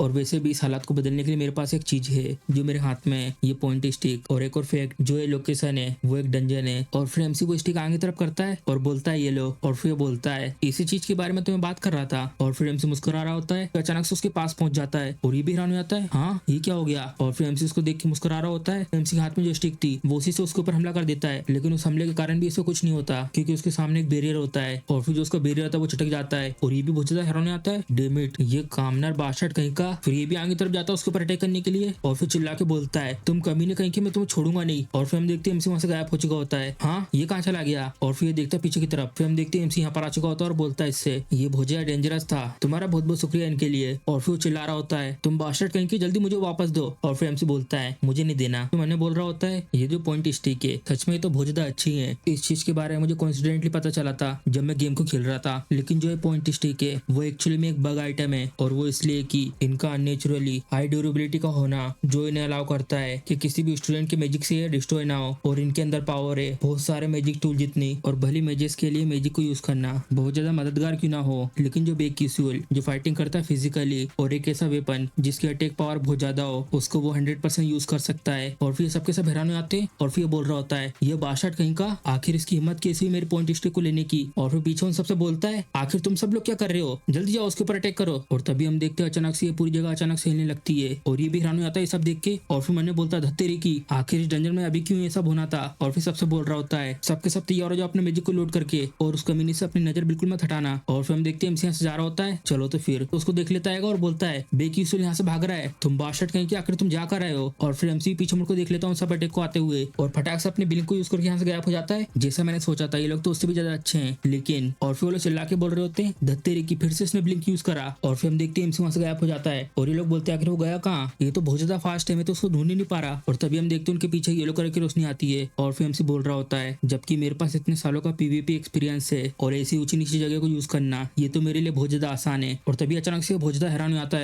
और देखता है पीछे की तरफ और फिर अपने साथियों से बोल रहा होता है हमें सिर्फ उसे एक बार हिट करना है। और फिर उसको साथी बोल रहा होता है रेडेन जो डंजन है शांत हो जाओ, वो अभी भी यहीं पे आसपास है, इंतजार करो यहीं पर जब कहते भूकंप चला नहीं जाता, और अगर तुम उसे देखते हो तो सबके सब एक साथ उसके ऊपर अटैक करना। और ये बहुत ज्यादा गुस्से में होता है और बोलता है अगर हम लोग फेल हो जाते हैं अपने मैजिक में तो यहाँ पर एक मैजिक रिबाउंड होगा तो संभल के रहना। और तभी हम देखते हैं एमसी उसके अचानक सामने जाता है और फिर उसके ऊपर फिर से अटैक करता है उस स्टिक से। और फिर हम देखते हैं उसके जिस साथी ने बेरियर लगाया था वो भी बहुत ज्यादा हैरान आता है इसको देखकर। और फिर हम देखते हैं अचानक से उसके बेरियर में कुछ होने लगता है, फिर उसमें से बहुत सारी बिजलियां निकलने लगती है और ये भी उसको देख के हैरान आता है धत्तेरी की, ये क्या हो गया। और फिर बताते हैं ये मैजिक रिबाउंड। और फिर उनके ऊपर बहुत सारी लगातार बिजलियां गिर रही होती है। फिर हम देखते हैं एमसी को वो ब्लिंक का यूज करके इस जगह पर आ जाता है और फिर उनकी तरफ देख के मैंने बोलता है अब ये सब खत्म हो चुका है धत्तेरी की बेक्यूल। और फिर एमसी बोलता है अब मैं इनको भी ले जा रहा हूँ। फिर एमसी भी 3 स्टिक मिल जाने से बहुत ज्यादा खुश होता है और उसने बोलता है अगर मेरी बाद में कभी गर्लफ्रेंड बनती है तो इनमें से एक स्टिक मैं उसे गिफ्ट के रूप में दे दूंगा। और फिर जिसके यहाँ से स्टिक ली थी वो बोल रहा होता है आखिर इसने ये कब ली, जल्दी से उसको वापस करो। और फिर एमसी मैंने बोलता है ये आखिरी वाली को लेना, सच में बहुत ज्यादा अनोइंग था, इसमें बहुत ज्यादा मजा आया, चलो अब मैं चलता हूँ। फिर हम देखते हैं एमसी ब्लिंक का यूज करके चले आता है और फिर भी बोलता है तुम, और फिर बहुत तेज चिल्ला रहा होता है। फिर हम देखते हैं एक दिन सबके यहाँ से देख रहा होता है और फिर एमसी यहाँ पर आके बोलता है सच में मुझे तो जैकपॉट मिल गया, अगर मैं उन लोगों से नॉर्मल तरीके से लड़ता तो वो मैं होता जो पूरी तरीके से कंगाल हो चुका होता अभी तक तो, लेकिन ये एक डंजन है इसलिए सब चीज डिफरेंट है, ये एक अडल्ट एक्सपीरियंस है। तो हम देखते हैं एमसी के पीछे से एक फायर अटैक आ रहा होता है, लेकिन क्या बस ये मुझे अजीब सा फील हो रहा है और या तो मुझे ऐसा लग रहा है कि कोई चीज कहीं से आ रही है। और फिर वो देख रहा होता है पीछे की तरफ और फिर हम देखते हैं एक बहुत बड़ा फायर अटैक एमसी की तरफ आ रहा होता है। फिर एमसी ये सब देख के हैरान आता है और बोलता है क्या आखिर ये चीज क्या है। और तभी हम देखते हैं वहाँ पे बहुत धमाका होता है। फिर हम देखते हैं वो जो धमाका था वो बहुत ही ज्यादा बड़ा होता है। फिर एमसी फटाक से दूर आ जाता है अपने ब्लिंक को यूज करके और फिर लंबी सांस लेके बोलता है ये तो बहुत ज्यादा क्लोज था। और फिर जिस जगह पर अटैक हुआ था एमसी उसकी तरफ देख के बोलता है मैं तो बहुत बड़ी दिक्कत से बच गया, लेकिन जो स्पेल है फिर हम देखते हैं जिसने अटैक करा था वो आ रहा होता है धुएं के बीच में से, बोलती है हे कामनर। और फिर हम देखते हैं प्रिंसेस होती है और वो बोलती है आखिर तुमने उन बास्टर्डों से बाकी स्टिक क्यों नहीं ली। एमसी उसको देख के बोलता है होंग बियोन आखिर यहाँ पे क्या कर रही है, मुझे लगता है तुम्हें कुछ गलतफहमी हुई है, ऐसा नहीं है कि वो मैंने नहीं किया लेकिन वो मैं कर नहीं सकता था, ठीक है। और सबसे पहली चीज क्या मुझे लेना है और मुझे उनकी स्टिक लेनी भी है कि नहीं, इन सबसे तुम्हारा क्या लेने देना है। और फिर हम देखते हैं प्रिंसेस तो बिल्कुल शांत होकर खड़ी होती है, तुम कहीं ऐसा तो नहीं, कहीं तुम इसका इंतजार तो नहीं कर रही थी कि मैं उनका सारी स्टिक ले लूं और फिर तुम मेरे ऊपर अचानक से अटैक करो और ये सारे स्टिक ले जाओ, और यहाँ तक कि मैंने तुम्हें चीजें सिखाई हैं तो मेरे साथ ये कैसे कर सकती हो। फिर हम देखते हैं प्रिंसेस कुछ नहीं बोलती, शांत होकर खड़ी रहती है। फिर उससे बोलती है मैं एक रॉयल ब्लड हूँ। फिर हमसे उसकी तरफ देख के मैंने बोलता है जरा देखो तो इसे। और फिर वो बोलती है अगर तुम्हें ये पहले से पता है, तो आओ मेरे पास लड़ाई करने के लिए। और वैसे भी किसी भी चीज को लेना कामनर से ये रॉयल्स के लिए डिग्निफाइड नहीं है। मैं तुम्हें अच्छे प्रॉपर तरीके से हराऊंगी और फिर उसके बाद मैं तुमसे वो ले लूंगी। फिर हमसे बोलता है डिग्निफाइड? ये कहीं से भी डिग्निफाइड नहीं है। क्या तुम्हें सच में अच्छा लगता है कमजोर को लूटना? फिर वो बोलती है एक कमजोर? मैंने तुम्हें देखा था पहले उन बास्टर्डों के साथ लड़ाई करते समय, और तुमने तो कोई प्रॉपर मैजिक का यूज भी नहीं करा था उनको फेस करने के लिए। फिर हम एसजे का सीन दिखाते हैं और ये मैंने बोलती है मुझे जल्दी करनी होगी, अगर मुझे किसी भी दिक्कत में नहीं आना मदर के सामने, मुझे जल्दी से यहाँ पे पॉइंट इकट्ठे करने होंगे। और तई बाजू में से आवाज आ रही होती है और ये देखती है ये आवाज ऐसा लगता है कोई आसपास बात कर रहा है। फिर हम देखते हैं लोग चिल्ला रहे होते हैं एमसी के ऊपर और वो देख रही होती पीछे से। फिर बोलती है ये तो अचानक से एक जन भाग के जा रहा होता है। बेक यूसुल और रेडन का ग्रुप है, क्या मुझे उनको प्रोटेक्ट करना चाहिए? नहीं, अगर मैं 6 लोगों के साथ एक साथ लड़ाई करती हूँ तो मेरे लिए बहुत ज्यादा मुश्किल हो जाएगी, लेकिन इससे अच्छा एक बार ये फाइट खत्म हो जाए और इन लोगों का स्टेमिना भी, तो मैं एक ही बार में वो स्टिक पॉइंट को ले सकती हूँ। और तई वो देखती सामने की तरफ ये तो वही कामनर है और ये तो किसी भी तरीके का स्पेल यूज नहीं कर रहा है। ये लोग जरूर मुझसे बहुत ज्यादा कमजोर होंगे, लेकिन फिर भी ये लोग बड़े हुए हैं एलिट मैजिक फैमिली में। अगर ये इतनी अच्छा है कि उनसे लड़ाई करने के साथ साथ मजाक भी कर सके, तो ये भी गुस्से में अपने दांत मसलती है। मुझे अपनी पूरी पावर का यूज करना होगा इसे जलाने के लिए। फिर हम देखते हैं वो एक साथ बहुत सारे मैजिक को एक्टिवेट करती है और उन सब में से आगे निकल के जाती है एमसी की तरफ। फिर हम देखते हैं वो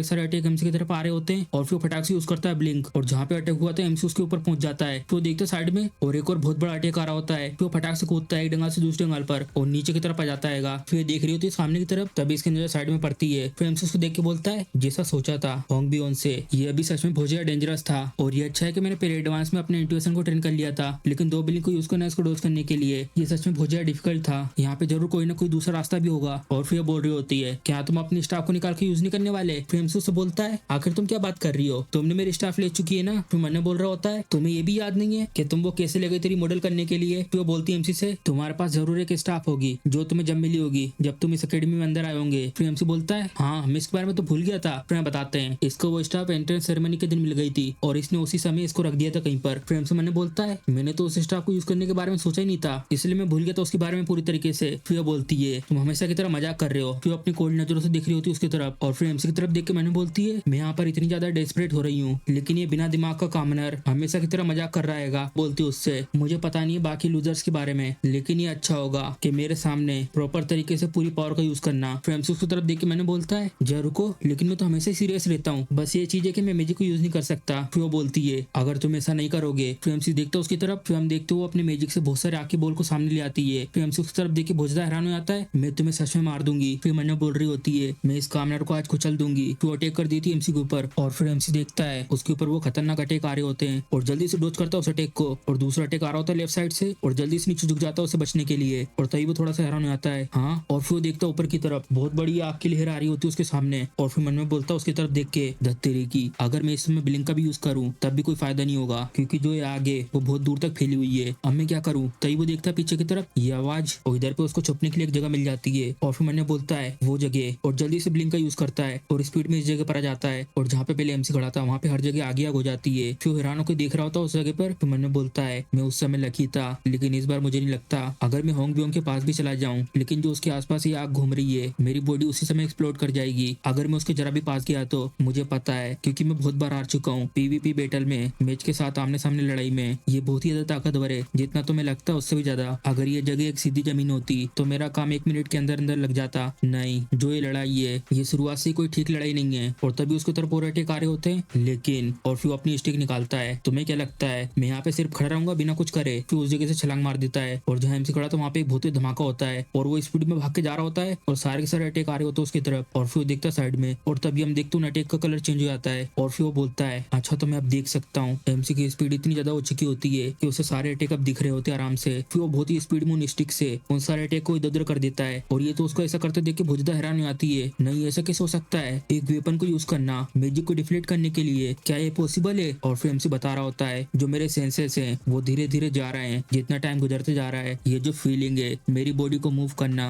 और एक मैच से आमने सामने लड़ाई करना और ना कि गेम के अंदर जहाँ पे तुम कीबोर्ड और माउस से खेलते हो, ये तो गरम है। मैं फील कर सकता हूँ अपने माना के फ्लो को और ये बिल्कुल ऐसा है जैसे कि मैं इसे अपने हाथ से कंट्रोल कर सकता हूँ। और जो मेरी सिक्स सेंस है वो ऐसा फील हो रही है जैसे कि वो मेरी आंखें और या कान हो। और फिर बोलती है आखिर कैसे? ये जो लोकेशन है ये पूरी तरीके से पेड़ों से घिरी हुई है, यहाँ पे तो मुझे एडवांटेज होना चाहिए था क्योंकि मेरे पास एक फायर एट्रीब्यूट है। अगर ऐसी बात है तो मुझे अपनी तरफ से और ज्यादा ताकतवर मैजिक को उसकी तरफ भेजना होगा। और फिर हम देखते हैं एमसी बहुत ज्यादा मुश्किल से अपनी पूरी कोशिश करके उन सबको ब्लॉक कर रहा होता है। मैं इसे ऐसे हमेशा डिफेंड नहीं कर सकता, मुझे इन मैजिक स्टिक का यूज करके कैसे ना कैसे करके होंग बियोंग की मैजिक शील्ड को मुझे डिस्ट्रॉय करना होगा। और तभी एमसी उसकी तरफ देखता है और उसके आसपास बहुत ही ज्यादा खतरनाक आग घूम रही होती है और तभी वो यहाँ से अपनी डायरेक्शन चेंज करता है और स्पीड में जाता है उसकी तरफ। यही मेरे पास मौका है और ब्लिंक का यूज करता है और आ जाता है ठीक उसके सामने। और ये भी हैरानी आती है उसके एकदम से पास आने की वजह से और तभी अपने दांत मसलती है और फिर एक्टिवेट कर देती है अपनी मैजिक को, ग्लाइडर क्रैश। और फिर एमसी देख के उसको मन में बोलता है ये वो मैजिक है जिसको विशप क्लास के मैज यूज करते हैं जब वो क्लोज कॉम्बैट कर रहे होते हैं, जो एक नॉकबैक एक्सप्लोजन करता है उन लोगों के लिए जो 2 मीटर के रेडियस में होते हैं। और फिर मुस्कुराता है लेकिन और तभी एमसी उस मैजिक के अंदर से निकल जाता है और ये भी उसको तरफ देख रही होती है हैरान होके। और फिर एमसी मन में बोलता है मैंने भी इसको एक्सपीरियंस कराएगा और वो भी बहुत बार। और ये हैरानी से देख रही होती है उसकी तरफ और एमसी पीछे जा रहा होता है और तभी स्पीड में आगे तरफ निकल जाता है और उसके बेरियर में जाके खतरनाक सा अटैक करता है जिससे उसका बेरियर चिटक जाता है। ये भी हैरान हो जाती है नहीं ये कैसे हो सकता है। और फिर एमसी उसको आखिरी में अपनी स्टिक से मार के तोड़ देता है और फिर भी गिर जाती है बेरियर टूटने की वजह से। फिर एमसी उसके ठीक सामने जाता है फिर उसके सामने बैठ के बोलता है मैं जीत गया। और ये भी बहुत ज्यादा गुस्से में लाल हो जाती है फिर उससे बोलती है आखिर तुम हो कौन। फिर एमसी बोलता है मैं क्या हूँगा, मैं सिर्फ एक नॉर्मल स्टूडेंट हूँ, चलो इन सबको छोड़ो, तुम उधर छुपना बंद करो। फ्लेम फिर वहां से निकल के इन लोगों के पास आ रही होती है और फिर एमसी बोलती है मैं छुप नहीं रही थी और वैसे तुमको कैसे पता कि मैं यहाँ पे थी। फिर एमसी बोलता है वेल मुझे बस थोड़ी सी फीलिंग हो रही थी कि कोई हमें देख रहा है। मैंने बोलता है अगर मैं एग्जैक्टली बताऊं ये सब जो हो पाया है वो मेरी माना revelation delay physics six sense की वजह से हो पाया है। फिर ये बोलती है अच्छा तुम्हें फीलिंग हुई थी, आखिर तुमने कैसे एक मैजिक शील्ड को तोड़ दिया एक ट्रेनिंग डिवाइस जैसे पॉइंट स्टिक से। फिर एमसी उसकी बात सुन के थोड़ा चौंक जाता है और फिर बोलती है क्या वो भी सिर्फ बस एक फीलिंग थी। और फिर एमसी ने बोलता है तो क्या इस तरीके का बग ओरिजिनल नोवेल में नहीं था, लेकिन मैं इसको ऐसी सच नहीं बता सकता। फिर उससे बोलता है ये जो चीज है वो सच में बहुत ज्यादा मजबूत है। फिर बोलती है ट्रेनिंग डिवाइस की एक लिमिट होती है, तुमने बस ये सोचा कि तुम इसे यूज करके मैजिक शील्ड को तोड़ सकते हो, आखिर तुम इसके बारे में क्या सोचते हो कि जो नॉर्मल नाइट है वो डिसअपीयर हो चुकी है दुनिया से। फिर एमसी उसकी आवाज सुनकर चौंक जाता है और मैंने बोलता है ये सही बोल रही है लेकिन मुझे ये नहीं पता कि मैं इसके रिस्पॉन्स में क्या बोलूं। फिर बोलती है मुझे ये लगता था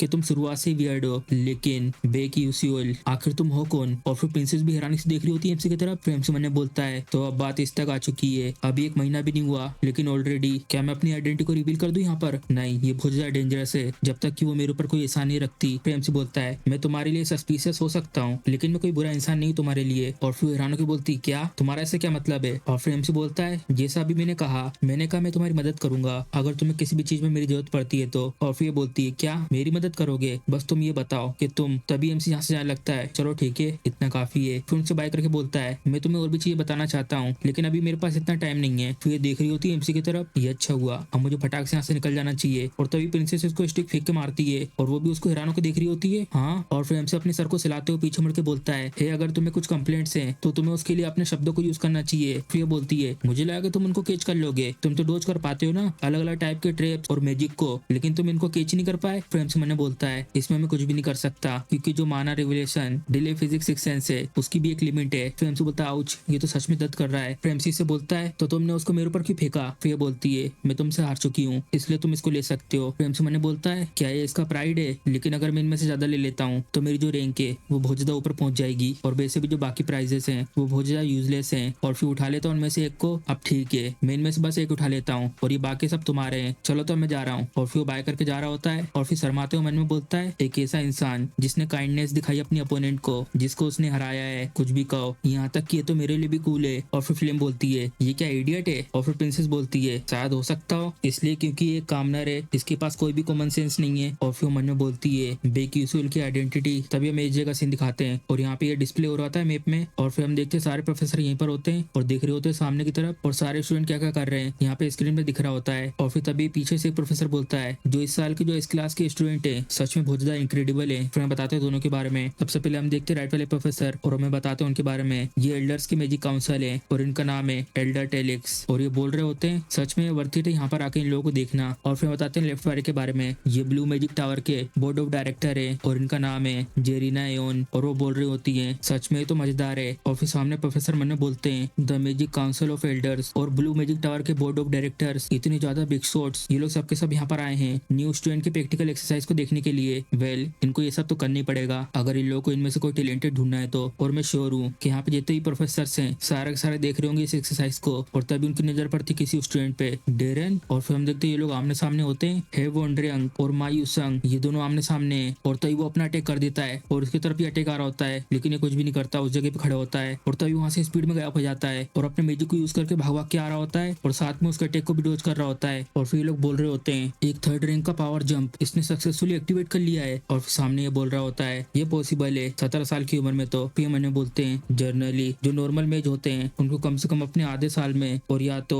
20 साल की उम्र में वो लोग पहुंच पाते थर्ड रैंक पर, लेकिन जो मायूसंग है वो तो फ्रीली आराम से यूज कर रहा है थर्ड रैंक के मैजिक को, और वो भी 17 साल की उम्र में। और फिर ये बोल रहा होता है सच में मुझे तो विश्वास नहीं हो रहा इसके ऊपर, जरा देखो तो इन दोनों के पास आएंगे 3-3 एलिमेंट्स। और फिर मैंने बोलते हैं बहुत से जो मेजेस होते हैं उन लोगों के पास सिर्फ एक ही एलिमेंट होता है, और सिर्फ बहुत ज्यादा ट्रेनिंग करने के बाद ही उनके पास 2 एलिमेंट आ पाते हैं। हाँ, जिसके पास 3 एलिमेंट है और या तो उससे भी ज्यादा उसे कहते हैं टैलेंट, और ये वो लोग हैं जिन लोगों ने टैलेंट को पोजेस करा है जब से वो लोग पैदा हुए हैं। और तभी एक दिन की आवाज आती है और ये देखता है हैरान होके ये चीज, और तभी जहाँ पे वो लोग लड़ाई कर रहे थे उस जगह पर एक मॉन्स्टर जाता है और ये लोग भी फटाक से पीछे हट जाते हैं। और प्रोफेसर बोलते हैं एक हिडन बॉस, और वो बहुत तेज चिल्ला रहा होता है और हमला करने के लिए जाता है नीचे की तरफ, और ये लोग भी हैरानी से उसकी ओर देख रहे होते हैं, और तभी वो दोनों के बीच में आके गिर जाता है। और फिर ये बोलती है ओ तो तुम लोग एक लड़ाई के बीच में थे। फिर हम देखते हैं उसी बॉस के ऊपर खड़ी हुई होती है और उन लोगों से बोलती है मुझे माफ करना तुम्हें इंटरप्ट करने के लिए। और फिर प्रोफेसर मनो बोलते उसको देखकर एसएल मॉल्फ जो हिडन बॉस है वो एक ऐसा टाइप है जो छुपा रहता है और वो सिर्फ एक ही बार सामने आता है अगर तुम्हारे पास कुछ अमाउंट में एबिलिटी भी है, ना कि इन लोगों को सिर्फ ढूंढना बल्कि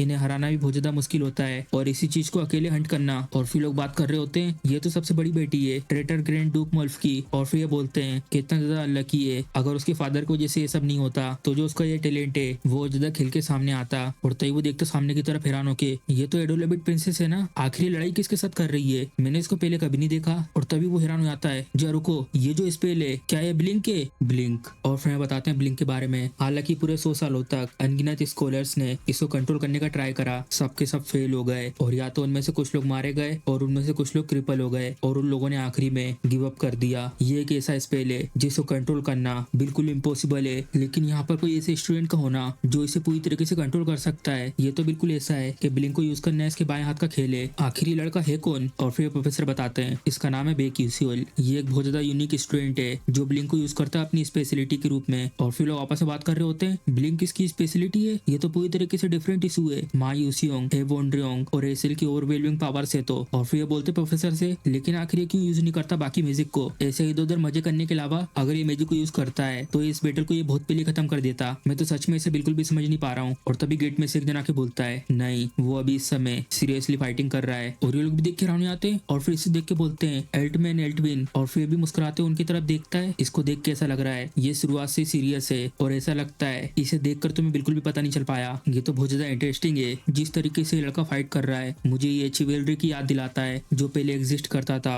ओल्ड जनरेशन में। और फिर लोग भी हैरान हो जाते हैं उसकी बात सुन के चिवेलरी आप ये क्या कह रहे हो, आपका मतलब कहीं ये तो नहीं जो चिवेलरी बहुत पहले गायब हो चुका था एक कोल्ड वेपन के साथ, और आप कह रहे हो एक स्टूडेंट और वो भी इतना यंग, ये कैसे हो सकता है? और फिर प्रोफेसर मनो बोलते हैं चिवेलरी, अच्छा तो ऐसी बात है। और फिर बताते हैं इनका चिवेलरी कहने का मतलब ये है वो उनकी बात कर रहे हैं एक ऐसा नाइट जो सोर्ड को यूज करते थे, एक ऐसी सोर्ड जो मैजिक को यूज कर पाती थी, एक ऐसा हीरो जो एग्जिस्ट करता था बहुत पहले और उसने दुनिया को बचाया था इविल से। और ऐसा कहते हैं ये वो लोग हैं जो इविल से हमेशा लड़ते थे एक सिंगल सोर्ड लेकर। और फिर मैंने बोलते हैं मैजिक का एग्जिस्ट करना, लेकिन तब भी उस समय सोर्ड को यूज करना फाइट करने के लिए ये कोई ऐसी चीज है जो रियलिस्टिकली पॉसिबल नहीं है, लेकिन अभी इस समय जो स्टूडेंट है वो एक पॉइंट स्टिक को यूज कर रहा है एक सोर्ड की तरह, और अगर यही वो चीज है जो इनको फील हुई है। और फिर बताते हैं the head master of Stella academy, जिसको बेस्ट अकेडमी कहा जाता है पूरी दुनिया में, एक 9th रैंक के मास्टर मेज और पूरे कंटिनेंट में 10 ग्रेट सेजेस में से एक एल्टमैन एल्टविन, अगर ग्रेट सेज ऐसा सोच रहे हैं। और फिर इस जगह सीन दिखाते हैं एस क्लास का ट्रेनिंग हॉल। फिर हम देखते हैं एक जन यहाँ पे प्रैक्टिस कर रहा होता है, और फिर हम देखते ये होता है जो ट्रेनिंग ग्राउंड में प्रैक्टिस कर रहा होता है। फिर प्रैक्टिस करने के बाद लंबी लंबी सांसें ले रहा होता है। धत तेरी की, मेरा माना तो ऑलमोस्ट खत्म हो ही गया था, लेकिन फिर भी मैं अभी भी बहुत ज्यादा पीछे हूँ। 39 में से 141 जिन स्टूडेंट ने इस ट्रेनिंग में पार्टिसिपेट करा था वो सारे के सारे एलिमेंट हो चुके हैं। एसएल जिसने हराया था एक मिस्टीरियस बर्ड को वो आई है सबसे पहले नंबर पे, और मैं आया हूँ सेकेंड। मायूसियोंग वो आया है 6वें नंबर पे, और मुझे सच में ऐसा फील नहीं हो रहा कि मैं जीता हूँ पहले उस लड़ाई के समय। और फिर हम देखते हैं पहले की बात सोच रहा होता है, और फिर बोलता है अगर एसएल बीच में नहीं आती तो मैं शायद, और फिर गुस्से में अपने दांत मसलता है। ये उस समय से जब से मैंने उसे पहली बार देखा, मायूसियोंग हर चीजों को आराम से कर देने वाला, लेकिन भले इसने टेस्ट में कुछ भी कराओ लेकिन तब भी ये एक्सपर्ट रिजल्ट के ऊपर जा पाया। और जो प्रैक्टिकल ट्रेनिंग थी उसमें मैंने चारों तरफ एक मैजिक सर्कल को सेट करा था और बिल्कुल अच्छे से सोच समझ के उसकी मूवमेंट को कैलकुलेट करा था, लेकिन तब भी उसने मेरे सारे अटैक को बहुत आसानी से झेल लिया। चाहे मैं कुछ भी करूं, क्या मैं इसे सच में नहीं हरा सकता? क्या जो ये टैलेंट की दीवार है वो इतनी बड़ी है? और फिर भी निराश होकर अपनी मुंडी नीचे कर लेता है। मैंने बोलता है नहीं अभी मेरे पास टाइम नहीं अपने आप को ब्लेम करने का, मुझे बस कड़ी मेहनत करनी होगी। और तभी हम देखते प्रिंसेस भी यहाँ पर आ जाती है और वो देखती है सामने की तरफ और फिर हम देखते प्रैक्टिस कर रहा होता है वॉन्डरिंग। जो लड़का हमेशा शांत रहता है आज इसे ऐसा क्या हो गया? वेल ये कोई ऐसी चीज नहीं है जिसे मुझे कहना चाहिए। और फिर अपना मैजिक एक्टिवेट करती है और सामने की तरफ एक पावरफुल सा अटैक करती है और उसका अटैक बिल्कुल टारगेट पे जाके लगता है और फिर वो फिर से एक और अटैक करती है। फिर हम देखते हैं उस जगह पे एक बहुत धमाका होता है और फिर भी देखते हैं उसकी तरफ। फिर हम देखते हैं उसके अटैक से बहुत सारी धूल उड़ रही होती है हर जगह। और फिर मैंने बोलती है मेरे को पॉइंटी स्टिक मिलने के बाद भी मैं तीसरे नंबर पे आई हूँ, ये तो कितना ज्यादा अपसेटिंग है। मदर तो इसको लेकर सेटिस्फाइड हो चुकी है, लेकिन अगर वो मुझे नहीं मिलती तो मुझे जरूर पनिशमेंट मिलती। एक कामनर होके वो इस तरीके से एक्टिंग कैसे कर सकता है? ये तो बहुत ज्यादा अनोइंग है। और फिर भी मैजिक यूज करने के बाद लंबी लंबी सांस ले रही होती है और फिर उसकी तरफ देख के मैंने बोलता है क्या प्रिंसेस के साथ भी कुछ हुआ है क्या? मुझे नहीं पता, बस ये सिर्फ मुझे लग रहा है। और या तो जो इसका मैजिक है वो बहुत ज्यादा एक्यूरेट हो चुका है पहले से। होंगबियोंग का जो फायर मैजिक है ये ऑलमोस्ट इम्पॉसिबल है इसको अच्छे से कंट्रोल करना। ऐसा हो ही नहीं सकता कि इतने कम टाइम में इतनी ज्यादा इंप्रूव कर सकती है। क्या ये सिर्फ एक कोइंसिडेंट है? धत्तेरी की, मैं ये मानना तो नहीं चाहती,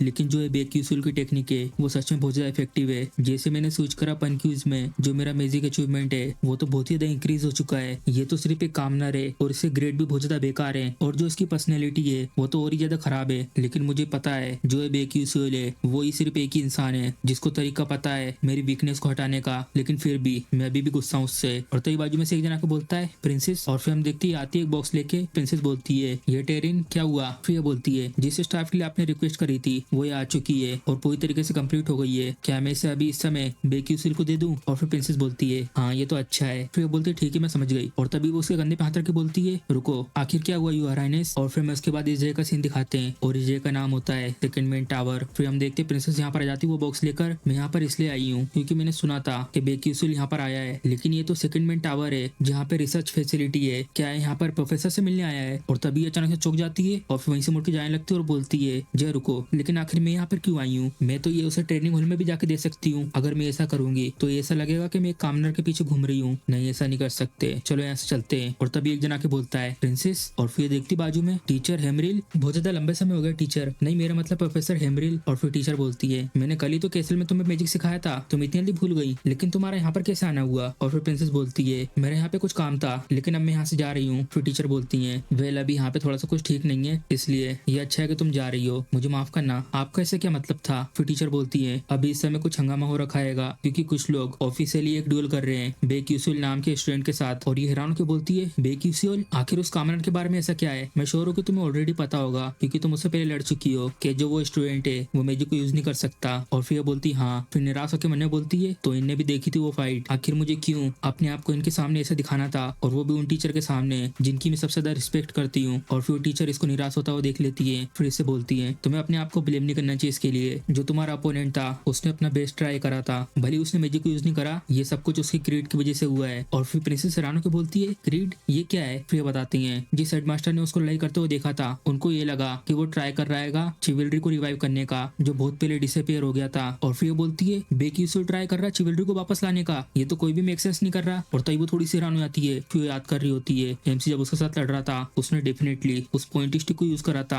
हमारी लड़ाई के समय एक सोर्ड की तरह, कहीं इसलिए तो नहीं इसको इस सोर्ड की जरूरत है। फिर भी थोड़ी देर तक कुछ बोलती नहीं है। और फिर टीचर से बोलती है लेकिन अगर उसने मैजिक को यूज नहीं करा तो मैजिक अकेडमी उसको एक बहुत बड़ी पेनल्टी दे देगी इसके लिए, और प्रैक्टिकल ट्रेनिंग के दौरान उसके पास एक पेनल्टी पॉइंट आ जाएगा। फिर टीचर बोलती है हाँ ये जानते हुए भी इसने इस रास्ते पे चलना डिसाइड करा, क्या ये इनक्रेडिबल नहीं है? फैक्ट ये है कि वो अपने आप को अभी भी पुश कर रहा है एक ब्लिंक के रूप में इतनी ज्यादा ग्रेट अचीवमेंट को पाने के बाद भी, और मुझे ये सोचने पे मजबूर करता है कि जो ये क्रीड है वो सच में रियल है। और फिर हम देखते हो यहाँ पर इंतजार कर रही होती है। अगर कोई ये कहता है कि वो चिवल्ड्री पाने का सपना देखता है तो सबके सब उसकी ये बात सुन के उसको मजाक उड़ाएंगे, ये कहते हुए कि एक नाइट वो भी इस जनरेशन में, लेकिन जो बेक्यूसिल है वो सच में चिवल्ड्री चाहता है और वो किसी तरीके का मजाक नहीं कर रहा है। जब वो लड़ाई के समय ऐसी मजाक कर रहा था मैं उसके ऊपर बहुत ज्यादा गुस्सा हो गई थी। तभी हम देखते एक जन आता है यहाँ पर और फिर हम देखते एमसी होता है और फिर बताते हैं एमसी आया है 5वें नंबर पे। फिर बोलता है आखिर तुम यहाँ पे क्या कर रही हो? फिर देखती शर्माती हो उसकी तरफ, मैं यहाँ पे तुम्हारे लिए नहीं आई हूँ, मैंने ऐसा कुछ भी नहीं कहा। और फिर गुरगुर को देखती है उसको और फिर एमसी भी कंफ्यूज हो जाता है। फिर हम देखते हैं वो बॉक्स दे देती है और बोलती है चलो जाने दो ये लो इसे। फिर एमसी भी खुश हो जाता है और बोलता है क्या टेरीबोन तुम्हारा बहुत बहुत शुक्रिया। फिर वो देखता है उस बॉक्स में ये एक शेपलेस स्वॉर्ड है जैसा सोचा था एडोलबिट से, जो उसकी क्राफ्टमैनशिप है उसका कोई जवाब नहीं है। ये अच्छा है कि मैंने प्रिंसेस की मदद करी थी, क्या मैं बॉक्स ले सकता हूँ? फिर मैंने बोलता है ये बॉक्स तो बहुत अच्छे प्राइस में बिकेगा। फिर बोलती है जैसे तुम्हारी मर्जी। फिर एमसी भी खुश आता है और मैंने बोलता है फ्री के पैसे? हाँ कामनर कहीं का। और वो देखती साइड में फिर से बोलती है बेक्यूसिल हाँ। फिर बोलती है क्या तुम सच में हैं मैजिक को यूज नहीं करोगे। फिर एमसी को भी समझ में नहीं आता आखिर वो बोलना क्या चाहती है। फिर एमसी को अपने तरफ पैसा देखकर ये भी शर्मा जाती है, चलो जान दो, भूल जाओ इसके बारे में, मैं जा रही हूँ। और फिर एमसी को अभी भी समझ में नहीं आ रहा होता और वो चले जाती है यहाँ से। फिर एमसी भी यहाँ से जाने लगता है और मन में बोलता है जो दूसरे मैजिक प्रोफेसर हैं लिहोंग वोल, उनने भी कुछ ऐसे ही कहा था, बस ये है कि वो समझ गए थे कि मेरा इंटेंशन क्या है इस सब के पीछे, और ये कि वो रिस्पेक्ट करते हैं मेरी क्रिएट की और कुछ इस तरीके की नॉनसेंस। वेल वैसे भी सब कुछ अच्छा ही है, अगर मैं इस मैजिक शॉट को यूज करता हूँ अच्छे से तो मैं अगले एपिसोड के लिए बच सकता हूँ आराम से। चलो तो फिर देखते हैं इस शॉट को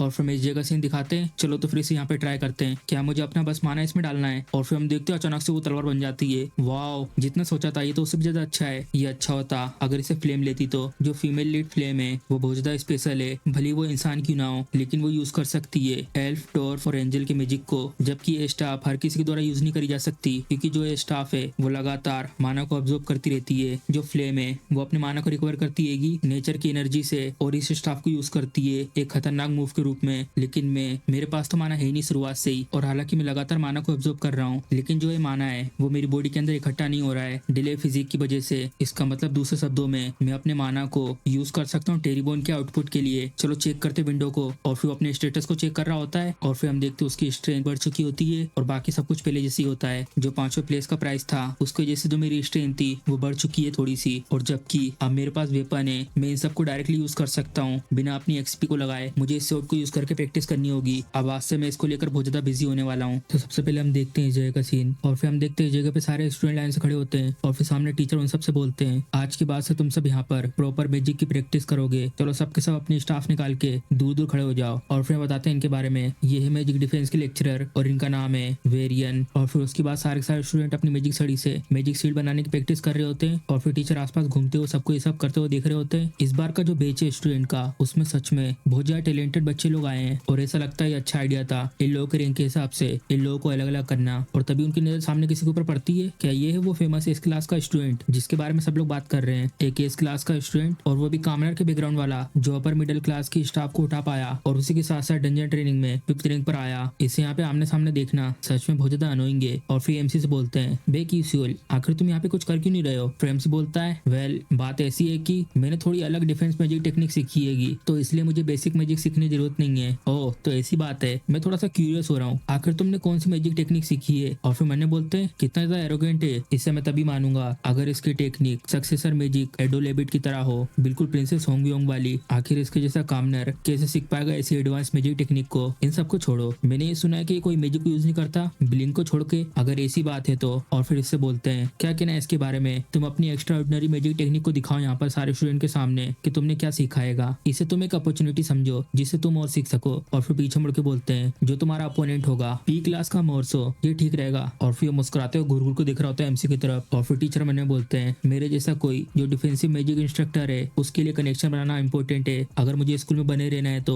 और वैसे भी जो मोर्सन डरेन है वो आएगा केल्विन एम्पायर से, अगर मैं इससे अच्छा रिलेशनशिप रखता हूँ तो इससे मेरा ही फायदा होगा और इसके अलावा ये फ्यूचर के लिए भी अच्छा है अगर तुम इस क्लास के 2 स्टूडेंट के बीच की मैजिक डुएल को दिखाते हो तो। और फिर एमसी से बोलते हैं क्या सोचते हो तुम इसके बारे में। फिर एमसी भी हाँ कर देता है ठीक है क्यों नहीं। फिर टीचर बोलते हैं चलो स्टेज को सेटअप करो। और फिर हम देखते दोनों के दोनों आमने सामने खड़े हो जाते हैं यहाँ पर। फिर दोनों को दोनों एक दूसरे को आमने सामने खड़े होकर देख रहे होते हैं। और फिर इसके दोस्त चला चला के बोलते हैं मोर्सो इसे बिल्कुल मत छोड़ना, क्रश करके रख देना, इसे पूरी पब्लिक के सामने शर्मिंदा कर दो, क्यों नहीं देखो बस तुम। और फिर एमसी ये सब देखने के बाद मैंने बोलता है क्या ये क्या है, ये यूसेल और रेडन के ग्रुप का पार्ट है, ये लोग सच में बहुत ज्यादा छोटे दिमाग वाले हैं। वेल वैसे भी ये सब कुछ परफेक्ट है और मैं ये सब इसलिए कर रहा हूँ क्योंकि एक मेडिटेरी क्लास है और वैसे भी यहाँ पे मैं कुछ कर नहीं सकता क्योंकि मैं मैजिक को यूज नहीं कर सकता हूँ। और वैसे भी जो है वेरियन है वो हमेशा से बहुत ज्यादा चलाक रहा है पहले साल के एपिसोड से ही। और फिर एमसी मुस्कुराता है चलो तो फिर ठीक है, चलो चेक करते हैं अभी तक मैंने जितनी भी ट्रेनिंग करी है उन सबका क्या रिजल्ट निकला है। फिर टीचर बोलते हैं जो ये डुएल रहेगी वो सिर्फ अटैक और डिफेंस पर ही रहेगी और तुम मैजिक को इस एरिया के बाहर यूज नहीं कर सकते। मोर्सो तुम स्टार्ट करो अटैक को सबसे पहले। और फिर स्टूडेंट बोलते हैं मोर्सो जीत जाएगा ना, क्यों है ना, क्योंकि डिफेंस तो डिफेंस ही रहेगा और वैसे भी इसने ऑफेंसिव अर्थ क्लास का मैजिक को सीखा है। फिर दूसरा बोलता है उसके अटैक को ब्लॉक करना सच में बहुत ज्यादा मुश्किल होगा उसके लिए। फिर उन सब की बातें सुन के मुस्कुरा रहा होता है। और फिर टीचर बोलते हैं चलो तो फिर स्टार्ट करो। फिर हम देखते हैं अपना अटैक तैयार कर देता है और अपने मैजिक को यूज करके बहुत बड़े पत्थर को समन कर देता है। फिर स्टूडेंट इसके मैजिक को देख के हैरान हो आते हैं, क्या ये सेकंड रैंक का मैजिक है। एक बेसिक मैजिक प्रैक्टिस में ये रूल लिखा गया है कि तुम इसमें फर्स्ट रैंक के मैजिक को यूज कर सकते हो, क्या बेक्यूसो संभाल पाएगा इस अटैक को।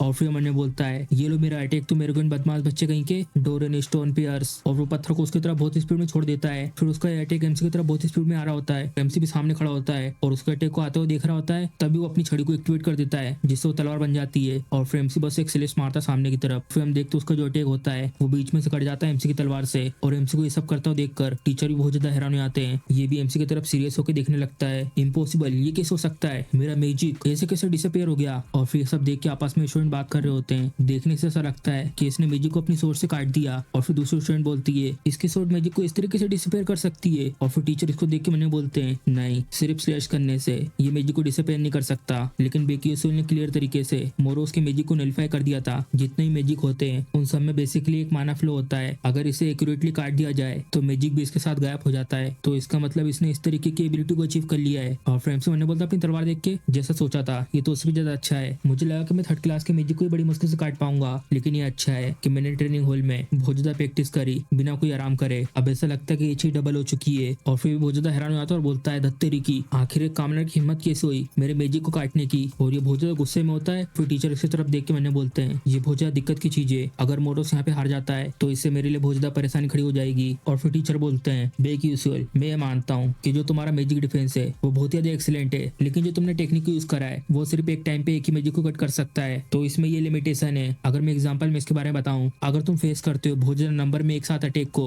और फिर टीचर की बात सुन के मुस्कुराने लगता है। फिर एमसी को भी गुस्सा आने लगता है और मैंने बोलता है ये ओल्ड मैन क्या बकवास कर रहा है। और तभी एक आवाज आती है। फिर हम देखते हैं मोरसो ने अपने बहुत सारे मैजिक अटैक तैयार कर लिए होते हैं एमसी के सामने। और फिर इतने सारे अटैक को सामने लाने के बाद एमसी की तरफ देख के हंसने लगता है। फिर आसपास में स्टूडेंट ये सब देख के बहुत ज्यादा हैरान हो जाते हैं और बोलते हैं ये कुछ ज्यादा नहीं हो गया, इससे इसको सच में चोट पहुंच सकती है, आखिर प्रोफेसर इडोल को रोक क्यों नहीं रहे हैं। फिर मुस्कुराते हो जाता है एमसी की तरफ अब जो तुम्हारा फेट है वो पूरी तरीके से सील हो चुका है। फिर अपने स्टूडेंट को छोड़ देता है उसकी तरफ बहुत स्पीड में वेलोन स्टोन पियर्स। और वो सारे हमले एमसी की तरफ एक साथ जा रहे होते हैं। फिर एमसी उस अटैक को हैरानी से देख रहा होता है। वो अटैक एमसी के बहुत ही ज्यादा पास आ जाता है। तभी एमसी इस अटैक को देख के मैंने बोलता है यहाँ पे करीब करीब 11 पत्थर है जो मेरी तरफ स्पीड में आ रहे हैं। अगर मैं ब्लिंक और स्लाइस को यूज नहीं कर सकता इनके ऊपर तो यहाँ पे सिर्फ एक ही तरीका है इन सबको एक ही साथ ब्लॉक करने का। और फिर हम देखते हैं वहाँ पे जितने पत्थर थे सारे एक ही बार में फूट जाते हैं। और एमसी को ये सब करते देखकर इसको बहुत ज्यादा गुस्सा जाता है और ये भी हैरान हो जाता है आखिर ये सब क्या हो गया। ऐसा सोचना कि जो मेरा सबसे ज्यादा स्ट्रॉन्गेस्ट स्पेल था वो इस तरीके से ब्लॉक हो जाएगा और वो भी इतनी आसानी से। धत्तेरी की मोरोस, आखिर तुम ये सब क्या कर रहे हो, अगर तुम यहाँ पर हार जाते हो तो इससे मुझे बहुत बड़ी प्रॉब्लम हो जाएगी। फिर एमसी बोलता है ओ मैंने अभी बस कुछ कॉपी करने का ट्राई करा जिसको मैंने दूसरे गेम में देखा था और ये चीज काम कर गई। इस टेक्निक को कहते हैं पैनिंग। टेरिवन में एक डिसएडवांटेज है, इसमें बहुत ही ज्यादा माइंड पावर की जरूरत पड़ती है इसकी फॉर्म को मेंटेन करने के लिए। और इसमें स्टेमिना भी बहुत जल्दी खत्म होता है। और जो डिफेंसिव पावर है ये जब कमजोर पड़ जाती जब तुम कोई एक सिंगल अटैक को ब्लॉक करते हो। और ये चीज बहुत ज्यादा डिफिकल्ट हो जाएगी अगर इसे असली फाइट में यूज करा तो। लेकिन क्या तो रिलीफ की बात है, ये सिर्फ एक डुअल है। और फिर सब देखने के बाद आसपास में जो स्टूडेंट देख रहे होते हैं वो बोलते हैं ऐसी चीज तो मैंने कभी पहले देखी नहीं है, ये तो बेसिकली एक मैजिक शील्ड की तरह है। क्यों है ना, क्या इसकी तरह कोई चीज थी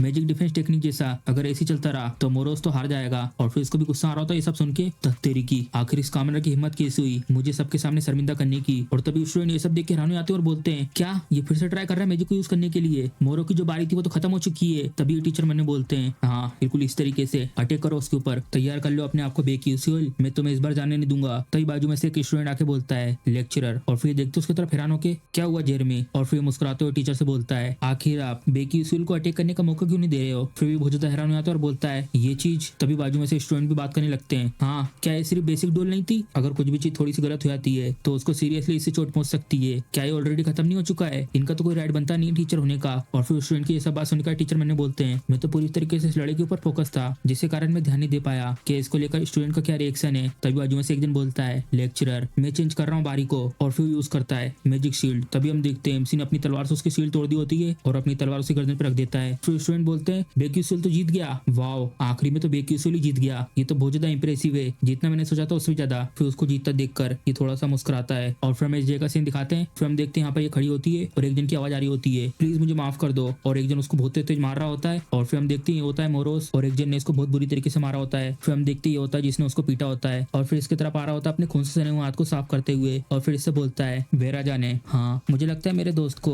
यहाँ पे बहुत ज्यादा चोट लग चुकी है, क्या तुम इसको देख सकती हो, अगर कुछ गलत हो गया तो इससे मुझे बहुत ज्यादा दुख होगा। और फिर वो बोलती है ठीक है मैं समझ गई। फिर ये भी शुक्रिया करके जा रहा होता है। फिर मैंने बोलती हूँ उसको देखकर इसने इसको लोयल सब्जेक्ट ना कहकर बल्कि एक दोस्त कहा। फिर बताते हैं इस केल्विन एम्पायर में जहाँ पे जो हायर होता है थ्रोन का वो मैजिक की एबिलिटी को देखकर डिसाइड किया जाता है। जो क्राउन प्रिंस जेरमी स्केल्विन है उनने इस रोल को पा लिया था जैसे उनने 12 साल की उम्र में अपने सारे भाइयों को हरा दिया था। और जो ये फैक्ट है कि इसे रॉयल सब्जेक्ट नहीं कह रहे हैं इसका मतलब ये है कि जो डोर्डेन फैमिली है वो पॉलिटिकल शब्दों का यूज करते हैं इन सब के लिए। ये सिर्फ मोरोसी नहीं जबकि वो भी क्राउन प्रिंस जेरमी की नजरों में आ चुका है वही कामनर जिसका नाम बेक्यूसुअल स्कूल है वो भी अब कंफर्टेबल लाइफ नहीं जी पाएगा स्कूल में। और तभी हम यहाँ का सीन दिखाते हैं और स्टूडेंट आपस में बात कर रहे होते हैं, हे क्या तुमने सुना है इस क्लास के बेकी उसूल के बारे में? वो चिवलरी की बात कर रहा था। और फिर दूसरा बोलता है, क्या चिवलरी? और वो भी मैजिक एकेडमी में? वो बहुत ही ज्यादा डेस्परेट हो रहा है टेंशन पाने के लिए, क्यों है ना, लेकिन फिर भी उसने मोर्सो को हरा दिया है जो डोर्डन फैमिली से था। तो सच में जो वो डोर्डन फैमिली है उनको तो अभी भी बहुत ज्यादा इन्फ्लुएंस हैगा, जो बहुत ही ज्यादा जानी मानी फैमिली है स्केलवेन एम्पायर में। और तभी उन सबकी बातें सुन के इसको बहुत ज्यादा गुस्सा आ जाता है, चाहे मैं कहीं पे भी चले जाऊँ ये लोग हमेशा बातें करते रहते हैं बेकी उसूल के बारे में। ऐसा नहीं है कि मैं टेंशन चाहती हूँ, लेकिन सच में मुझे ये सब पसंद नहीं है। आखिर ये लड़का है कौन? और फिर ये बोलती है, ठीक है सबके सब फोकस करो, एल्केमी में जो रिक्वायरमेंट होती है इसमें तुम्हें बहुत ज्यादा एक्यूरेट मेजरमेंट के साथ साथ टाइमिंग और साथ ही में टेम्परेचर में कंट्रोल बनाना जरूरी है। और फिर बताते हैं इसके बारे में, ये हैंगे एल्केमी की प्रोफेसर और इनका नाम है मेजन टायरन। आज के दिन हम प्रैक्टिस करेंगे टायरन फिगर रिकवरी पोशन। ये चीज को मैंने क्रिएट करा था तो इसलिए इसमें बहुत अच्छे से फोकस करना। और फिर मैंने बोलती है, सच में ये तो बहुत ज्यादा अनोइंग है, इसका मतलब सब कुछ गलत हो जाएगा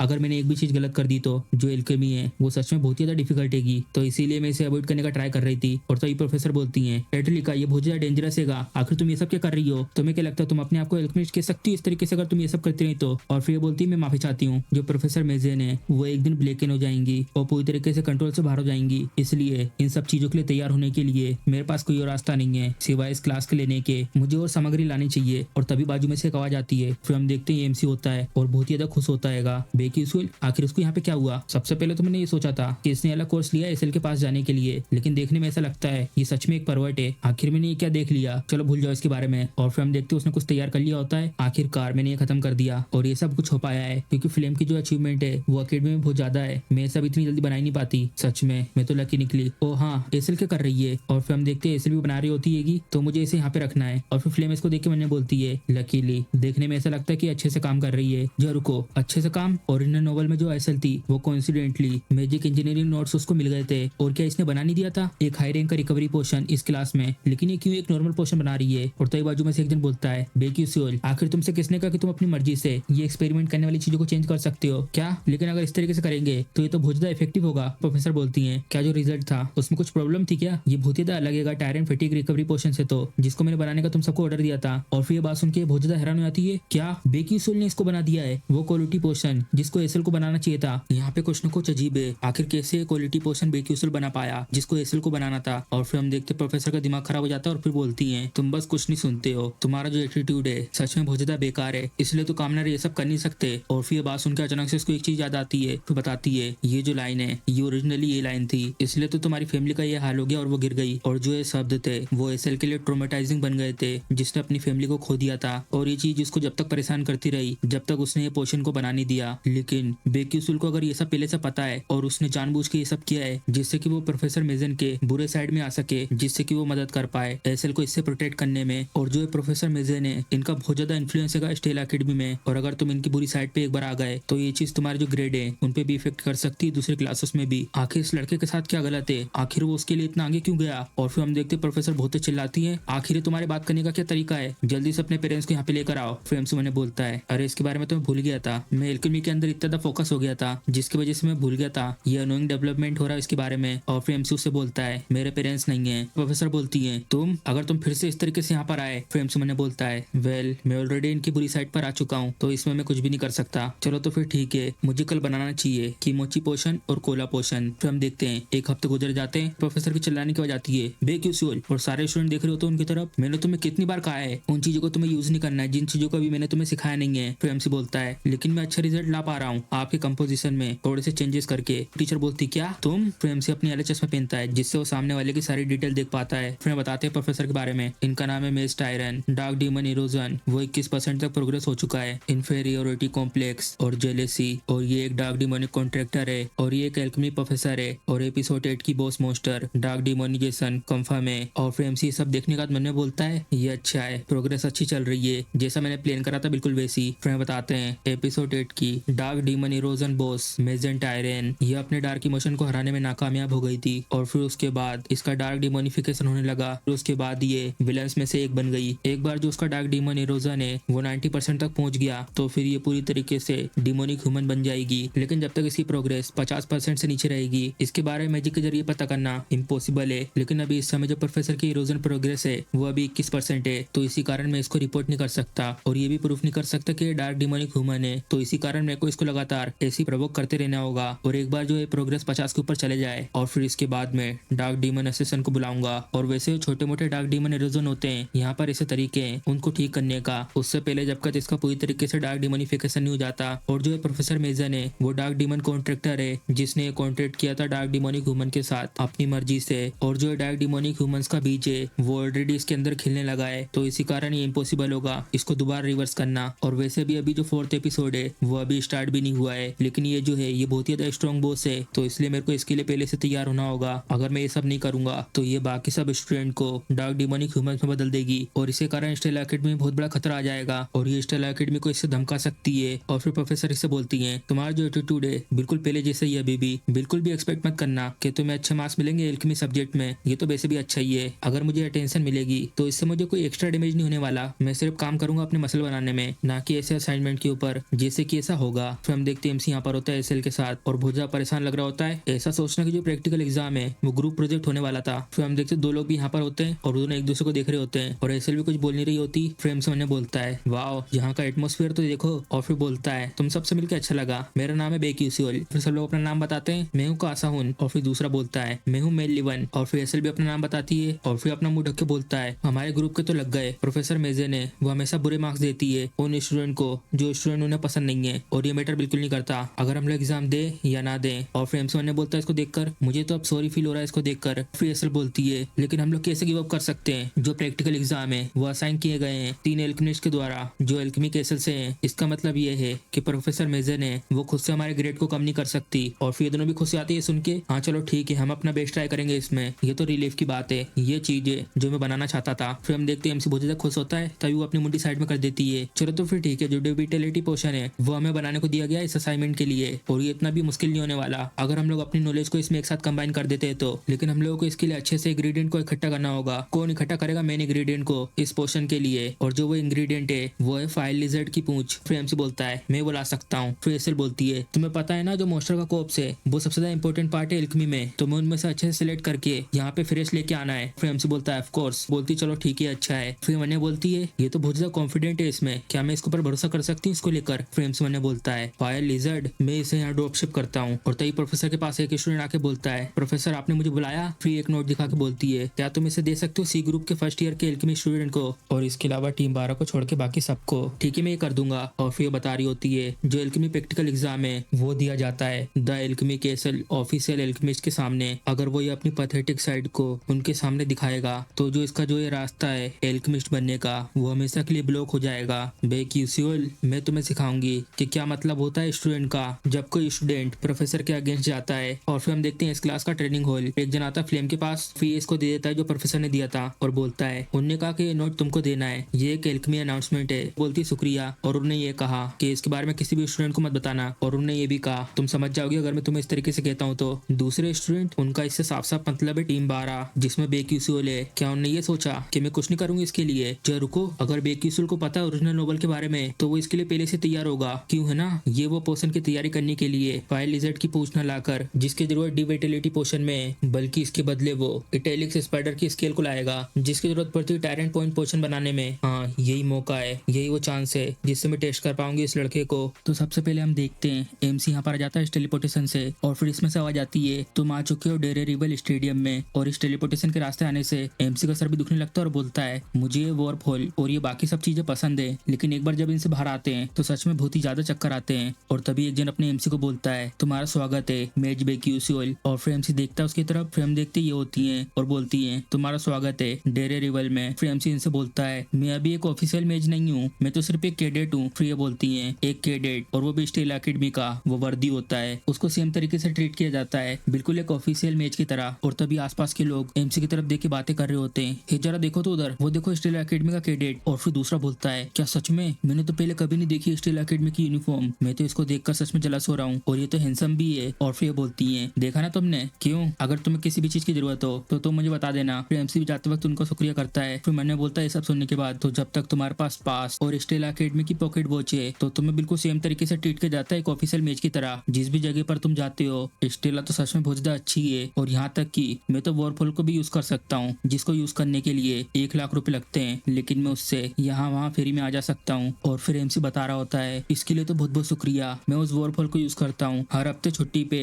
जब मुझे सिटी में इधर उधर घूमना होता है तो। और मैंने ये चीज भी कंफर्म करी है, जो भी इन्फॉर्मेशन मेरे पास है उनमें से बहुत सारी इन्फॉर्मेशन सेम हैंगी। और तभी हम देखते हैं एमसी यहाँ पे जंगल में आ जाता है उस फायर लिजर्ड को ढूंढने के लिए, और फिर बोलता है उसको तो यहीं कहीं होना चाहिए। आज का जो गोल है वो है फायर लिजर्ड, और उसका जो डेंजर लेवल है वो है 2। हालांकि जो इसका स्टेमिना और पावर है वो सब स्ट्रॉन्ग है बाकी सब जानवरों से, और तुम्हारे पास कम से कम सेकंड रैंक का मैजिक होना जरूरी है इनमें से एक को पकड़ने के लिए, क्योंकि इनके पास मैजिक रेजिस्टेंस है और ये बहुत ज्यादा फास्ट भी होते हैं। और जब मैंने टेस्ट किया था लेवल 1 के मोस्टर को पकड़ने का, वो तो बहुत ही ज्यादा आसान था। और ये सब चेक करने के बाद तो मुझे ऐसा लगता है मैं आराम से संभाल सकता हूँ लेवल 2 के मोस्टर को। और तभी अचानक से एमसी के बाजू में से एक जन बहुत ही स्पीड में जाता है, और एमसी को भी पता चल जाता है कि वो आसपास है, और जल्दी से अपनी तलवार निकाल लेता है और आसपास से आवाजें आ रही होती चलने की। और तभी ये लिजर्ड देखता है एमसी की तरफ और अचानक से हमला कर देता है एमसी के पीछे से। और तभी एमसी की सिक्स सेंस एक्टिवेट हो जाती है और उसे पता चल जाता है कि पीछे से कोई आ रहा है, और स्पीड में अपनी तलवार सीधे से गर्दन में घुसा देता है, और फिर ये मोस्टर एक ही बार में मारा जाता है। और लेवल 2 के मोस्टर को हराने में एमसी को बिल्कुल भी दिक्कत नहीं आती, और फिर वो मोस्टर गिर जाता है जमीन पे। चलो एक तो डाउन हो गया, फिर झाड़ियों में से और आवाज आ रही होती है और एमसी देखता है उसकी तरफ, और तभी हम देखते हैं और भी फायर लिजर्ड आ रहे होते हैं एमसी की तरफ। फिर एमसी भी तैयार हो जाता है पूरी तरीके से इन सबसे लड़ने के लिए, और मुस्कुराते हुए बोलता है चलो तो फिर कलेक्ट करते हैं इंग्रेडिएंट को, और बढ़ जाता हूँ सबकी तरफ हमला करने के लिए। फिर हमारा सीन शिफ्ट होता है इस जगह पर। एसल सामने की तरफ देख के बहुत ज्यादा हैरान हो जाती है और इसको देखकर बोलती है ये तो बहुत ज्यादा फ्रेश है। और फिर एमसी बोलता है ऑब्वियसली, ऐसा लगता है तुम्हें अच्छे से पता है इंग्रेडिएंट्स के बारे में, ऐसा लगता है तुम्हारे पास है आंखें इंग्रेडिएंट्स को लेकर। फिर एमसी बोलता है बस तुम्हें जानकारी होना चाहिए चीजों की। फिर ये बोलती है चलो ये अच्छा है, अब बस हमें ये बिल्कुल परफेक्ट तरीके से बनाना है, चलो तो फिर करते हैं इस चीज को।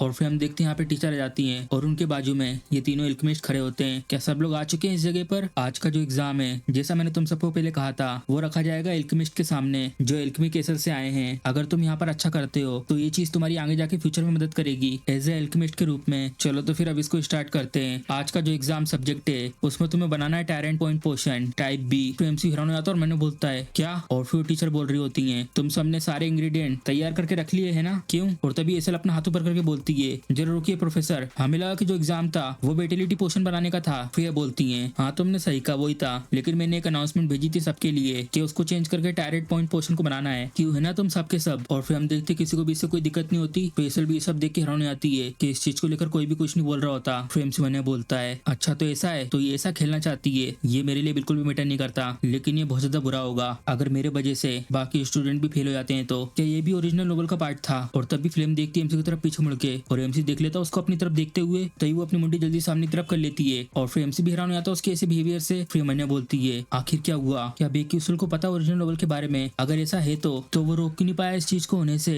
और फिर टीचर इससे बोलती है एसल तो क्या तुमने गलत इंग्रेडिएंट तैयार कर लिए हैं? फिर एसल भी बहुत ज्यादा परेशान हो जाती है और बोलती है तो। और फिर टीचर बोलती है भूल जाना एक एल्केमिस्ट के गोल को जिसने क्रिएट करा एक सच्चाई को और उसे मिक्स कर दिया इंग्रेडिएंट्स के साथ। और फिर मुस्कुराते हुए बोलती है तो इसमें अब कुछ भी मदद नहीं कर सकते जो टीम 12 है। और तभी एमसी बोलता है रुको, जो वो टैरेंट पोशन है उसे सिर्फ हम लोगों को बनाना है ना, क्यों? और फिर ये भी हैरान हो जाती है एमसी की बात सुन के, क्या हम बना देंगे एक ऐसा पोशन जिसकी हाई प्रोफिशिएंसी होगी आपके पोशन से भी ज्यादा, एक ऐसा पोशन जो आपके पोशन से भी अच्छा होगा, और जैसे इंग्रेडिएंट्स आपने यूज करे थे उनसे बिल्कुल अलग इंग्रेडिएंट्स को यूज करके, जैसा कि मैंने हमेशा किया है। और फिर एमसी की बात सुन के ये एल्केमिस्ट आपस में बात करने लगते हैं। और फिर मुस्कुराते हुए मैंने बोलती है जो मेन चीज है इस पोशन को बनाने के लिए वो है इटैलिक्स स्पाइडर के स्केल्स। जो इटैलिक्स स्पाइडर के स्केल होते हैं उन स्केल के अंदर बहुत सारे अमाउंट में न्यूट्रिएंट्स होते हैं, और जो थर्मल सप्लीमेंट है ये फाउंडेशन है टैरेंट पोशन बनाने की। और जो ये टैरेंट पोशन है वो उन्हीं सबको मिलाकर बनाया गया एक सप्लीमेंट है, लेकिन ये थर्मल सप्लीमेंट बनाएगा और वो भी फायर लिजर्ड की पूंछ को यूज करके। ये करना अच्छा है, लेकिन अगर कोई और चीज होती तो मैं तुम्हारे एल्केमिस्ट बनने के रास्ते को यही सबके सामने खत्म कर दूंगी। फिर वो एमसी से बोलती है ठीक है, जो टाइम लिमिट है वो है 1 घंटा, कंप्लीट करना है तुम्हें टैरेंट पोशन को इतने टाइम के अंदर। और तभी एमसी के टीममेट बोलते हैं क्या तुम क्रेजी हो? हाँ बेकी उसूल, मुझे नहीं लगता कि ये चीज काम करेगी। फिर एमसी बोलता है जबकि बात यहाँ तक आ चुकी है तो हमारे पास कोई और रास्ता नहीं है ट्राई करने के अलावा, भरोसा करो मेरे ऊपर। तभी वो एमसी की बात सुन के एक दूसरे की तरफ देखते हैं और फिर वो मान जाते हैं ठीक है, इस तरीके से डिस्क्वालीफाई होने से अच्छा हमें कुछ न कुछ ट्राई करना चाहिए, चलो इसे ट्राई करते हैं, मुझे भी इस चीज को बनाना है, चलो उन्हें दिखाते हैं हम लोग क्या कर सकते हैं। और तभी एमसी मुस्कुराता और बोलता है चलो तो अब ठीक है, मैं बताता हूँ तुम सबको क्या क्या करना है। और फिर एमसी हमें बता रहा होता है एल्केमी ये जो है ये उन चीजों में से एक है जिनके ऊपर मुझे बहुत ज्यादा इंटरेस्ट था जब भी मैं इस गेम को खेलता था, और मैंने उन सब की एक हर एक रेसिपी को रिकॉर्ड करके रख लिया था। और ऑफ कोर्स उन सब में एक टैरेंट पॉइंट पोशन टाइप बी की रेसिपी भी थी। वैसे पहले मैं ये चीज करने नहीं वाला था क्योंकि जो ये रेसिपी है वो ओरिजिनली प्रोफेसर मेजन की है जो आगे चल के फ्यूचर में इसको बनाने वाली थी। और फिर एमसी सबसे बोलता है जो रीजन है जो ये स्पाइडर के स्केल में इतना ज्यादा न्यूट्रिएंट्स पाया जाता है वो इसलिए कि वो इससे अपने अंडों विंडो को हेज कर सके और उसके जितने फीचर्स हैं वो बिल्कुल इस फायर लिजर्ड की पूंछ की तरह है। ये जो दिख रहे हैं तुम्हें ब्लड वेसल, ऐसा कहा जाता है जो एल्का ट्राइब है जो साउदर्न डेजर्ट में रहते हैं वो यूज करते हैं इन ब्लड वेसल को अपने लीडर की हेल्थ को इम्प्रूव करने के लिए, और इसको यूज करने का रिजल्ट भी सेम आता है, लॉन्ग लाइफ का मिलना। तो हम उसके बदले इस चीज को यूज कर सकते हैं। और फिर ये बोलता है मेरे पास इस चीज को लेकर थोड़ी बहुत जानकारी है जो एल्कर की प्रोसेस है, क्या मैं इस चीज को ले सकता हूँ? और फिर हमसे बोलता है हाँ क्यों नहीं। ये जो स्पाइक मुलबेरी मिस्टलेटो है इनको डेजर्ट के स्टाइल में माना रिलीज को यूज करके डिहाइड्रेट करना जरूरी है, क्या किसी को पता है इसको कैसे करना है? और फिर ये बोलता है हाथ सुखाने वाला डिहाइड्रेशन तरीका, अच्छा हाँ मैंने इस चीज को सीखा था जब मैं अपने पापा के साथ इधर उधर जाता रहता था, और जबकि इतने सारे ब्लड वेसल हैं मुझे लगता है कि मैं इन सबको 5 मिनट के अंदर डिहाइड्रेट कर सकता हूँ। और फिर एमसी बोलता है चलो तो फिर ये दूसरा पार्ट है, और तभी एसर अपना हाथ उठा के बोलती है उस चीज को मैं करूंगी। फिर एमसी बोलता है शुक्रिया तुम्हारा। और तभी हम देखते हैं ये लोग अपने अपने काम पे लग जाते हैं और एसल भी अपने काम में पूरी तरीके से फोकस होती है। और फिर एमसी उन सबको देख के मन में बोलता है जैसा मैंने सोचा था ये लोग तो उससे भी ज्यादा अच्छे हैं इन सब में। और फिर एमसी उनसे बोलता है चलो तो फिर जैसा मैंने तुम सबको इसके बारे में बताया था बिल्कुल उसको इसी के तरीके से एक साथ मिला दो। और तभी हम देखते हैं 1 घंटे बाद ये टीचर भी सामने की तरफ देख के बहुत ज्यादा हैरान लग रही होती है। और फिर हम देखते हैं उन्हें वो पोशन बना के तैयार कर दिया होता है और फिर उसको देख के बोलती है ये चीज। और फिर एमसी बोलता है ये टायरेंट पोशन टाइप बी प्रोफेसर। और फिर पीछे ये एल्केमिस्ट आपस में बात कर रहे होते हैं। मुझे तो विश्वास ही नहीं हो रहा कि इन बच्चों ने ये सब सच में कर दिया है। और फिर मन में बोलती है मुझे हंसने पर मजबूर मत करो, ऐसा हो नहीं सकता कि ऐसा कर दे। टायरेंट पोशन एक ऐसी चीज है जिसको मैंने बहुत सालों की रिसर्च करके बनाया है, ऐसा हो ही नहीं सकता कि ये लोग इतनी आसानी से इसको बना ले। चलो मैं इसे चेक करती हूँ। फिर अपने मैजिक को यूज करके इसको चेक कर रही होती है और तभी अचानक से हैरानी आती है। और फिर दूसरी एल्केमिस्ट पूछती है आखिर क्या हुआ? फिर बताती है हालांकि ये थोड़ा सा अधूरा है और इसमें थोड़े से ज्यादा इंग्रेडिएंट को यूज करा गया है, लेकिन जो ये पोशन है वो प्रोफेसर मेजन के पोशन से बहुत ही ज्यादा अच्छा है। और फिर न्यूज सुन के ये लोग भी बहुत ज्यादा खुश आते हैं और ये लोग भी हैरान आते हैं इनक्रेडिबल, ये तो बच्चे हैं सच में, ये लोग यूनिक नॉलेज पोजेस करते हैं। और तभी ये बहुत ज्यादा हैरान हो जाते हैं लोगों की बात सुन के और उनकी तरफ देखती है और चिल्लाते हुए बोलती है जल्दी इधर मुझे दो, वो मैं इसे खुद चेक करके देखना चाहती हूँ। और तभी ये भी हैरान हो जाती चेक करने के बाद। और फिर मैंने बोलती है इसमें कोई डाउट नहीं है, जो मेरी टेक्निक है कि मॉन्स्टर के न्यूट्रिएंट्स को रिप्लेस करना इंसानों की विटिलिटी से, उसको डेफिनेटली इसमें अप्लाई किया गया है। ये तो साफ साफ एक परफेक्ट टायरेंट पोशन है, ऐसा हो नहीं सकता। आखिर वो लोग मेरे पोशन से अच्छा कैसे रिजल्ट लेकर आ पाए और वो भी यहीं खड़े खड़े। और फिर वो गुस्से में इस बोतल को दबा रही होती है और मैंने बोलती है नहीं अभी भी मैं ही हूँ जो इन लोगों को ग्रेड देगी, मैं इन लोगों को अभी डिस्क्वालीफाई कर दूंगी मिसिंग इंग्रेडिएंट्स को लेकर। और फिर ये बोलती है मैंने इसको चेक कर लिया है, मुझे ऐसा लगता है कि जो टीम 12 है। और तभी पीछे से एल्केमिस्ट बोलती है यहाँ तक कि जो A+ है वो भी काफी नहीं होगा टीम 12 के लिए। फिर उन लोगों की बात सुन के इसको बहुत ही ज्यादा गुस्सा आ जाता है। और फिर ये बोलती है क्या आपको ऐसा नहीं लगता प्रोफेसर मेजन? फिर मैंने बोलती है ये बूढ़ी कहीं की, फिर गुस्से के कारण अपने दांत मसल रही होती है। और फिर बोलती है टीम 12 है वो पास हो चुकी है। और फिर सबके सब खुश आते हैं आखिरकार हम लोगों ने ये कर दिया। और तभी वो लोग आपस में बात कर रहे होते हैं और इसको बहुत ही ज्यादा गुस्सा आ रहा होता है। और फिर बोलती है बस तुम इंतजार करो बेक्यूसियोल। फिर हम देखते हैं प्रोफेसर मेजन के गुस्से के कारण उनका जो डार्क डिमोनिक एरोजन था उसकी जो प्रोग्रेशन है वो इंक्रीज हो चुकी है। और तभी हम देखते हैं ट्रेनिंग रूम का सीन और यहाँ पर ये स्टूडेंट प्रैक्टिस कर रहे होते हैं। और फिर फ्लेम बोलती है इतनी प्रैक्टिस करने के बाद आखिरकार मैंने फिनिश कर दिया, स्कूल जाना और वो भी ऐसी उम्र में, सच में इससे मेरी बॉडी दर्द करने लगती है। और तभी सामने कुछ लोग बात कर रहे होते हैं सब कुछ ठीक है अरसुएंग। फिर देखती हूँ उन लोगों की तरफ, फिर लोग बोल रहे होते हैं तुम बहुत अच्छा कर रही हो। और तभी दूसरी बोलती है हाँ इसने सही कहा, तुम अभी भी प्रिंसेस से अच्छा ही कर रही हो। फ्लेम इसको देख के मैंने बोलती है ये तो वही है जिसके बारे में मैंने सुना था, एक जीनियस फायर क्लास में जो लोग बातें कर रहे होते हैं, लेकिन क्या तुमने देखा उसकी इतनी डरावनी ग्रोथ स्पीड? मैं प्रैक्टिस करते आ रही हूँ कुछ सालों से,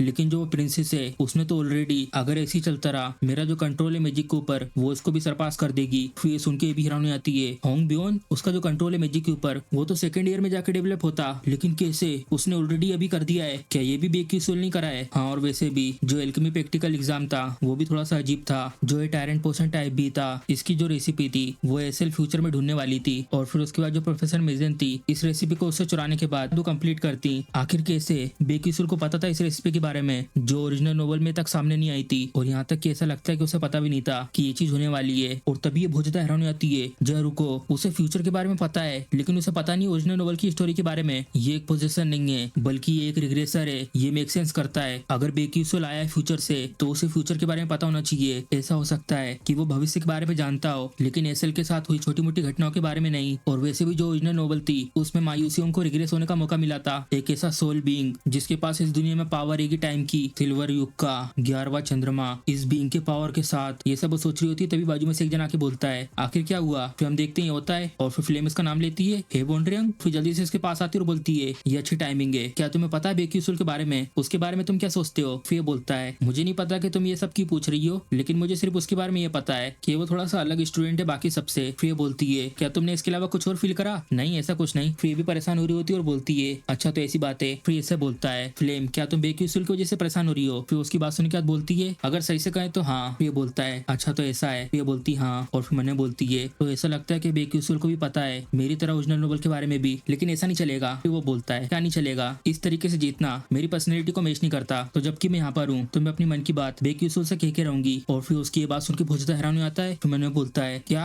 ये अपनी मन की बात उससे कहेगी? और फिर ये सब सुनने के बाद ये कुछ कह नहीं पाता और चुपचाप खड़ा रहता है फ्लेम के सामने। और तभी ये जारी होती है बाय बाय करके तुम्हारा बहुत बहुत शुक्रिया आज मेरी बात सुनने के लिए, चलो तो फिर मैं चलती हूँ। और फिर ये भी उसके सामने मुस्कुराते हुए बाय बाय कर रहा होता है और तभी अपना हाथ नीचे करता है। और उसकी वो बात सुनने के बाद ये बहुत ही ज्यादा निराश हो जाता है और नीचे मुंडी करके बोलता है फ्लेम। और तभी हम देखते हैं अगले दिन का सीन। यहाँ पर ये लड़की आपस में दूसरे टेबल पे हंसी मजाक कर रही होती हैं और तभी हम देखते हैं सामने अपने एमसी को साथ में एक चाय लेकर वो अकेला बैठा हुआ होता है इस टेबल पे। और तभी मन में बोलता है चलो तो वो सब हो चुका है तो अब क्या? अभी इस समय जो मेजन टायरन है उनकी जो डार्क डिमोनिक इरोजन की प्रोग्रेस है वो 37% हो चुकी है। तो इसका मतलब जो एक्सीडेंट होने वाला है वो इन 3 महीनों के अंदर अंदर होगा। मेजन का जो डार्क डीमन इरोजन है वो रेंडमली इफेक्ट करेगा किसी एक स्टूडेंट को और इसके लिए यहाँ पर टोटल 3 स्टूडेंट हैं जिनके ऊपर ये हो सकता है। पहला तो फ्लेम की दोस्त जिसका नाम है जेकी, और दूसरा होंगबियोंग के ग्रुप की मेंबर जिसका नाम है एरसुएंग, और तीसरा फुल मून टावर का हायर हे वोंड्रियंग। अगर हे वोंड्रियंग इन सब में इन्वॉल्व हो गया तो ये सच में बहुत ही ज्यादा बुरा होगा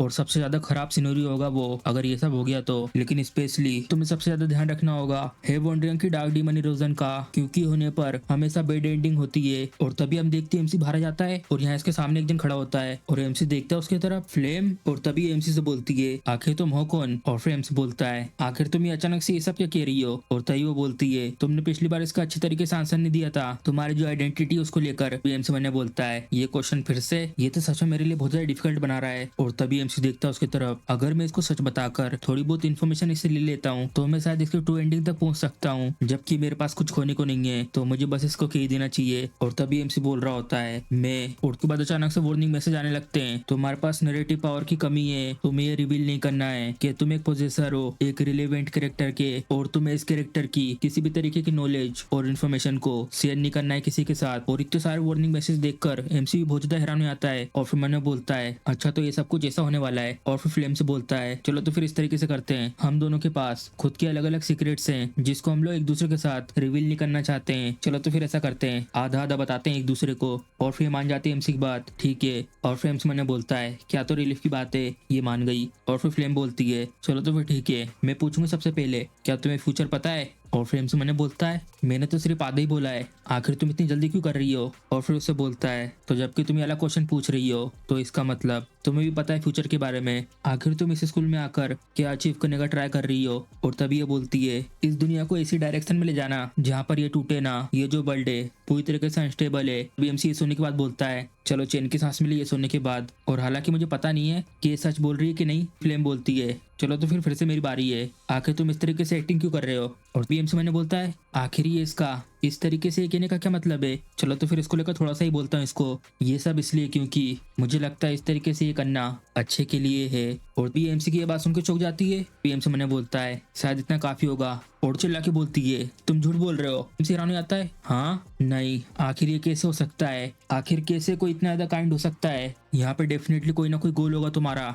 और या तो कोई ऐसी चीज जो तुम चाहते हो। और तभी एमसी बोलता है नहीं ऐसी कोई भी चीज नहीं है। ये भी हैरान हो जाती है क्या? एमसी बोलता है नहीं अगर तुम मुझसे पूछोगे भी कि यहाँ पर कुछ ऐसा है जो मैं चाहता हूँ, अगर मैं उन्हें इस तरीके से बताऊं मैं भी इसको लेकर श्योर नहीं हूँ कि मुझे क्या चाहिए। और फिर ये भी बोलती है एमसी की बात सुनने के बाद क्या तुम्हें ये नहीं पता कि तुम्हें क्या चाहिए? मैं बस सिर्फ यहाँ पे अच्छे से जीना चाहता हूँ। और एमसी की बात सुन के ये बहुत ज्यादा हैरान हो जाती है और मन में बोलती है ये बस जीना चाहता है? बोलती है मुझे माफ करना मैंने कुछ ज्यादा ही कर दिया। और तभी एमसी मैंने बोलता उसको ऐसे देखकर क्या बस इतना ही? और वहां से मुड़ के निकल जाती है रोते हुए। और एमसी से बोलती है तो ठीक है मैं जाती हूँ सबसे पहले। और एमसी उसको ऐसा देखकर बहुत ज्यादा हैरान हो जाता है हाँ ये क्या हुआ, अभी तो मेरी बारी क्वेश्चन पूछने की, जरा रुको क्या है रो रही है? और तभी पीछे से एक जन आके बोलता है बेक यूसियोल। और एमसी देखता है उसके तरफ और फिर हम देखते हैं वॉन्ड्रियंग होता है। और फ्लेम को यहाँ से ऐसे रोते हुए जाते देखकर इसको बहुत तेज गुस्सा आ जाता है जल्दी मुझे आंसर दो, आखिर फ्लेम यहाँ से रोते हुए क्यों गई? अगर तुम्हारा आंसर गलत हुआ तो तुम बचने नहीं वाले। वॉन्ड्रियंग को ऐसे अपनी तरफ गुस्से में देखकर एमसी बहुत ज्यादा डर जाता है और मन में बोलता है वाह मुझे तो डर लग रहा है, ये इसलिए क्योंकि जो राइवल है इस दुनिया के सबसे ज्यादा ताकतवर इंसान का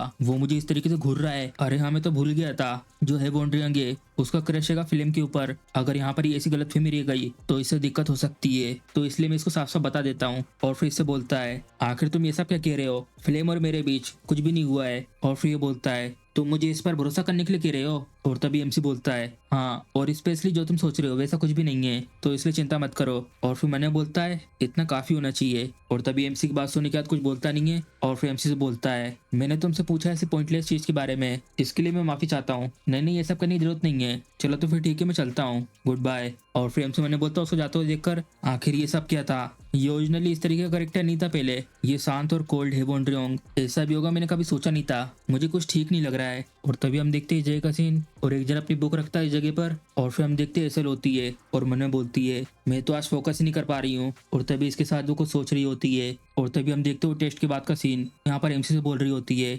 बेक्यूसूल मुझे तुमसे कुछ पूछना है। और फिर एमसी बोलता है क्या पूछना है, क्या वो जो मिक्सिंग मेथड था जो तुमने अभी यूज करा था, क्या तुमने वो चीज ऑन द स्पॉट सोची थी। एमसी बोलता है जो वो पहला पार्ट था वो, और इतना ही बोलता है। और इसके बाद ये बोलती है अच्छा तो ऐसा है, मुझे हमेशा लगता था कि मैं एक जीनियस हूँ, तो इसलिए मुझे लगा अगर मैं ऐसे ही आगे बढ़ते रहूँ तो मैं शायद उस औरत को हरा पाऊंगी, मैं इसके ऊपर भरोसा करती थी।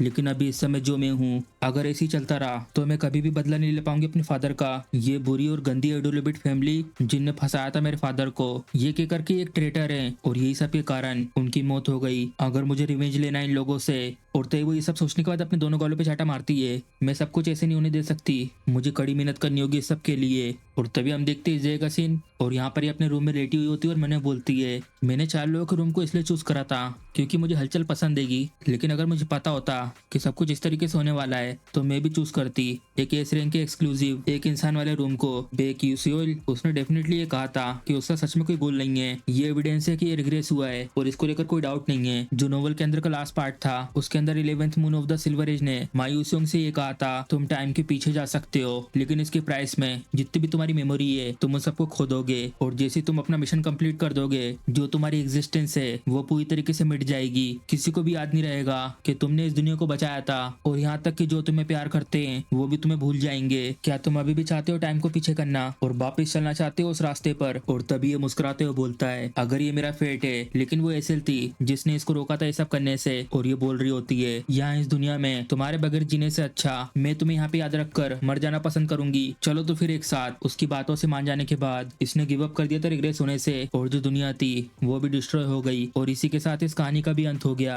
और तय वो ये सब सोचने के बाद अपने बिस्तर से उठती है, अगर जो ये वर्ल्ड है वो अलग हुआ ओरिजिनल नोवेल से, और यहाँ पर वो बेक्यूसूल है जिसने यूज करा 11th moon of the silver age की पावर को रिग्रेस होने के लिए, तो जैसे ही अपने मिशन को पूरा कर देगा तो जो बेक्यूसूल है वो पूरी तरीके से गायब हो जाएगा, और जो उसकी एग्जिस्टेंस है इस दुनिया से पूरी तरीके से मिट जाएगी। लेकिन कोई ऐसा जिसने अपनी सारी मेमोरी को खो दिया है और वापस आया सिर्फ अपने मिशन को पूरा करने के लिए, वो कह रहा है कि सिर्फ वो यहाँ पे जीना चाहता है अच्छे से, अगर ये सच हुआ तो मैं। और तभी बाहर से आवाज आ रही होती है और फिर देखते उसकी तरफ, और तभी हम देखते आती फ्लेम की दोस्त गेट खुलते हुए और उससे बोलती है फ्लेम हेवोंड्रियंग आया है तुम्हें देखने के लिए, वो तुम्हारा इंतजार कर रहा है डोर्म के पहले फ्लोर में, उसे कह दो कि मैं यहाँ पे नहीं हूँ। और फिर बोलती है लेकिन, और तभी फ्लेम बोलती है जाने दो मैं जा रही सोने के लिए। और फ्लेम को देखती है हैरानी से और फिर उसके बाद कुछ बोलती नहीं है। और तभी हम देखते बाहर का सीन, यहाँ पर ये इंतजार कर रहा होता है फ्लेम के आने का, और तभी हम देखते हैं यहाँ पर ये फ्लेम की दोस्त आती है और इससे बोलती है हे वोंड्रियंग, और ये देखता मुड़ के उसकी तरफ और उससे बोलता है आखिर तुम कौन हो। और ये सब सुन के ये बहुत ही दर्शक हो जाती है, क्या आखिर फ्लेम कहाँ पर है। और फिर ये बोलती है उसकी थोड़ी तबीयत ठीक नहीं है इसलिए वो सो रही है। और फिर मने बोलता है क्या उसे अच्छा फील नहीं हो रहा है कि उसने कन्फेस किया था और रिजेक्ट हो गया उसके बाद। फिर उससे बोलता है तो ठीक है फिर मैं जाता हूँ, और चला जाता है यहाँ से। और फिर ये बोलती है मैं इसे इतना ज्यादा पसंद करती हूँ लेकिन हेवोंड्रियंग को मेरा नाम तक नहीं याद है, ये सब कुछ हमेशा से ऐसे ही है, बहुत बढ़िया एबिलिटी का होना और इसी के साथ साथ सबके अटेंशन का अपनी तरफ होना, एक ऐसा इंसान जिसके पास पहले से ही सब कुछ है, और यहाँ तक कि हेवोंड्रियंग का दिल भी। और ये सब सोचने के बाद ये बहुत ज्यादा निराश हो जाती है और गुस्से में अपनी मुट्ठी को तेज बांधती है, ये तो बहुत ज्यादा अनोइंग है। और तभी हम देखते हैं पहला मेन टावर का सीन, यहाँ पर ये प्रोफेसर मेजन से बोलते हैं तुम शर्मिंदा हो गई एक स्टूडेंट के द्वारा। और भी ये बोलती है मैं इस सब के लिए शर्मिंदा हूँ। और फिर पलट कर बोलते हैं यहाँ पर तुम्हें इसके बारे में पता होना चाहिए कि तुमको लेकर यहाँ पर एक्सपेक्टेशन हाई है। और तभी हम इनके बारे में बताते हैं, ये है स्टेला एकेडमी के वाइस प्रिंसिपल और इनका नाम है आकी हार्डेन। क्या वो जो रिसर्च चल रही थी रैंडम सीक्वेंस कन्वर्जन टेक्निक की, ये तुम जो कर रही थी मूनशेड ऑर्डर के ऊपर, क्या उसकी प्रोग्रेस ठीक ठाक चल रही है। और फिर ये बोलती है ऑफ कोर्स मैं आपको इसको लेकर डिसअपॉइंट नहीं करूंगी। और तभी उसे कंधे पे हाथ रख के बोलते हैं ठीक है मैं भरोसा करता हूँ तुम्हारे ऊपर। और तभी ये बोलती है ठीक है मैं चलती हूँ। उड़ते वो जा रही होती है इस रूम से और फिर बोलता है इडियट, इसे ये भी नहीं पता कैसे यूज किया जा रहा है, ये पूरी तरीके से अंधी हो चुकी है ग्लोरी के लिए। क्या तो हंसने वाली बात है, ये एक ऐसा मैजिक वॉरियर जिसको आखिरी में लड़ना डार्क डिमोनिक ह्यूमन से, वो रिसर्च कर रहा है डार्क डिमोनिक ह्यूमन के लिए और ये सब कहने के बाद मुस्कुरा रहा होता है। मैं उस दिन का इंतजार नहीं कर सकता जब एल्केमी मैजिक इंजीनियरिंग पूरी तरीके से कंप्लीट हो जाएगी। और भी हम देखते हैं बहुत सारे कागज ले जा रही होती है एक जगह पर और बोलती है मैं देख नहीं पा रही हूँ आगे की तरफ। एक जन आता है और आधे कागज उसके पास से उठा लेता है और फिर भी हैरान हो जाते हैं उसको देखकर। फिर हम देखते हैं एमसी होता है असिस्टेंस, क्या तुम ठीक हो? और वो यहाँ पर आकर रख देते हैं सारे कागज और फिर एमसी से बोलती है तुम्हारा बहुत बहुत शुक्रिया, अगर तुम मेरी मदद नहीं करते तो हमें दिक्कत में पड़ जाती प्रोफेसर मेजन के साथ। एमसी बोलता है ये तो कुछ नहीं था और तभी पीछे मुड़ के आसपास देख रहा होता है। वैसे यहाँ तो पूरी तरीके से केओस मचा हुआ है और भी उसकी नजर किसी चीज के ऊपर पड़ती है, ये चीज। और फिर बताती है ये वो फॉर्मूला है जिसके ऊपर प्रोफेसर मेजन रिसर्च कर रही डॉक्टर के साथ, शायद ये वो फॉर्मूला है रैंडम सीक्वेंस कन्वर्जन टेक्निक। और तभी ये सुन के एमसी हैरान हो जाता है ये रैंडम कन्वर्जन टेक्निक है। और तभी हमें बताते हैं एक पहला फॉर्मूला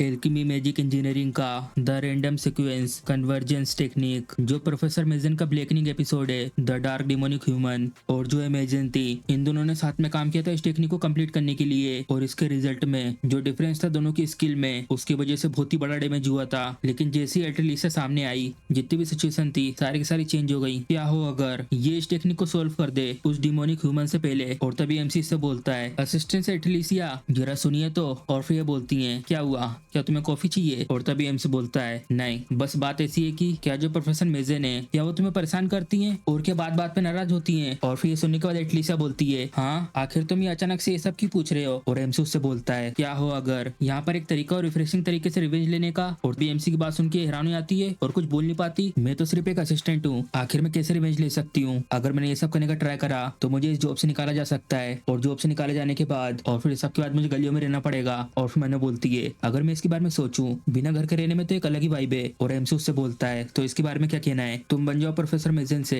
एक बहुत ज्यादा अच्छी एल्केमिस्ट। और एमसी की बात सुन के हैरानी आती है क्या? और एमसी उसके पास आके बोलता है अगर तुम ऐसा करोगी तो कोई भी तुम्हें नीचे नहीं देखेगा। और एमसी की बात सुनने के बाद देखती है उसकी तरफ और खुश होकर बोलती है अगर ऐसा हो गया तो बहुत ज्यादा अच्छा होगा, एटलीस्ट ऑलरेडी थक चुकी है ऐसे कामों से। ऐसा हो ही नहीं सकता कि खुश होगी प्रोफेसर मेजन के ऐसे डर्टी काम से, और वो भी ऐसे धूल से भरे हुए स्टोरेज रूम में। एटलीसिया का एक सपना है एल्केमिस्ट बनने का और बहुत सारे अलग अलग इन्वेंशन करने का, और इसके पास है टैलेंट अपने सपने को पूरा करने का। ये इसलिए क्योंकि ये एक दिन बनेगी इस जनरेशन की सबसे ग्रेटेस्ट एल्केमिस्ट जो क्रिएट करेगी अनगिनत आइटम को अपने जीनियस ब्रेन को यूज करके। और फिर इसके बाद एटलीसिया बोलती है मुझे माफ करना, मैंने तो तुम्हें कॉफी दी नहीं है। और फिर एमसी बोलता नहीं ठीक है, ऑफ कोर्स इसके सामने बहुत सारी कठिनाइयां आएंगी और इसको ये लगेगा कि इस सब को छोड़ दो, लेकिन मैं इसके इस सपने को पूरा करूंगा। और जैसे स्टेला एकेडमी का फर्स्ट राउंड का एग्जाम खत्म हुआ, मैं उसके बाद से हर दिन मिलने जाने लगा एटलीसिया से। और यहाँ पर एटलीसिया खुश होकर बोलती है तो तुमने भी ये चीज सोची थी, मैं इसमें एक ऐसा फंक्शन नेट करना चाहती हूँ जो सिर्फ एक बटन दबाने पर ही अपने आप इस पेन के कलर को चेंज करे। और फिर एमसी से बोलता है और जबकि तुम ये कर ही रही हो तो इसमें तुम ट्राई करना रबर को भी ऐड करने का।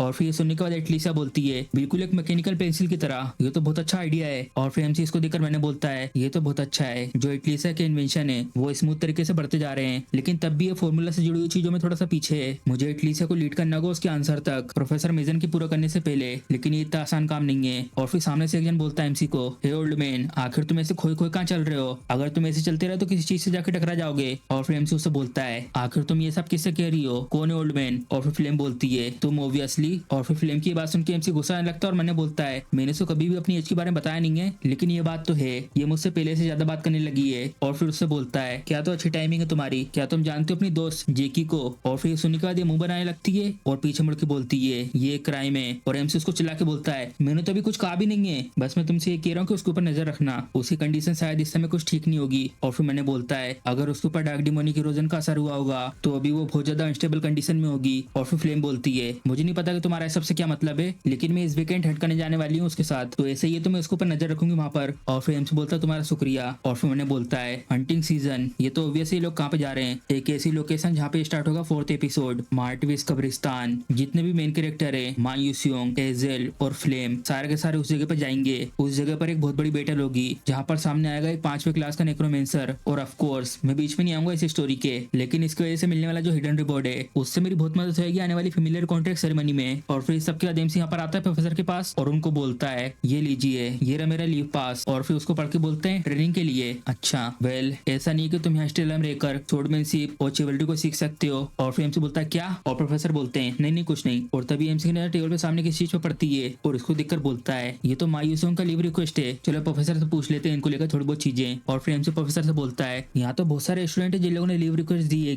हंट में जाने के लिए। और फिर प्रोफेसर बोलते हैं ये लोग सबके सब जा रहे हैं मार्टिवेस कब्रिस्तान में अपनी क्लब एक्टिविटी के लिए और वो शायद वहां जाके कुछ पॉइंट इकट्ठा करना चाह रहे होंगे। और फिर एमसी इनसे बोलता है जैसा सोचा था मायूसों और हेबोंड्रियंग उन दोनों के सच में मार्क्स तो बहुत ज्यादा हाई होंगे, उन लोगों ने सच में इस सब के लिए बहुत ज्यादा मेहनत करी है। और एमसी की बात सुनकर प्रोफेसर बोलते हैं नहीं, जो मायूसों उसने कहा था कि वो घर जा रहा है और जो हेबोंड्रियंग वो गया है फिल्म के साथ हंट पर। और ये बात सुनने के बाद एमसी भी चौंक जाता है और मैंने बोलता है क्या ये लोग बिल्कुल हरा पाएंगे उस नेक्रोमेंसर को बिना मायूसों के? मुझे नहीं पता कि मायूसों के साथ क्या हुआ है, वो ऐसा कभी भी घर नहीं जाता है जब तक कोई जरूरी काम ना हो। लेकिन मैं इस बात को लेकर पूरी तरीके से श्योर हूँ, उनमें से कोई भी हरा नहीं सकता है उस 5वीं क्लास के नेक्रोमेंसर को। आखिर मैं क्या करूँ इसके लिए बिना किसी ठोस सबूत के? मैं तो यहाँ से रिक्वेस्ट भी नहीं कर सकता सपोर्ट के लिए, और ये सब अगर कर भी दिया तो मैं उन्हें प्रॉपर तरीके से इन्फॉर्मेशन दे नहीं पाऊंगा क्योंकि जो मेरी नैरेटिव पावर है उसकी वजह से। लेकिन मैं उन लोगों को इसे मनी नहीं दे सकता, अब मेरे पास कोई और रास्ता नहीं है, वहाँ पे मुझे ही जाना होगा। और फिर हमारा सीन इस जगह पर शिफ्ट होता है कुछ दिनों बाद मार्टिवेस कब्रिस्तान पर, और यहाँ पर इस स्टूडेंट ने स्विच मोस्टर को मार दिया होता है इस जगह पर। और फिर बताते हैं इसके बारे में, ये सेकंड ईयर का स्टूडेंट, इसका नाम है डॉग चुलवेंग। और फिर ये बोलता है ये लेवल 2 का मोस्टर एक ही मुक्के में हार गया।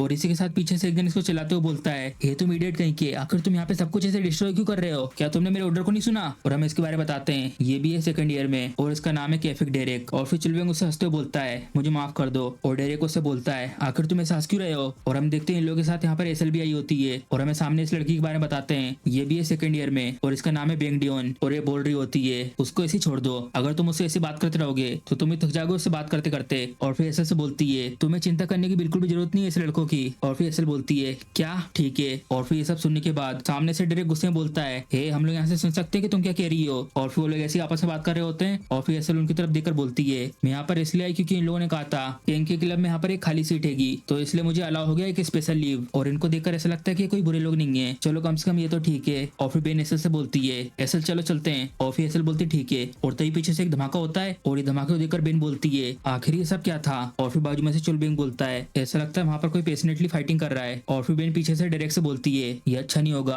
अगर हम लोग हंट करते समय ऐसे किसी दूसरे ग्रुप के सामने आ गए तो इसलिए चलते हेलो हाय करते उन लोगों को जाकर। और फिर डायरेक्ट बेन की बात सुन के बोलता है हाँ तुम ठीक कह रही हो, चलो चलते हैं। और ये लोग जा रहे तो उन लोगों की तरफ। और फिर एसएल देखती सामने जहाँ पर वो धमाका हुआ था ये लोग, और हम देखते प्रिंसेस और फ्लेम आमने सामने होती है। और फिर एसएल इन लोगों को देखकर मैंने बोलती है होंग ब्योंग और फ्लेम आखिर ये लोग यहाँ पर एक कर रहे हैं? और सामने से प्रिंसेस बोलती है मैंने मार गिराया इस बड़ी सी मछली को, क्या तो बुलशिट है, ये जो हंटिंग का एरिया है वो हमारा है तो ये चीज भी हमारी हुई। और फिर प्रिंसेस बोलती है क्या? और फिर एलिस बोलती है देखकर ये तो बहुत ज्यादा बड़ी मछली है और इसका लेवल तो 3 है, मैंने सुना इनके बारे में, इनको ढूंढना बहुत ज्यादा मुश्किल होता है, ऐसा लगता है लोग फाइट करे अपने पॉइंट्स को बढ़ाने के लिए और इन सब के बीच में आने से और ज्यादा दिक्कत होगी। और एक और बात है मैं नहीं मिलना चाहती किसी एसएस से जो मेरे फादर के कातिल की छोटी बहन है, मुझे यहाँ से जल्दी निकल जाना चाहिए। और यहाँ पर डेरेक से आकर बोलता है चलो ये सब मत करो, जितनी भी तुम्हारी दिक्कतें तुम यहाँ अपने सीनियर को बता सकते हो, ये बहुत ज्यादा अच्छा रहेगा। और ये सब सुनने के बाद प्रिंसेस और फ्लेम एक साथ बोलते हैं अपना मुंह बंद करो यहाँ से निकल जाओ। और ये सब सुनकर डेरेन बोलता है आखिर क्या कहा तुमने अपने सीनियर से? और फिर प्रिंसेस बोलती है अगर तुम एक सीनियर हो तो तुम्हें सीनियर की तरह एक्ट करना चाहिए। और ये सुनकर डेरेक हैरान हो जाता है और बोलता है क्या? और तभी अचानक से एक प्रेशर आता है और ये लोग भी हैरान हो जाते हैं और इसको महसूस करने के बाद बोलते हैं ये एनर्जी। और अचानक से जमीन के अंदर से एक हड्डी का हाथ निकलता है और ये सब देखकर ये लोग भी हैरान हो जाते हैं और प्रिंसेस भी ये सब हैरानी से देखती है। और ये सब देखकर फ्लेम बोलती है नहीं ऐसा नहीं हो सकता, ये तो स्केलेटन है। और हमारा से नई जगह पर शिफ्ट होता है और इसी के साथ सिस्टम का मैसेज आता है आपकी स्किल एक्सपी इंक्रीज हो चुकी है। और यहाँ पर ये बोलता है मैं भी मैजिक को यूज करना चाहता हूँ। और हम देखते हैं अपना एमसी होता है और बोलता है लेकिन बाकी सबको छोड़कर ये ब्लिंकर ही क्यों? लेकिन मैं पहुंचने वाला हूँ उस जगह पर। और फिर देखते हैं सामने की तरफ मिल गया ये रही वो जगह। और यहाँ पर आकर एमसी बता रहा होता है मेरे पास कोई ओपी स्किल नहीं है और ना ही बहुत सारी पावर्स जिससे कि मैं हरा सकूं स्केलेटन की आर्मी को बिल्कुल मायूसियोंग जैसे। तो इसलिए यहाँ पर मेरे लिए सर्वाइव करने का एक ही तरीका है, मेरे को यहाँ उस तरीके से फाइट करना होगा जैसे प्लेयर करते हैं। और इसी के साथ मैसेज आता है एपिसोड 4 नेक्रोमेंसर का अटैक स्टार्ट हो चुका है। और इसी के साथ जमीन के अंदर से एक चीज निकल रही होती है और एमसी इसको देखकर बोलता है तो ये रहा वो एक स्केलेटन जनरल जो कमांड करता है सारे के सारे स्केलेटन्स को। इस एपिसोड में सिर्फ इसके जैसे 3 स्केलेटन जनरल्स है और अगर मैं इनके साथ फाइट करूंगा नॉर्मल तरीके से अपने करंट लेवल के साथ तो मैं उसी समय मारा जा सकता हूँ। और ऑफ कोर्स मेरा कोई प्लेन नहीं है इनसे नॉर्मल तरीके से फाइट करने का। और उसके सर के ऊपर हाथ रख के बोलता है जाओ वापस अंदर, जो एक गोल्डन रूल होता है कि तुम्हें मोस्टा को सिर्फ देखना है जब वो मोस्टा समन और ट्रांसफॉर्म हो रहा हो, और अगर तुम इसे इग्नोर कर देते हो तो तुम किसी को भी हरा सकते हो। चलो अब इसी के साथ मेरी स्टाफ बनके तैयार हो चुकी है और हम देखते हैं एमसी ने इस स्केलेटन की छड़ी बना दी होती है और बोलता है जो पावर है जनरल कमांडर की स्केलेटन को कमांड करने की अब वो मेरी है। तो अब ये सब हो चुका है तो अब चलते हैं यहाँ से और हम देखते हैं जय का सीन। ये स्केलेटन आ रहे होते हैं इन लोगों की तरफ और ये सब देखकर फ्लेम ने बोलती है मैं तो भूल गई थी इसके बारे में, ये जो नेक्रोमेंसर एपिसोड है, लेकिन यहाँ पे कुछ ना कुछ अजीब है। मुझे अच्छे से याद है इस एपिसोड में जो मायूसुंग था उसने हराया था इन सारे के सारे स्केलेटन्स को, लेकिन आखिर एसेल इन लोगों के साथ क्यों होगी? आखिर मायूसुंग कहाँ पर है? कि हम लोगों को सच में सामना करना होगा एक 5वीं क्लास के नेक्रोमेंसर का। और फिर हेवनड्रिंग आके फ्लेम से बोलता है मैंने अपने पॉकेट वॉच के जरिए अकेडमी में मदद की रिक्वेस्ट भेज दी है, जब तक वो लोग यहाँ पे आने जाते हमें तब तक यहाँ पे सब कुछ संभालना होगा। और ये सब के सब स्केलेटन से अपने आप को डिफेंड करने के लिए गोला बना के खड़े हो जाते हैं। और फिर चुलविंग बोलता है आज जो स्टील अकेडमी के प्रोफेसर है वो यहाँ पे जरूर आएंगे, बस हमें इन लोगों को थोड़ा और देर तक किसी भी करके संभाले रखना है। और फिर बेन बोलती है भले हम लोग हरा नहीं सकते नेक्रोमेंसर को, लेकिन हम लोग यहाँ से बच के निकल सकते हैं। और फिर प्रिंसेस उन लोगों की बात सुन के बोलती है ये टाइम नहीं अभी ये सब बातें करने का, ये जगह एक कब्रिस्तान है, तो इसलिए अगर हम लोग यहाँ पे जितना इंतर करते रहेंगे यहाँ पर धीरे धीरे और ज्यादा स्केलेटन सामने आते जाएंगे, तो इसलिए हमें कैसे भी करके जल्दी से बेस कैंप में लौटना होगा। और फिर स्केलेटन इसके ऊपर हमला कर रहे होते हैं और ये बोलती है नहीं मेरे पास मत आओ, और तभी स्केलेटन इसके ऊपर अटैक कर देता है और फिर पीछे से आके अटैक पड़ता है इस स्केलेटन के ऊपर और हम देखते हैं वो एसल होती है और पीछे वो इससे बोलती है क्या तुम ठीक हो? और ये बोलती हाँ। और फिर चुलबेंग बोलता है एसल से न्यूबी तुम तो लड़ाई में बहुत ज्यादा अच्छी हो। और फिर एसल बोलती है जो है नेक्रोमेंसर है उसने जरूर इसकी तैयारी पहले से करके रखी होगी और मुझे ऐसा लगता है कि इसकी हाई पॉसिबिलिटी है कि उसने क्रिएट करा है एक पॉज वेसल को। और हमें बताते हैं पॉज वेसल के बारे में, ये एक ऐसी टेक्निक है जिसमें नेक्रोमेंसर लगातार अपने मानव को इंजेक्ट और स्टोर करके रखता है, यहाँ तक कि जो नेक्रोमेंसर होते हैं उनकी माना की भी लिमिट होती है। अगर ये कोई नॉर्मल समन की हुई स्केलेटन होते तो वो लोग जरूर थक गए होंगे ये 3rd और 4th क्लास के स्केलेटन को समन करने के बाद, लेकिन इसको यूज करना इतने बड़े एरिया में। और फिर एक जन चला के बोलता है यहाँ तो लगातार स्केलेटन आते जा रहे हैं। और चुलवेंग बोलता है ऐसा लगता है इन लोगों ने बहुत पहले से एडवांस में इसकी प्लानिंग करके रखी थी, क्या ये लोग ट्राई कर रहे हैं हम लोगों को मारकर एक मैजिक स्केलेटन बनाने की। और ये सब देखकर डेरेक मन्नो बोलता है मैं लीडर हूँ तो मुझे यहाँ पे इन लोगों को अपनी पावर दिखानी होगी, मैं यूज करूंगा एक स्ट्रॉन्ग मैजिक और इन सबको एक ही बार में मार दूंगा। और फिर नीचे से एक स्केलेटन आके इसका पैर पकड़ लेता है और ये सब देख के भी हैरान हो जाता है और जल्दी से चुलवेंग आके मारता है इस स्केलेटन को, अपना हाथ हटा उसके ऊपर से और अचानक से डायरेक्ट जो मैजिक को कास्ट कर रहा था उसमें गड़बड़ी हो जाती है। और चुलवेंग ये सब देखकर मैंने बोलता है शिट ये तो अपने मैजिक कास्ट करने के बीच में ही था, ये तो बहुत ज्यादा बुरा हुआ। और सब कुछ चिल्ला के बता रहा होता है ये एक रिबाउंडिंग डक है। और एसल और फ्लेम भी देखते हैं उन लोगों की तरफ और हैरान हो जाते हैं। और फिर प्रिंसेस देखकर बोलती है नहीं अगर ये फट गया तो हम सारे के सारे बहुत ज्यादा खतरे में आ जाएंगे। और इसी के साथ उस जगह से एक बहुत तेज रोशनी निकलती है और उस रोशनी के बाद एक बहुत धमाका होता है और उस धमाके की वजह से आसपास में बहुत सारे स्टूडेंट घायलों के नीचे गिर जाते हैं और यहाँ पे सिर्फ फ्लेम खड़ी होती है इन सब स्केलेटन के सामने। और इतनी देर से अकेले उनसे लड़ने की वजह से फ्लेम बहुत ज्यादा थक जाती है और लंबी लंबी सांसें ले रही होती है और मन में कहती है यह बिल्कुल भी ठीक नहीं हुआ, मैं अपनी लिमिट पे आ चुकी हूँ, यहाँ के हालात बिल्कुल भी ठीक नहीं है, मेरे पास भी बहुत ज्यादा कम माना बचा हुआ है और मेरे पास बिल्कुल भी टाइम नहीं रिकवर करने का।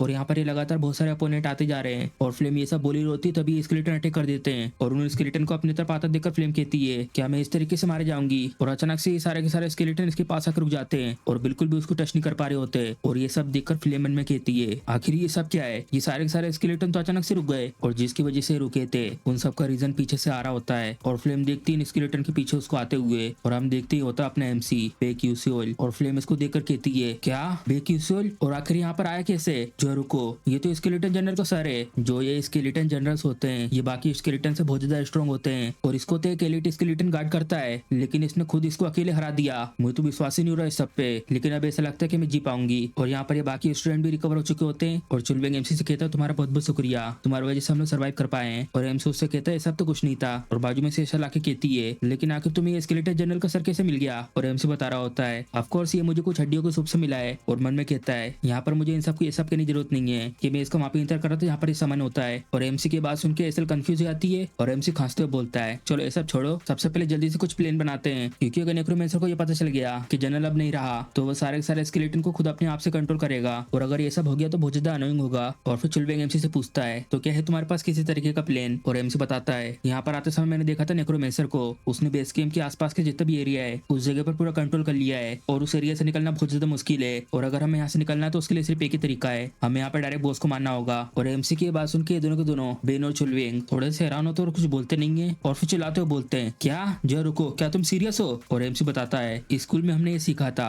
जो नेक्रोमेंसर होते हैं उनके पास एक स्ट्रॉन्ग एबिलिटी होती है नेक्रोमेंसी की, लेकिन जो उनकी खुद की बॉडी होती है वो बहुत ज्यादा कमजोर होती है। और एमसी की बात सुनने के बाद बेन कहती है लेकिन फिर भी उसके आसपास तो बहुत सारे गार्ड्स होंगे ना? और एमसी कहता है जिस एरिया में उस नेक्रोमेंसर ने कब्जा करके रखा है वो ऑलरेडी बहुत ज्यादा बड़ा है और अगर हम लोग सीधा उसकी तरफ नहीं जाते हैं तो हम लोग यहाँ से कभी नहीं निकल पाएंगे। और ये सब कहने के बाद एमसी एमसी मैंने बोलता है अभी जो उस नेक्रोमेंसर को गार्ड कर रहे हैं उनमें से एक है स्केलेटन जनरल और 6 हैं एलिट स्केलेटन और 50 नॉर्मल स्केलेटन सोल्जर्स। ये सबके सब उसको गार्ड कर रहे हैं और जितना टाइम बीतता जाएगा इनका जो है नंबर है वो धीरे धीरे बढ़ता जाएगा और हमारे पास सिर्फ यही एक अच्छा मौका है। लेकिन मैं इन लोगों को ये सब करने के लिए कैसे मनाऊं? और बाजू में से एक जन बोलता है हम लोग ये सब करने के लिए तैयार हैं। और एमसी देखता है उसकी तरफ और हम देखते हैं फ्लेम ने कहा होता है और फ्लेम और प्रिंसेस यहाँ पे दोनों साथ में खड़े होते हैं और फ्लेम कहती है अगर भले ये दिखने में थोड़ा सा स्टूपिड दिखता है लेकिन इसके पास बहुत ज्यादा एक्सपीरियंस है बैटल स्ट्रेटेजी में। और फ्लेम की बात सुनने के बाद प्रिंसेस कहती है हाँ मैं इस बात पे एग्री करती हूँ और मुझे नहीं लगता कि हम लोग इसके अलावा यहाँ से निकल पाएंगे। और जो वो नेक्रोमेंसर है उसने बिल्कुल भी नहीं सोचा होगा कि हम लोग उसके ऊपर डायरेक्ट हमला करेंगे। और ये सब सुनने के बाद चुलवेंग देखता है बेन की तरफ और एमसी से कहता है मुझे नहीं पता कि तुम इतना कॉन्फिडेंट कैसे हो इस सब को लेकर, लेकिन ऐसा भी नहीं कि सिर्फ हम दोनों यहाँ से बच के निकल सकते हैं, तो चलो साथ में काम करते हैं यहाँ से निकलने के लिए। और बेन कहती है हाँ चलो ट्राई करते हैं हम लोग क्या कर सकते हैं इससे पहले कि हमें वो नेक्रोमेंसर पकड़ पाए। और हमारा सीन शिफ्ट होता है इस जगह पर और यहाँ पर एक आदमी आगे चलता हुआ जा रहा होता है और बोलता है मैं कितना ज्यादा लकी हूँ कि मैं यहाँ पे मिल पा रहा हूँ स्टेला अकेडमी के छोटे छोटे चूजों से। अगर मैं उन लोग को बदल देता हूँ स्केलेटन मेज में तो जो डार्क डिमोनिक यूनियन है वो बादशाह लोग कभी भी मुझे नीचे नहीं दिखेंगे।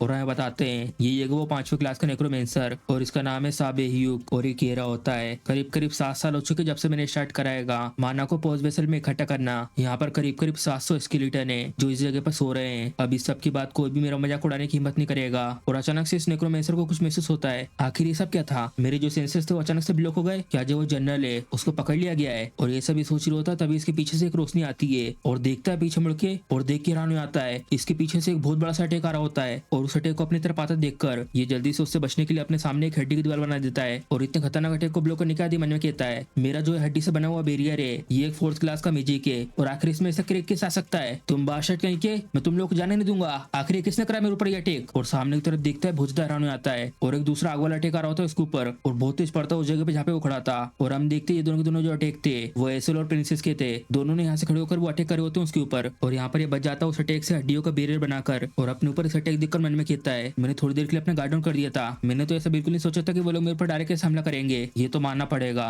भले वो लोग अभी चूजेंगे लेकिन ये लोग स्टेला अकेडमी से हैं। मैं यूज नहीं करना चाहता था इस तरीके को जितना पॉसिबल हो सके उतना, लेकिन उनसे डायरेक्ट कैसे लड़ना ये बहुत ज्यादा डेंजरस होगा मेरे लिए, मुझे बुलाना होगा एलिट सोल्जर को। और अपनी उंगली को अपने मुंह से काटता है और बुला रहा होता है अपने सोल्जर्स को, सारे के सारे सोल्जर्स आओ मेरे पास और प्रोटेक्ट करो मेरे को आकर। और ये सारे के सारे सोल्जर इसके पास आ जाते हैं और इन सबको समन करने की वजह से इसके मुंह से खून निकलने लगता है। इन स्केलेटन को समन करने की वजह से मेरे को थोड़ा सा डैमेज तो हुआ है लेकिन इतना काफी होगा, जल्दी जाओ और रोको उन सब बास्टर्डों को जाकर। और चले जाते हैं वो सारे सारे स्केलेटन और यहाँ पर अकेला खड़ा होता है और कहता है ये तो बहुत ज्यादा अच्छा हुआ, जाओ लड़ाई करो अच्छे से, अब मुझे यहाँ पे कोई भी चिंता करने की जरूरत नहीं है। और अचानक से स्पीड में इसके पीछे हमसे जाता है और अपने पीछे से आवाज सुनकर ये देखता है पीछे की तरफ आखिर कौन है वहाँ पर, हाँ आखिर तुम कौन हो। और एमसी यहाँ पे मुस्कुराता हुआ दिख रहा होता है उसकी तरफ और दोनों के दोनों खड़े होते हैं आमने सामने। और नेक्रोमेंसर कहता है एमसी से आखिर तुम हो कौन और तुम यहाँ पे कैसे आए। और हैरान के मन में कहता है मैंने तो स्केलेटन के विजन का यूज करके सारे के सारे स्टेला अकेडमी के स्टूडेंट पे नजर रखी हुई थी, तो आखिर यहाँ पर कैसे आ पाया। जो रुको इसके हाथ में ये क्या है, ये तो स्केलेटन जनरल है। और एमसी उसके सर को नीचे रखता है और घुसा देता अपनी तलवार को उसके सर के अंदर और जैसे एमसी उसमें तलवार मारता है इसके मुंह से खून निकलने लगता है। और एमसी की तरफ देखकर मन में कहता है डैम इट, मैंने इन लोगों को बहुत ज्यादा कम समझा था, क्या ये स्टेला अकेडमी की पावर है। और एमसी तो बहुत ज्यादा हैरान होता मन में कहता है हाँ आखिर ये सब क्या हुआ, प्लेन में ऐसा तो कुछ था ही नहीं, नॉर्मली चुलबेंग और बेन उनको यहाँ पे जल्दी से आना था उन सब स्केलेटन को मार के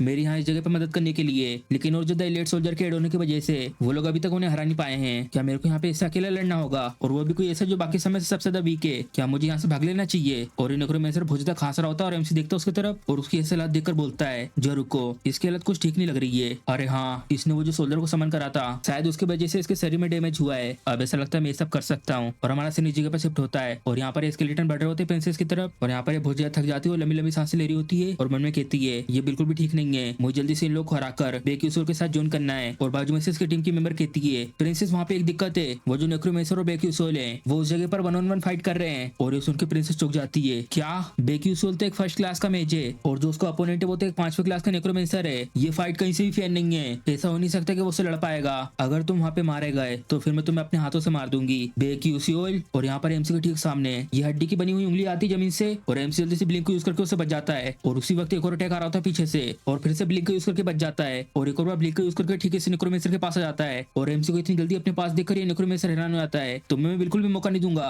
और एमसी अपने पास से 2 कांच की बोतल निकाल के मैंने बोलता है मैंने इसको इस मौके के लिए तैयार करा था और इस सब के लिए मैंने खरीदा था बहुत सारे कोला पोशन को जो बहुत ज्यादा अच्छे होते हैं हड्डियों को गलाने में, और डाल देता है इस चीज को इसके बैरियर के ऊपर। और नेक्रोमेंसर ये सब देखकर हैरान हो जाता है, क्या ये मेरी हड्डी से बना हुआ बैरियर तो पिघल रहा है, तुम चूहे बादशाह कहीं के। और अपना अटैक करता है एमसी के ऊपर पर बोन पियर्स और एमसी उसके ठीक सामने से उसके ठीक पीछे जाता है। हाँ अब यही मेरा मौका है और जल्दी से बढ़ जाता है उस नेक्रोमैंसर के ऊपर अपनी तलवार से अटैक करने के लिए। और नेक्रोमैंसर पीछे पलट के देखते हैं एमसी की तरफ मुस्कुराते हुए, ये तो बुरा हुआ शिट। और इस नेक्रोमैंसर के नीचे से एक हड्डी निकलती है और ये हड्डी सीधे जाके एमसी को लग जाती है, जिसकी वजह से एमसी को बहुत ज्यादा चोट लगती है और बहुत सारा खून निकल रहा था उसकी चोट में से। मुझे थोड़ा सा और संभल के रहना चाहिए था और जल्दी से पीछे हट जाता उस नेक्रोमैंसर से। और ये नेक्रोमैंसर हंसते हुए कहता है, तुम कुत्ते जैसे बास्टर्ड, जरा देखो तो तुम्हारी हालत को, क्या तो नजारा ही है। और एमसी लंबी लंबी सांसें लेते हुए मैंने बोलता है, तो भले अगर ये कमजोर की ना हो लेकिन 5वीं क्लास तो 5वीं क्लास होती है। और टाइट पकड़ता अपनी तलवार को, लेकिन फिर भी दूसरे शब्दों में अगर कहें ये भले एक 5वीं क्लास का मैच की ना हो लेकिन ये सिर्फ बस इतना ही कर सकता है। अभी इतना सब करने की वजह से ये बहुत ज्यादा थक चुका है। अगर मैं इसके ऊपर एक और बार हमला करने के लिए जाता हूँ तो मैं इसको हरा सकता हूँ, लेकिन ऐसे दर्द में माइंड पावर को यूज करना बहुत ज्यादा मुश्किल है। अगर ऐसे ही चलता रहा तो मैं ब्लिंक को यूज नहीं कर पाऊंगा, तो आखिर में क्या करूँ? अरे हाँ, मैं ये चीज कर सकता हूँ। और इसी के पीछे नेक्रोमैंसर आ जाता है एमसी के पास और हंसते हुए अटैक कर रहा था एमसी के ऊपर अपने इस हड्डी के हथियार से। लो मरो तुम। और एमसी देखता है उसके अटैक को आते हुए और जल्दी से वहां से भागने की कोशिश करता है। और एमसी को ऐसे करते देखकर नेक्रोमैंसर बहुत अच्छा हंस रहा होता है, तुम यहाँ से भाग रहे हो, ये तो क्या बढ़िया नजारा है। और एमसी अपनी पूरी ताकत लगा के उठ रहा होता है, बस थोड़ा सा और कैसे भी करके उठ जाता है अपने पैरों पर चोट लगने के बावजूद भी। और नेक्रोमैंसर हंसते हुए कहता है, इतना स्ट्रगल करना पॉइंटलेस है, मैं तुम्हें अभी मार देता हूँ यहाँ इस जगह पर। और इसी के बाद एमसी मुस्कुराता है और सामने उस नेक्रोमैंसर से कहता है, मैं जीत गया। और मन में कहता है नेक्रोमैंसर की तरफ देखकर, इसके और मेरे बीच की दूरी कम से कम 13 मीटर तक की है, तो इसका मतलब दूसरे शब्दों में ये इतनी दूरी जहाँ पर मुझे ब्लिंक के मोशन कैंसिल को यूज नहीं करना होगा। और कहता है ब्लिंक। और जैसे बेक्यूसुल ये कहता है, ये नेक्रोमैंसर देखता है रानो के नीचे की तरफ। हाँ, और बेक्यूसुल आ चुका होता है ब्लिंक के उस करके इसके बहुत पास और अपनी तलवार लेके हमला कर रहा होता है इसके ऊपर और बहुत तेज चिल्लाता हुआ जाता है और गुस्सा देता है अपनी तलवार को उसकी छाती में। और हमारा से नीचे पे शिफ्ट होता है। यहाँ पर ये सारे के सारे स्केलेटन रुक जाते हैं और चुलवेन देखता हूँ सब स्केलेटन की तरफ, क्या ये सारे के सारे तो अब गायब हो रहे हैं, तो क्या इसका मतलब बेक्यूसुल ने सच में हरा दिया नेक्रोमैंसर को। और ये सब देखकर ये यहाँ पर जमीन पे गिर जाती है और कहती है, मुझे तो विश्वास ही नहीं हो रहा कि हम लोग यहाँ पे सच में जीत गए। और ये सब होने के बाद सबके सब चिल्ला रहे होते हैं, हम लोग जीत गए, अब हम लोग यहाँ से जिंदा जा पाएंगे। और यहाँ पे बेक्यूसुल पड़ा होता है नेक्रोमैंसर के ऊपर और उठकर कहता है, मैं बहुत ज्यादा थक चुका हूँ, मुझे जल्दी घर जाना है। और हमारा सन इस जगह पे शिफ्ट होता है और बेक्यूसुल बता रहा होता है, उसके बाद हमें भेज दिया गया स्टेला के मैजिक नाइटो के पास और उसके बाद वापस भेज दिया स्कूल में। और यहाँ पर एक जन बेक्यूसुल का नाम लेता है और हम देखते होते टीचर और सामने बेक्यूसुल से कह रहे होते हैं, तुमने तो मुझसे ये कहा था कि तुम कहीं पे ट्रेन करने जा रहे हो, किसी ऐसी जगह पे जहाँ पे अच्छे अच्छे पहाड़ हो, साथ में ताजी हवा के साथ, और ऐसा लगता है कि कब्रिस्तान में अच्छी हवा होती है, क्यों?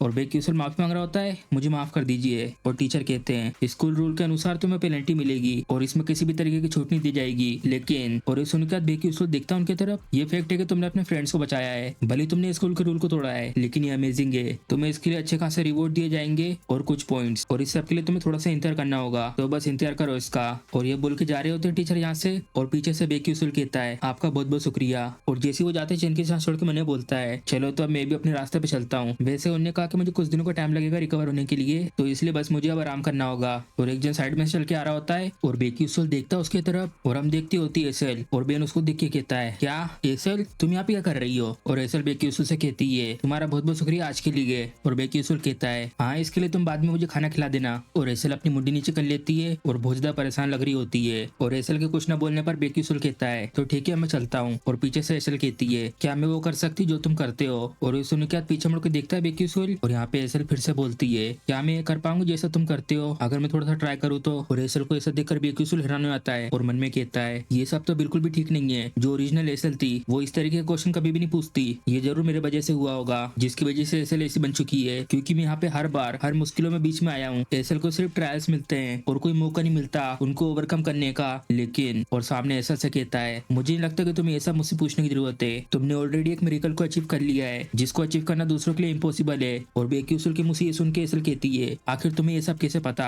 और तुम कैसे कह सकते हो ये सब? और बेक्यूसुल कहता है, क्योंकि मैं तुम्हें बहुत पहले से देख रहा हूँ। और जैसे ये सुनती है एसेल शर्मा जाती है, क्या? और ये कहने के बाद बेक्यूसुल मन में कहता है, जरा रुकना, तो ये तो बिल्कुल ऐसा साउंड कर रहा था जैसे कि मैं कोई स्ट्रोकर हूँ, आखिर मैंने अभी ये सब क्या कह दिया? और जल्दी से यहाँ से जा रहा होता है और उससे कहता है, चलो इस सबको छोड़ो मैं चलता हूँ। और मन में कहता है, मैं तो अरेस्ट होने से ऑलमोस्ट बच गया। और एसेल यहाँ पे सोच रही थी जो भी बेक्यूसुल ने कहा होता है, और ये सब सोचने के बाद मन में कहती है, किसी ने भी इंटरेस्ट नहीं दिखाया था मेरे ऊपर, क्योंकि मैं एक ट्रेटर की बेटी हूँ, लेकिन जो ये है इसने ये कहा कि ये मुझे देखते आ रहा है, ये तो एक मिरेकल है। और हमारा से इस जगह पे शिफ्ट होता है, सुबह हो चुकी होती है, यहाँ पे कुछ लोग चेक कर रहे होते हैं कुछ चीजों को। और बेक्यूसुल पीछे लोगों की तरफ देखकर मैंने बोलता है, मुझे तो विश्वास ही नहीं हो रहा, मैजिक फैसिलिटी, मैजिक टावर और नोबल्स यहाँ पर है, सिर्फ यहाँ पर ये सब देखने के लिए इतनी सब दिखावट की क्या जरूरत थी? चलो उस सबको छोड़ो। और बाजू में देखता है ये यहाँ पे बहुत ज्यादा एक्साइटेड हो रही है और प्रिंसेस देखती बेक्यूसुल को अपनी तरफ देखते हुए, आखिर क्या देख रहे हो तुम? और बिन कहता नहीं कुछ नहीं। और यहाँ टीचर सबसे कहते हैं सबके सब शांत हो जाओ। आज मैं उन बहादुर स्टूडेंट की सराहना करूंगा जिन्होंने लड़ाई करी थी डार्क डिमोनिक ह्यूमन के सामने,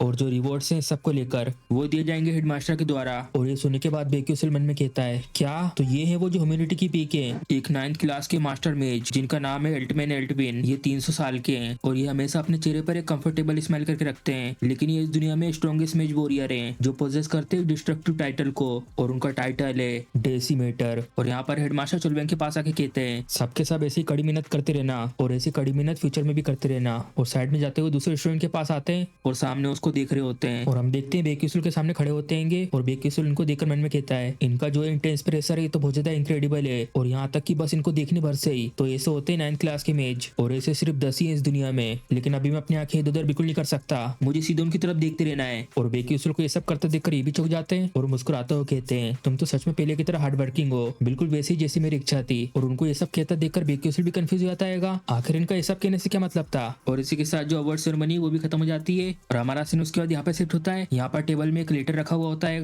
और हम देखते होता है बेक्यूसल के कमरे का सीन, और यहाँ पर बेक्यूसल को ये सब मिला होता है और ये सब देखकर कहता है वाओ 5 मिलियन क्रेडिट के रूप में, ये तो सच में बहुत ज्यादा है। अब मुझे कुछ समय तक पैसे को बिल्कुल भी चिंता नहीं करनी पड़ेगी। और ये यहाँ तक कि मुझे मिलेगा पोस्ट वेसल। उनने कहा कि नेक्रोमेंसर का दिल है, अभी के लिए थोड़ा सा डिफिकल्ट होगा लेकिन जो एटलीसिया है वो जल्दी एक सब स्पेस को बना देगी, और उसके बाद तो मैं आइटम को अपने साथ कहीं भी आसानी से ले जा सकता हूँ। और ये सब करने के लिए उसको सोल्व करना होगा रैंडम कन्वर्जन टेक्निक को। और मुझे खुशी है कि जो बाकी स्टूडेंट थे उन्होंने भी अपना रिपोर्ट मुझे दे दिया। चलो अब अगला आएगा सिस्टम के रिवॉर्ड्स, और यहाँ पर सिस्टम में लिखा हुआ होता है एपिसोड 4 नेक्रोमेंसर अटैक कंप्लीट हो चुका है, तुम्हें इसके लिए मिली है एक्सपी। और ऐसी तुम कंटिन्यू रखते हो स्टोरी को यूनिक तरीके से तो जो कंस्टलेशन प्रोजेक्ट है वो तुम्हें प्रॉमिस करता है तुम्हें दिए जाएंगे एडिशनल रिवॉर्ड। सबसे पहला एक कंवर्जन का आइटम जो तुम गेम में यूज करते थे, और दूसरा कंवर्जन की स्किल जो तुम्हें गेम में मिली थी, और एक्सपी। और ये सब देखकर बेक्यूसल कहता है ये फिर से, लेकिन ये टुकड़ों में है इस बार, लेकिन मुझे लगता है ये चीज बहुत ज्यादा इंपॉर्टेंट है अभी इस समय, प्लीज ऐड करो एक्सपी को ब्लिंक की स्किल में। मुझे अब समझ में आ गया कि मैं लड़ाई के दौरान कितना ज्यादा कमजोर था, दूसरों की तरफ मेहनत करना यूजलेस है, मुझे अपनी नॉलेज को यूज करके जितना दूर हो सके उतना दूर निकलना है। और सिस्टम का मैसेज आता है ब्लिंक स्किल की जो एक्सपी है वो उसकी लिमिट पे पहुंच चुकी है, जिसके कारण इसकी रैंक बढ़ चुकी है। ब्लिंक इसकी क्लास 2 है, मैक्सिमम इसकी डिस्टेंस है 12 मीटर की, और उसके मैक्सिमम चार्जेस 3 से बढ़ चुके होते हैं, कूल डाउन 3 सेकंड। और बेक्यूसल की स्किल अपग्रेड हो जाती है, और ये सब देखकर मैंने बोलता है ब्लिंक के चार्जिंग नंबर आखिरकार अब 3 से बढ़ चुके हैं, अब मैं इसको और ज्यादा यूज कर पाऊंगा बिना कोई चिंता करे। चलो तो अब ये सब कुछ हो चुका है, अब अगला है एसएल, और हमारा सीन इस जगह पे शिफ्ट होता है meditation journey to abyss class में। और यहाँ पे एसएल अपनी आंख बंद करके मेडिटेट कर रही होती है, और एक जन यहाँ पे एसएल को बुला रहा होता है एसएल एसएल, और ये आवाज सुन के एसएल की आंख खुलती है क्या मैं यहाँ पे सो गई थी। और सामने से तितली कहती है एसएल तुम यूज नहीं कर सकती मैजिक को बीच में ऐसे मेडिटेशन के दौरान। और ये सुन के एसएल कहती है क्या, और वो तितली बताती है जरा अपने ऊपर देखो।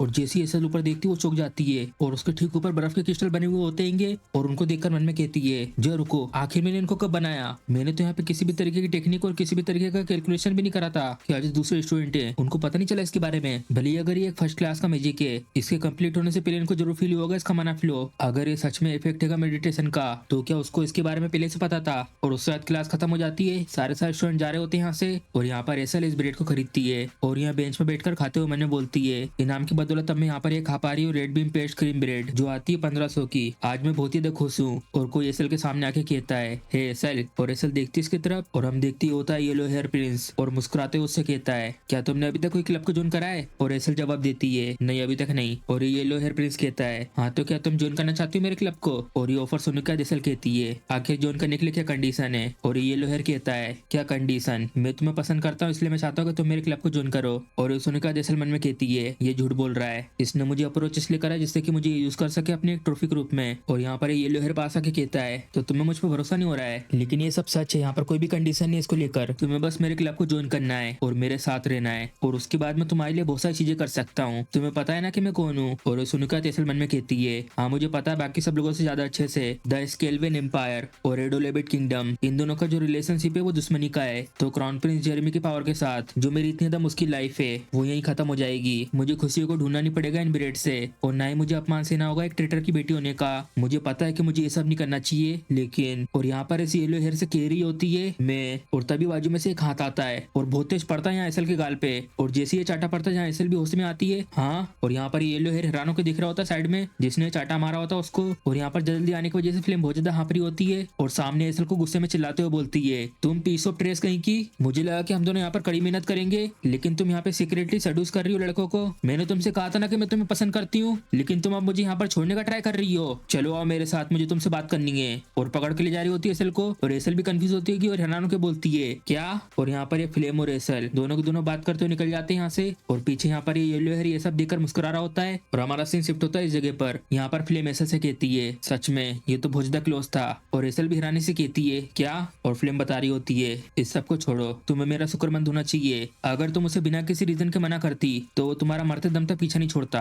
और यहाँ से जाते आते कहती है मैंने तुम्हें मारा था उसके लिए मुझे माफ कर देना। और एसल कहती है ठीक है, और मन में बोलती है आखिर ये सब क्या था। और फ्लेम यहाँ से जाते वक्त मन में बोलती है मैंने ये करके सही चॉइस करी है ना। अगर एसल जोन कर लेती क्लब को ओरिजिनल स्टोरी की तरह तो ये जेरेमी के द्वारा पूरी तरीके से डिस्ट्रॉय हो जाती। अगर पॉसिबल हो सके तो मैं बिगाड़ना नहीं चाहती स्टोरी के ओरिजिनल फ्लो को, लेकिन जब मैं देखती हूँ बेकी सूल को तो मुझे नहीं लगता कि ये सब करना इतना ज्यादा बुरा होगा। लेकिन उसे पता तो नहीं चलेगा ना कि एसल को यहाँ पे लाने के लिए मैंने उसे झूठ कहा था। और हमारा सीन यहाँ इस जगह पे शिफ्ट होता है। यहाँ पर येलो हेयर बैठ के चाय पी रहा होता है। तो ये थी फ्लेम है ना, इतनी क्यूट थी जो उसने वहां पर कहा था एसल को मुझसे दूर ले जाने के लिए। वो तो ऑब्वियसली झूठ था। कितना ज्यादा इंटरेस्टिंग था ये सब, तो एसल से भी ज्यादा अब मुझे वो चाहिए। यहाँ का सीन और यहाँ पर टीचर बता रहे होते हैं हम लोग एक मोस्टर मार्क बैटल करने वाले हैं और इस मार्क बैटल में लेवल 1 और लेवल 2 के मोस्टर नहीं आएंगे जिससे तुम ऑलरेडी लड़ चुके हो। ये जो यहाँ पर मार्क बैटल रखी जा रही है, इस मार्क बैटल का ये गोल है कि तुम्हें लड़ना आएगा मिड लेवल के मोस्टर से जिसका लेवल है 3। और इस सब को लेकर जो स्ट्रेटेजी है, तुम लोग एक टीम बना के एनालाइज करोगे मोस्टर को और मामूली सी टेक्टिक यूज करके हराना है। और अगर तुम लोगों में से कोई चूज करता है एक मिड लेवल के मोस्टर को तो तुम्हें प्रैक्टिस टाइम दिया जाएगा उस मोस्टर से लड़ने के लिए। यहाँ स्टेला एकेडमी के डोम में कोई भी जगह जो तुम्हारी टीम को सूट करती मोस्टर को हंट करने के लिए तुम उसे ढूंढ सकते हो। ए क्लास और एस क्लास के स्टूडेंट इस चीज को एक साथ करेंगे और जो परफॉर्मेंस असाइनमेंट है इसे 4 दिन बाद किया जाएगा, तो इसलिए अच्छे से तैयारी कर लो। तुम्हारे पास इसके लिए सिर्फ 4 दिन है, तो इसलिए क्रिएट करो कम से कम 6 लोगों की टीम को। और ये सब करने के बाद यहाँ मेरे पास आके अपनी लिस्ट को सबमिट करो। और ये सब सुनने के बाद यहाँ पर एसल मन में कहती है मुझे सबसे ज्यादा नफरत है कि ग्रुप वाले कामों से। और ये सामने एक जन कह रहा होता है प्रिंसेस क्या तुम हमारे साथ टीम बनाओगी। और ये सुनने के बाद एसल देखती सामने की तरफ और यहाँ पर ये लोग सामने बात कर रहे होते प्रिंसेस से नहीं मैं होंगी बेटा टीममेट तो। और दूसरी कहती है क्या नहीं इस बार मेरी बारी है। और ये सब होते हुए देख रही होती है एसल प्रिंसेस की तरफ और सोच रही होती है सारी लाइट उसकी तरफ है, यहाँ इसके पास कुछ भी नहीं है। और निराशा के मन में कहती है जो मेरे आसपास की सराउंडिंग है वो हमेशा से ऐसी थी। एडोलेबेट के द्वारा मेरी फैमिली को डिस्ट्रॉय कर जाने से भी पहले हमारा स्टार्टिंग पॉइंट बिल्कुल सेम था, द ग्रैंड ड्यूची मॉल बर्फ के एट्रीब्यूट के साथ और द रॉयल हाउस होल्ड एडोलेबेट फैमिली फायर एट्रीब्यूट के साथ। पहले के समय दोनों की दोनों फैमिली एक दूसरे को चेक करके रखती थी और मैजिक वर्ल्ड के ऊपर कंट्रोल बना के रखती थी। दोनों फैमिली के बच्चे जो पैदा हुए थे जीनियस टैलेंट के साथ होंगबियोन और एसेल। पहले तो मुझे ये लगता था कि मैं चोजन वन हूँ, लेकिन अभी इस समय जो मेरी हालत है क्या मैं सच में रिवेंज ले पाऊंगी एडोलेबेट फैमिली से। और ये सब सोच के एसेल बहुत ज्यादा निराश हो चुकी होती है। और यहाँ बाजू में से एक जन उसकी तरफ जा रहा होता है और यहाँ एसेल के पास आके कहता है हे एसेल क्या तुम अकेली हो। और ये सुनिका एसेल देखती है उसकी तरफ और हम देखते होता अपना एमसी बेक्यूसूल। और बेक्यूसूल के मुंह से सुनिका कहती है तो आखिर क्या हुआ। और बेक्यूसूल मुस्कुराता है और सामने एसेल से कहता है तो चलो हम दोनों एक टीम बनाते हैं। और वहाँ दूर से प्रिंसेस देखती है यहाँ बेक्यूसूल को, क्या बेक्यूसूल यहाँ पे क्या कर रहा है और वो भी इस लड़की के साथ क्यों। और यहाँ पे एसेल बेक्यूसूल से कहती है तुमने अभी जस्ट कहा कि टीम बनाते हैं। और बेक्यूसूल बता रहा होता है यहाँ पर ऐसा कोई खास नहीं है कि मिनिमम नंबर कितना रख सकते हैं, तो चलो टीम बनाते हैं सिर्फ हम दोनों की और हमें एक ऐसी छोटी टीम बनाने का बोनस पॉइंट भी मिलेगा। और सुनिका एसेल चौंक जाती है क्या कहीं तुम क्रेजी तो नहीं हो, आखिर हम दोनों कैसे हराएंगे एक मिड लेवल के मोस्टर को और वो भी ऐसा मोस्टर जिसका लेवल 3 है। और ये सब कहने के बाद एसेल देखती बेक्यूसूल की तरफ और बेक्यूसूल कहता है तो क्या तुम मेरे साथ टीम अप करोगी या नहीं। और यहाँ एसेल हैरान होती है और अपनी चिन के साथ छोड़ के कहती है चलो ठीक है मेरे पास कोई और तो है नहीं वैसे भी टीम अप करने के लिए। और बेक्यूसूल यहाँ से जाते जाते कहता है तो चलो ठीक है एसेल मैं सबमिट करने जा रहा हूँ अपनी लिस्ट को। और जा रहा होता है यहाँ से और जैसे बेक्यूसूल यहाँ से जाता है एसेल के पास यहाँ पर एक जन आता है और एसेल देखती है उसको अपनी तरफ आते हुए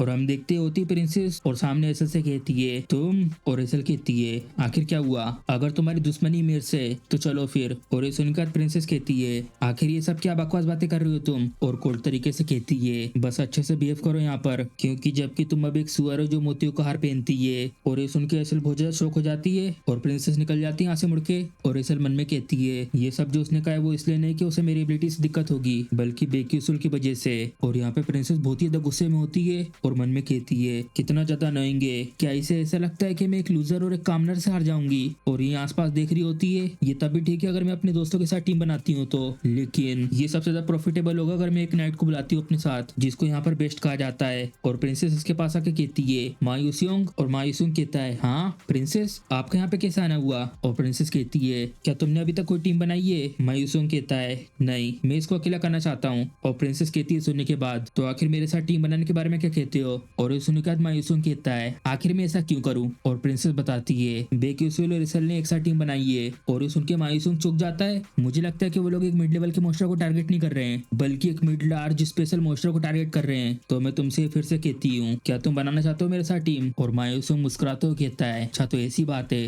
तो इसमें तो बहुत मजा आएगा। मैं अपनी जिंदगी में एक बार तो कम्पीट करना चाहता हूँ बेक्यूसुल के साथ। और सुनने के बाद प्रिंसेस मुस्कुराते हुए कहती है तो चलो ठीक है ये करते हैं। और साइड में देखती है बेक्यूसुल और रिसल को, और उनको देखकर मन में कहती है बेक्यूसुल और रेसल मोल्फ, मैं तुम दोनों को इस बार प्रॉपर तरीके से हरा दूंगी। और हमारा सीन शिफ्ट होता है इस जगह पर 4 दिन बाद। जो मोस्टर मार्क बैटल है अब वो शुरू हो चुकी है। और यहाँ इस अरीना में 5 लोग खड़े होते हैं इस मोस्टर के सामने, और टीचर कहते हैं तो चलो फिर क्लास एस और क्लास ए की परफॉर्मेंस असाइनमेंट को शुरू करते हैं। और यहाँ स्टूडेंट लग जाते हैं अपने अपने मोस्टर से लड़ने में। और ये लड़ाई देखकर आसपास में लोग कहते हैं ओ जरा देखो तो ग्रुप 16 तो मुगरेका से लड़ रहे हैं, इस तरीके के मिड लेवल के मोस्टर से तो लड़ना आसान है। और इन्हीं सबके बीच यहाँ पीछे फ्लेम स्ट्रेचिंग कर रही होती है। चलो सब कुछ ठीक है, मैंने काफी प्रैक्टिस करी इसके लिए। गेन करना रिवर्स बोनस पॉइंट को एक स्पेशल मोस्टर के एट्रीब्यूट को यूज करके, लेकिन लड़ना एक मिड लार्ज स्पेशल मोस्टर से ये मेरे लिए बहुत ज्यादा है। लेकिन एक मिड लेवल के मोस्टर से लड़ना सिर्फ अकेले जिसका लेवल 3 है, उससे मेरी बहुत ज्यादा मदद हो जाएगी स्कोर को इकट्ठा करने में। यहाँ तक कि जो मिड लेवल के मोस्टर होते हैं लेवल 1 तक के, उनको तक हराने के लिए 5 फर्स्ट क्लास मेजेस की जरूरत पड़ती है। और जब तुम इसके साथ ऐड करते हो कैपेबिलिटी, एक्सपीरियंस और आसपास की जगह को, तो तुम भी हरा सकते हो थोड़े बहुत हाई लेवल के मोस्टर को।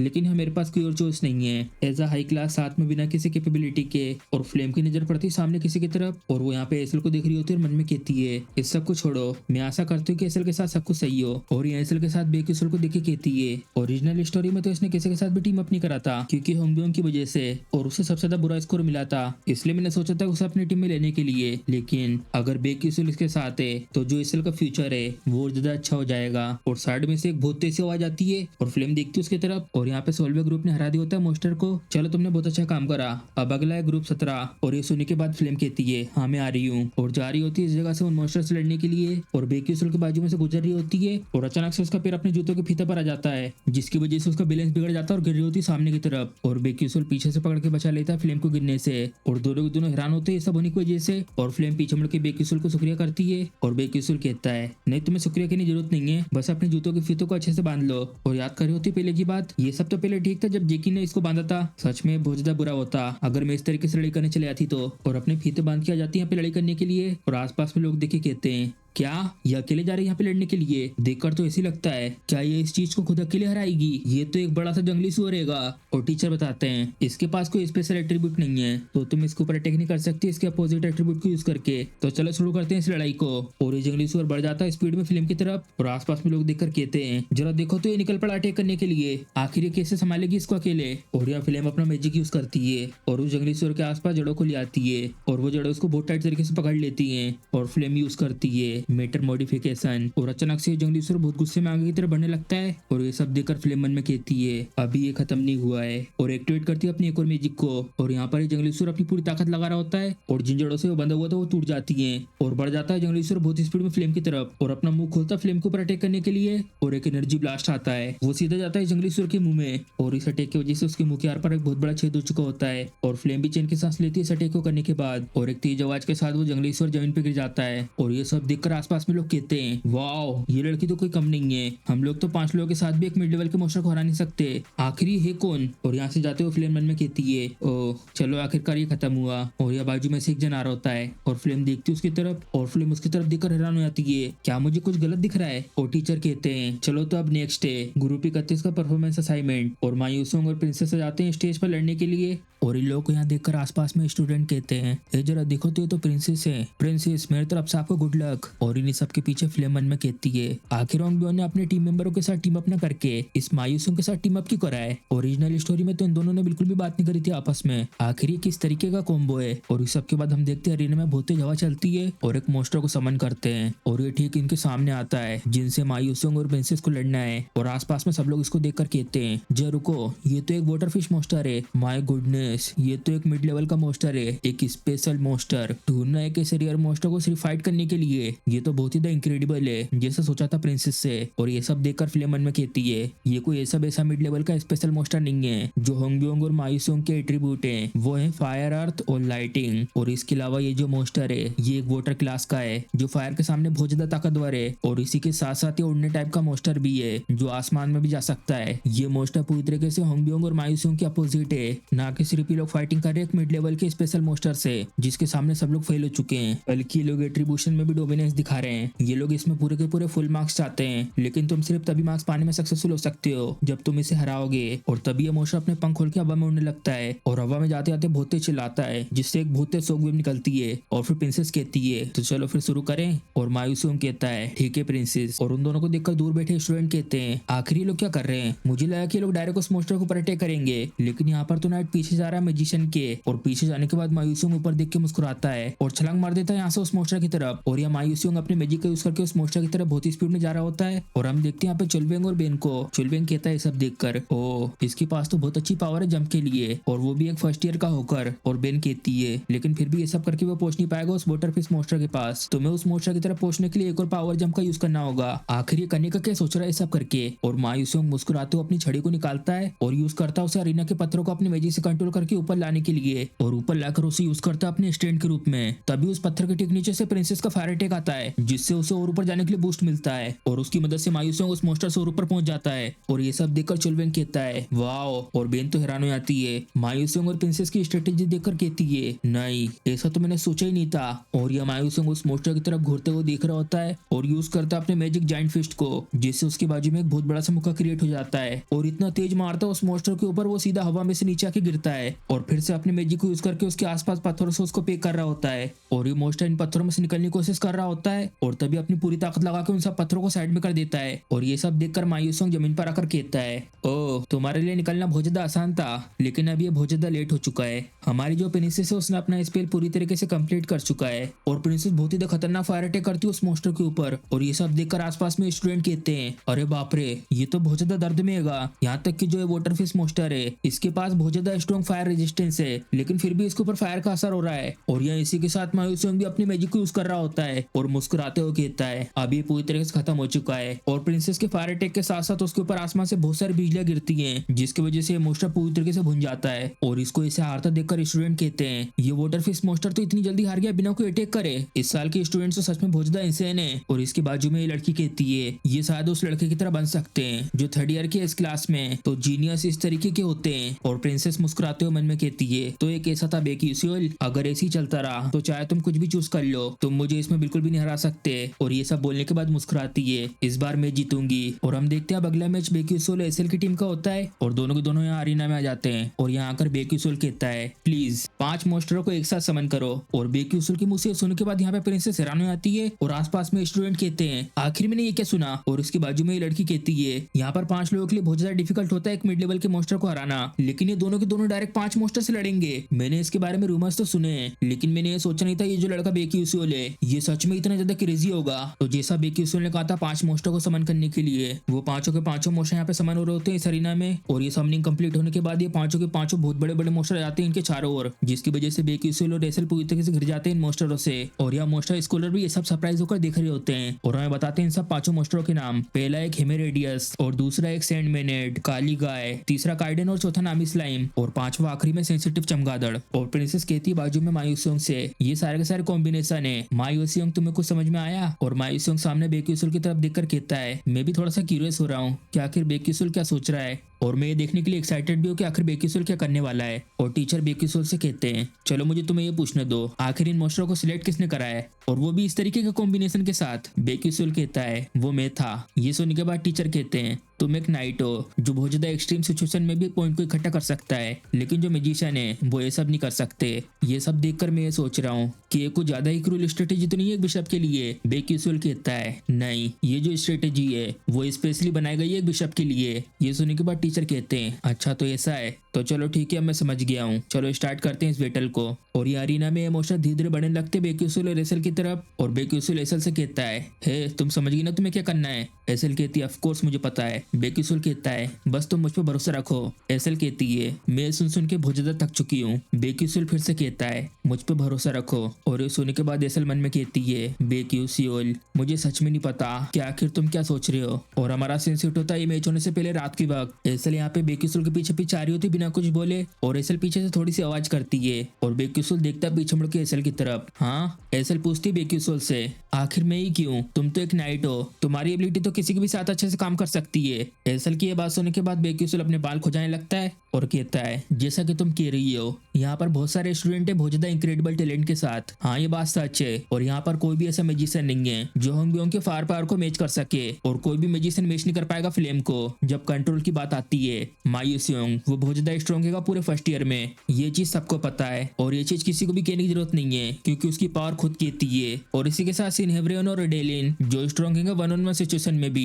और इनके साथ अच्छे से टीम वर्क भी कर सकते हैं। ये सुनने के बाद एसल कहती है हाँ तो फिर क्यों, आखिर तुमने मेरे साथ टीम अप क्यों करा। बेक्यूसुल सामने की तरफ जाते हुए कहता है लेकिन फिर भी मुझे लगा कि तुम्हारे साथ टीम अप करना बहुत अच्छा रहेगा तो चलो फिर चलते अब यहाँ से। और एसल थोड़ा सा हैरान होकर दिख रही होती है ये सब सुनने के बाद। और ये सब सोचने के बाद एसल अपने स्टाफ को बहुत टाइट पकड़ के मन में कहती है मुझे अभी भी नहीं पता कि आखिर उसका वो सब कहने का क्या मतलब था, लेकिन यहाँ पे जरूर कोई ना कोई रीजन होगा जो उसने मेरे को चूज करा है। तो चलो फिर अब मैं इसे दिखाती हूँ। और यूज कर रही होती है अपने मैजिक को। एसल को ऐसे मैजिक यूज करते देखकर आसपास में स्टूडेंट कहते हैं जरा रुको कहीं ये फेमरा रेजोरेंस तो नहीं है। दूसरा स्टूडेंट कहता है नहीं ऐसा नहीं हो सकता, क्या ये सच में एक फिनोमिनल है। ये सिर्फ तभी सामने दिखता जब कोई 6th क्लास का मेज और या तो उससे ऊपर वाला पूरे तरीके से एंटर हो जाता अपने अनकॉन्शियस वर्ल्ड के अंदर। अगर गलती से भी इसका कनेक्शन थोड़ा सा भी बिगड़ा तो जो माना है उसका एक काउंटर रिकरेंट फिनोमिना होगा जिसकी वजह से माना पूरी तरीके से डिसेबल हो सकता है। और ये चीज एक फर्स्ट ईयर का स्टूडेंट कर रहा है। और एसल को ऐसा करते देखकर बेक्यूसुल मन में कहता है ये सच में वर्दी है लेडी ऑफ विंटर के टाइटल खिलाने के। तो चलो फिर अब मैं अपना काम स्टार्ट करता हूँ। जो मेरा प्लेन है 2 लोगों का 5 मिड लेवल के मोस्टर से लड़ने का। और छलांग मार देता है यहाँ से उस मोस्टर की तरफ और ब्लिंक का यूज करके ठीक उस मोस्टर के पीछे जाता है। और जैसे ये मोस्टर मुड़ के देखता है बेक्यूसुल इसमें अपनी तलवार से एक अटैक कर देता है। और ये अटैक करने के बाद घूरते हुए देखता है उस मोस्टर को। जैसे बेक्यूसुल अटैक करता है इस मिडक वाले मोस्टर के ऊपर इसके सर का सींग अचानक से लाल कलर में चमकने लगता है जिसकी वजह से ब्लैक का मोस्टर अचानक से बहुत ज्यादा गुस्से में आ जाता है। और उसको ऐसा देखकर बेक्यूसुल कहता है जैसा मैंने सोचा था 5 मिड लेवल के मोस्टर से एक साथ लड़ने का जो तरीका है वो ये है कि तुम्हें ऐसे हालात क्रिएट करने हैं जहाँ पर ये पांचों के पांचों एक दूसरे से लड़े। और आसपास में स्टूडेंट ये देखकर कहते हैं ओ माय गॉड आखिर ये सब क्या हो रहा है, ये मोस्टर तो अचानक से एक दूसरे के ऊपर अटैक करने लगे। और बेक्यूसुल का प्लान कामयाब होते से ही वो मुस्कुराते हुए मन में कहता है सब कुछ बिल्कुल सही चल रहा है मेरे प्लान के अकॉर्डिंग। और बताता है ऐसे हालत बनाने के लिए जिसमें सारे के सारे मोस्टर एक दूसरे के ऊपर बहुत ज्यादा गुस्से में जाते हैं जिसे बोरोइंग नाइफ स्ट्रेटेजी भी कहा जाता है। इसमें तुम अपनी पावर यूज नहीं करते हो बल्कि किसी और से चाकू लेकर अपने एनिमी को मारते हो। द वेटरन्स ऑफ एथरवर्ल्ड उनने सोचा कि हम लोग कैसे मारें इतने सारे मोस्टर को इतने कम लोगों के साथ। और लगातार अनगिनत बार ट्राई करने के बाद उन्हें आखिरी में एक तरीका मिला और वो ये था कि यूज करना मोस्टर के कैरेक्टरिस्टिक और एट्रीब्यूट्स को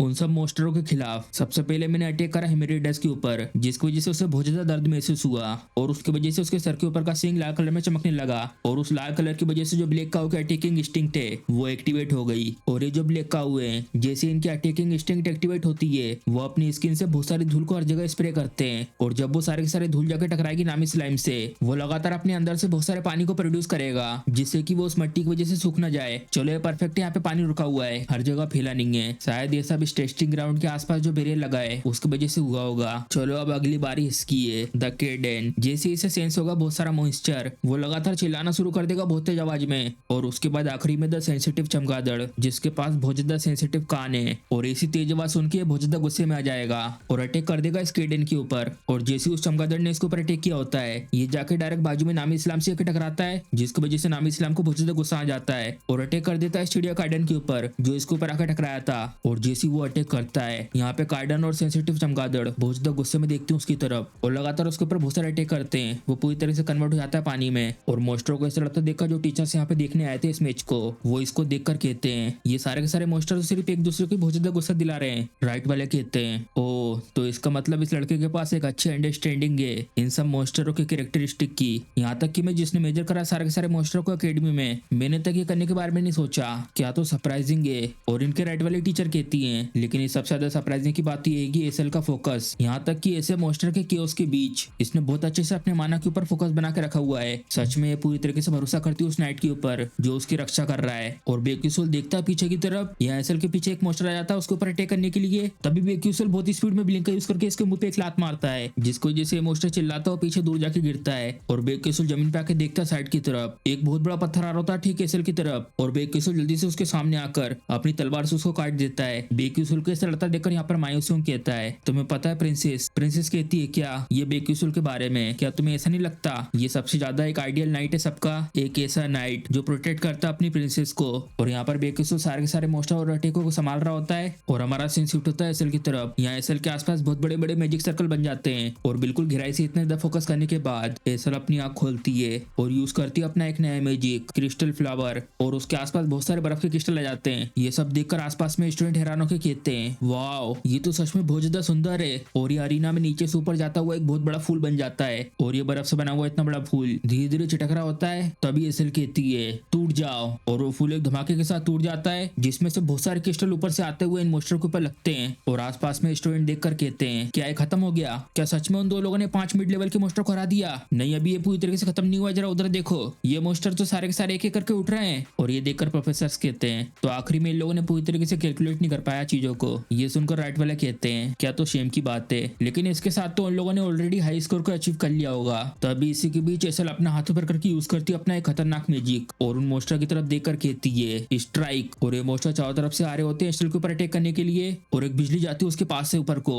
और अचानक से हर जगह बहुत तेज रोशनी फैल जाती है और ऊपर से बहुत तेज बिजली गिरने लगती है इन सब मोस्टर के ऊपर। और एसल अपना ये खुद का मैजिक देखकर हैरान हो जाती है, ये मैजिक तो क्या मैं इस तरीके की भी चीजें कर सकती हूँ जैसा कि उसने कहा था। और हम देखते हुए रात के समय का सीन, एसल चिल्लाते हुए कहती है, क्या 5 मोस्टर से एक साथ लड़ना? कहीं तुम पागल तो नहीं हो गए? बेक्यूसल कहता है, नहीं तुम ये सब कर सकती हो, मुझे भरोसा है तुम्हारे ऊपर, तो इसलिए भरोसा करो उसके ऊपर जो तुम्हारे ऊपर भरोसा करता है। और एसल मन में कहती है, मेरे पास अभी तक कुछ भी नहीं था, ना ही मैंने इसके बारे में सोचा था कि मैं अपने लिए किस तरीके का रास्ता चुनूं और ना ही मुझे कोई ऐसा इंसान मिला जो मुझे बता सके कि मैं जिस रास्ते पे चल रही हूँ वो रास्ता सही भी है या नहीं। लेकिन अब ऐसा बिल्कुल भी नहीं है, चलो फॉलो करते हैं ये लाइट को, फिर उसके बाद दोबारा मुझे कभी गुमा हुआ महसूस नहीं होगा। और इसके बाद अनाउंस होता है जो ग्रुप 32 है उनका परफॉर्मेंस असाइनमेंट पूरा हो चुका है और एसल पहली बार बहुत खुशी से मुस्कुराती है। और हम देखते हैं बेक्यूसल यहाँ पे लटका था एसल के अटैक से बचने के लिए और मन में कहता है, मैं तो बाल बाल बचा इस अटैक से। और उसके बाद हम देखते हैं यहाँ पे चार्ट लगा हुआ होता है और मायूसोंग और प्रिंसेस देख रहे होते हैं इसे। फर्स्ट प्लेस पर ग्रुप 32 199 पॉइंट के साथ बेक्यूसल और एसल, सेकंड प्लेस पे 127 पॉइंट के साथ ग्रुप 31 मायूसोंग और हेंगबियोन। प्रिंसेस ये देखकर कहती है, हम तो इस मैच में पूरी तरीके से हार गए। अगर हम लोग एक स्पेशल मोस्टर को हराने के बाद भी हार गए जिसका एट्रीब्यूट हमसे बिल्कुल अपोजिट था, फिर तो हमें मानना होगा कि वो लोग ऐसे नहीं जीते हैं। प्रिंसेस की बात सुनने के बाद मायूसोंग कहता है, आपने तो इस हार को सच में बहुत जल्दी एक्सेप्ट कर लिया। प्रिंसेस कहती है, चुप हो जाओ। और मायूसोंग की तरफ देखकर मन में कहती है, लेकिन अगर तब क्या होता है मेरा नाइट मायूसोंग की बजाय बेक्यूसल होता तो क्या मैं भी दिखा पाती एसल की तरह एक अच्छे मैजिक को? लेकिन आखिर क्यों ये कामनर बास्टर्ड इतना ज्यादा डेडिकेटेड है एसल को लेकर? अगर सबसे ज्यादा मोस्ट परफेक्ट नाइट एग्जिस्ट करता है इस दुनिया में तो क्या उसे मेरा नाइट नहीं बनना चाहिए जो बनेगी सबसे ज्यादा परफेक्ट क्वीन पूरी दुनिया में? और ये सब सोच के बहुत ज्यादा गुस्से में अपने दांत मसल रही होती है और फिर से बहुत ज्यादा गुस्से में आकर मन में कहती है, ये झूठ होगा अगर मैं कहूंगी कि मैंने इस हार को एक्सेप्ट कर लिया है। मैं इसे एक्सेप्ट नहीं कर सकती, मैं अभी भी समझ नहीं पा रही हूँ, मुझे और ज्यादा इन्वेस्टिगेशन करनी होगी बेक्यूसल के ऊपर। और यहाँ से जाने लगती है तभी अचानक से प्रिंसेस की नजर पड़ती है सामने किसी के ऊपर और हम देखते हैं एक नया चेहरा। इसको यहाँ देखकर प्रिंसेस मन में कहती है, सेरन ओरकन आखिर यहाँ पर ये क्या कर रही है? क्या है यहाँ पर ये सुन के आई है कि मैं हार गई हूँ ऐसे ग्रुप से जिस ग्रुप में कामनर और एक ट्रेटर था? सच में ये लड़की तो बहुत ज्यादा अनोइंग है। और चले जाती यहाँ से बोल के पीछे से सेरन प्रिंसेस को जाते हुए देखकर कहती है, तुम्हें अभी बहुत ज्यादा लंबा रास्ता तय करना है। और हमारा सीन शिफ्ट होता है यहाँ लाइब्रेरी में। फिल्म किताब में कुछ लिखते हुए मन में कहती है, ऐसा सोचना कि ऐसा सीख जाएगी क्रिस्टल फ्लावर को इतनी आसानी से। क्रिस्टल फ्लावर एक ऐसा स्पेल जो आइडेंटिटी हैगी एसल की। उसने इस स्पेल को करके तब दिखाया था जब उसने फ्यूचर में अपने कॉन्फिडेंट को पूरी तरीके से रिकवर कर लिया था। बहुत सारे स्ट्रगल और उतार चढ़ाव के बाद ओरिजिनल नोवेल के प्रोग्रेस के अनुसार एसल को तो अभी भी और ज्यादा मुश्किलों का सामना करना था, लेकिन अभी उसका अभी इस समय क्रिस्टल फ्लावर के स्पेल को करके दिखाना सब लोगों के सामने ये जरूर हुआ होगा बेक्यूसल की वजह से। ओरिजिनल रोमांस फैंटेसी में तो मायूसोंग और एसल ने अपनी फीलिंग शेयर करी थी एक दूसरे के साथ जब दुनिया का अंत हो रहा था। लेकिन अगर इसके अलावा अगर दूसरी स्टोरी हुई जिसके बारे में मुझे पता नहीं है, एक नेमलेस कैरेक्टर जिसका नाम है बेक्यूसल जो प्यार करता था एसल से और जिस मोमेंट पे दुनिया खत्म हुई अगर उसने मायूसों की जगह पर खुद चूज करा रिग्रेस होना, एक ऐसा रिग्रेसर जो क्रिएट कर सके ऐसे वर्ल्ड को जहाँ पर वो इंसान जिसे वो प्यार करता है वो वापस जी सके, अगर भले ही उसे आखिरी में पूरी तरीके से भुला क्यों ना दिया जाए उस इंसान द्वारा जिसे वो प्यार करता है। क्या बेक्यूसल को सच में ये सब करने के बाद कोई रिग्रेट नहीं होगा? उसने इतना ज्यादा गहरा प्यार फील करा जिसकी वजह से उसने टाइम तक को पीछे कर दिया और उसे कीमत उसे चुकानी पड़ी अपनी खुद की एग्जिस्टेंस से। मैं तो ये सोच रही हूँ आखिर ये कैसा फील होता होगा। और बेक्यूसल यहाँ पे सिस्टम में चेक कर रहा होता है और बहुत सारे मैसेज आते हैं सिस्टम के। एपिसोड 5 मोस्टर मार्क बैटल पूरी तरीके से कंप्लीट हो चुका है, जिसकी वजह से तुम्हें मिली है बहुत ज्यादा अमाउंट में एक्सपी। जैसा कि तुम सक्सेस हो चुके हो इस कहानी को बहुत बढ़िया डायरेक्शन में कंटिन्यू करने में। ये जो कॉन्स्टलेशन प्रोजेक्ट है तुम्हें प्रॉमिस करता है एडिशनल रिवॉर्ड देने का। ये देखकर बेक्यूसल कहता है आखिर मुझे किस तरीके का रिवॉर्ड लेना चाहिए इस बार। चलो पहले इसके बारे में सोचते हैं। मैंने अपनी स्किल को थोड़ा बहुत ताकतवर बना लिया है, तो मुझे तैयारी कर लेनी चाहिए अगले एपिसोड की जो जल्दी शुरू होने वाला है। चलो तो फिर लेते हैं एक आइटम। और सिस्टम से कहता है इफनल ग्रास की ढूंढो इसे। और सिस्टम ढूंढ रहा होता है। सिस्टम का सर्चिंग करना कंप्लीट हो चुका है। ये रहा तुम्हारा रिवॉर्ड। इसको देखकर सिन कहता है चलो ये तो बढ़िया है। और हमें बताते हैं फेनल ग्रास की ये कोई एंशिएंट रेलिक क्लास का आइटम नहीं है, लेकिन ये एक सबसे ज्यादा सुपर क्लास रेयर आइटम हैगा। एक ऐसा आइटम जिसको सिर्फ हाई लेवल के प्लेयर ही यूज कर पाते हैं। ये चाबी उस जगह से कनेक्ट करती है जहाँ पे डेटी एग्जिस्ट करते हैं, लेकिन अगर मुझे इसे यूज करना है तो मुझे यहाँ से बाहर जाना होगा। जो कंडीशन है बाहर जाने वाली सच में तो बहुत ज्यादा दिक्कत की चीज है। उस नेक्रोमेंसर वाले इंसिडेंट के बाद आखिर में कैसे जाऊं बाहर। तभी बेक्यूसल को एक चीज याद आती है, अरे हाँ मैं यूज कर सकता हूँ क्लब को। और उसके बाद हमारा सीन शिफ्ट होता है डोमेट्री में। यहाँ पर बेक्यूसल अपने हाथों को स्ट्रेच करते हुए कहता है चलो ठीक है मैंने कुछ हद तक तो होमवर्क खत्म कर लिया, अब बारी है क्लब को ढूंढने की। और यहाँ पर आकर इन बोर्ड में चेक कर रहा होता है, लेकिन आखिर कौन सा क्लब अच्छा रहेगा मेरे लिए। यहाँ पर ऐसे ज्यादा क्लब नहीं जो स्पेशल परमिशन देते हैं अंदरूनी एक्टिविटीज को लेकर, तो इसलिए मुझे कोई भी क्लब चूज करने से पहले अच्छे से उसके बारे में सोच समझ लेना चाहिए। बाजू में देखकर कहता है वैसे तुम भी क्लब को लेकर चिंता कर रही हो क्या, तुमने अभी तक एक भी क्लब ज्वाइन नहीं करा। एसल कहती है तुम ये सब क्या कह रहे हो, मेरा इतना आसानी से ज्वाइन करना ये क्या पॉसिबल है। ये सुनने के बाद बेक्यूसल कहता है हाँ जरा रुको, मैंने सुना था कि बहुत सारे क्लब चाहते हैं कि तुम उन्हें ज्वाइन करो। एसल बोलती तुम्हें नहीं पता कि मैं कौन हूँ। बेक्यूसल कहता है हाँ मुझे पता है, लेकिन तुम कुछ समय से बहुत ज्यादा पॉपुलर भी तो हुई हो। एसल कहती है हाँ ये बात तो सच है, लेकिन फिर भी। बेक्साउल मन में कहता है ये जो एग्जाम था इसके बाद जो एसल की रेपुटेशन थी वो बहुत ज्यादा तेजी से चेंज हुई है, और तुम्हें ये चीज सबसे अच्छे से पता है। एसल बोलती है लेकिन फिर भी अगर तुम्हें एक क्लब को चूज करना है तो बहुत केयरफुल होकर चूज करना होगा। और वो दोनों के दोनों आपस में इसी के बारे में बात कर रहे होते हैं। आखिर ये वाला कैसा है। एसल कहते हैं आखिर तुम मुझसे क्यों पूछ रहे हो। और इसी के बीच पीछे से यहाँ पर मायूसियोंग आ रहा होता है और आते से बेक्यूसल के कंधे पे हाथ रखकर कहता है हे यूसियोल कैसे हो। अपने एम से उसका हाथ अपने कंधे से हटाकर मन में कहता है आखिर ये यहाँ पर क्या कर रहा है। मायूसियोंग कहता है अभी जो बैटल हुई थी तुमने तो उसमें कमाल ही कर दिया, और मैंने ये भी सुना कि वो जो नेक्रोमेंसर बैटल थी तुमने उसमें भी कमांड किया था। सच में ये तो इम्प्रेसिव है। ये सुनकर बेक्यूसल बोलता है वेल ये सब तो बस ऐसे ही हो गया था। मायूसियोंग बेक्यूसल की तरफ देखकर कहता है जैसा मैंने सोचा था, तुम बाकी सब लोगों से बहुत ज्यादा अलग तरीके से सोचते हो। मायूसियोंग के मुंह से ये सुनकर बेक्यूसल हैरान हो जाता है और थोड़ी देर तक चुप रहने के बाद कहता है जैसा कि तुम्हें पता है कि मैं कामनर हूँ, तो मैं हमेशा कोई ना कोई ऐसा तरीके ढूंढता हूँ जिससे कि मेरा जो दिन हैगा वो बहुत ज्यादा अच्छे तरीके से जाए। और यहाँ तक कि छुट्टी को मिलाकर मायूसियोंग कहता है हाँ मैं समझ पा रहा हूँ, मुझसे बिल्कुल अलग तुम्हारा जो टाइम है वो तो मीनिंगफुल है। बेक्यूसल पूछता है आखिर तुम क्या करते हो छुट्टी के दिन। मायूसियोंग बोलता है क्या मैं तो बस पढ़ता हूँ। और ये सुनते से दोनों के दोनों हैरानी से दिखने लगते हैं मायूसियोंग की तरफ। बेक्यूसल बोलता है तुम मुझे ऐसे फॉर्मल तरीके से आंसर इसलिए दे रहे हो क्योंकि मैंने तुमसे फॉर्मल तरीके से पूछा है। तुम्हारा बहुत बहुत शुक्रिया इस तरीके से आंसर देने के लिए। मायूसियोंग कहता है नहीं एक्चुअली मैं करता हूँ पढ़ना और उसके साथ में ट्रेनिंग करना, बस ये दो चीजें। बेक्यूसल कहता है क्या